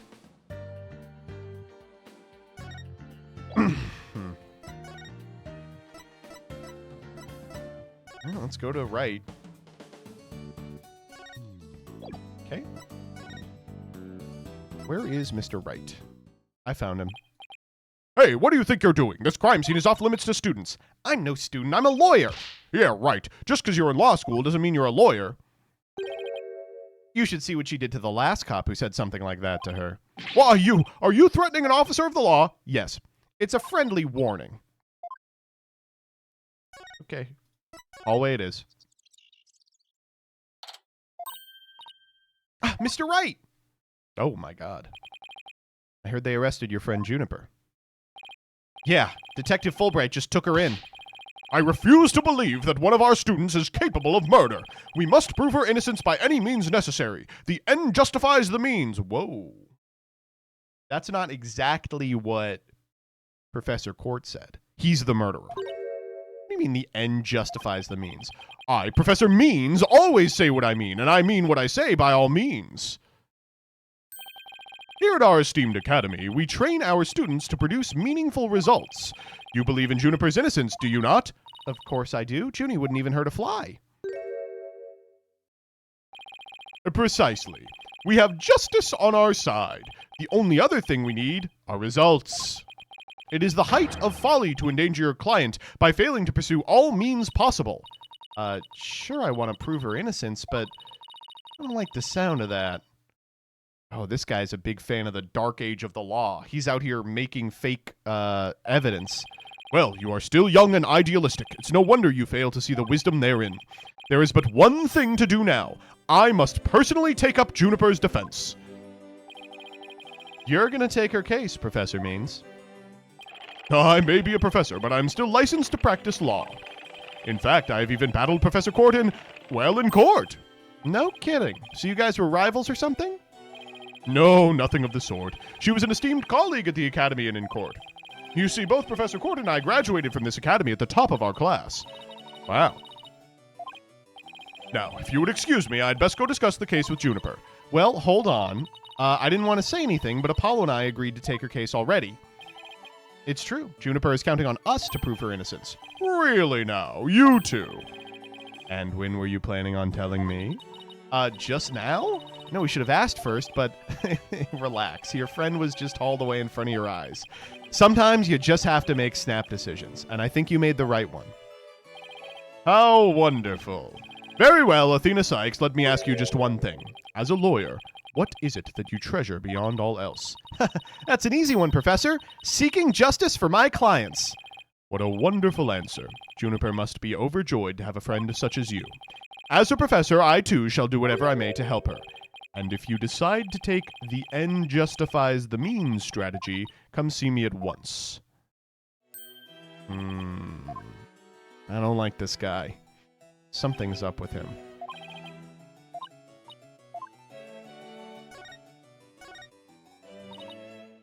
Have you learned anything new about the case? Actually, I ran into Prosecutor Gavin, and he told me something interesting. Seems the murder took place in the art room. There's traces of a large pool of blood there. So the police believe the body was moved from there to this stage. The police are searching the art room, but whether they'll find anything, well...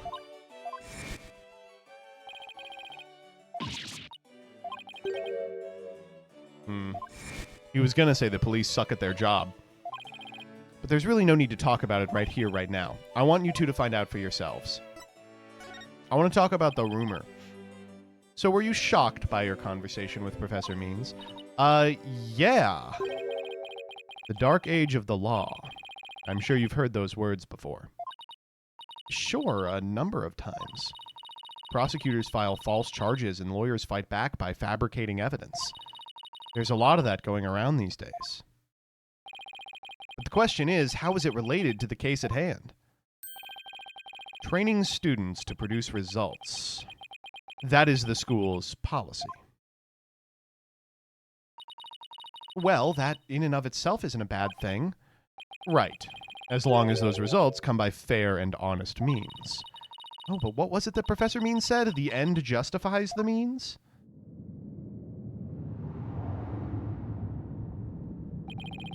To survive the dark age of the law, you must use any means necessary. Fabrication of evidence and false charges are unavoidable in the quest for results. That's what they're preaching here at Themis Legal Academy. But what'll happen to our legal system if results are all that matter anymore? Relax, it's just a rumor. I'd take it with a grain of salt if I were you. Oh, that's a relief.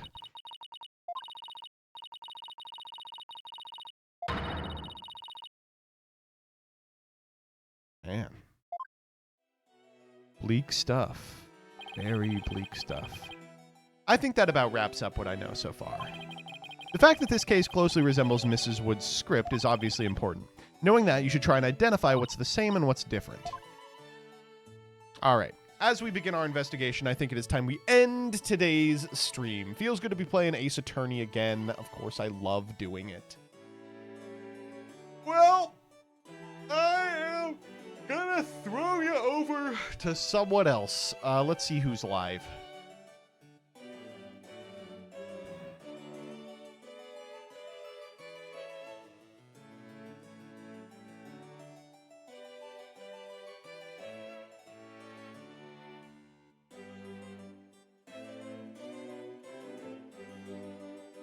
Oh, I'm throwing you over to Nova.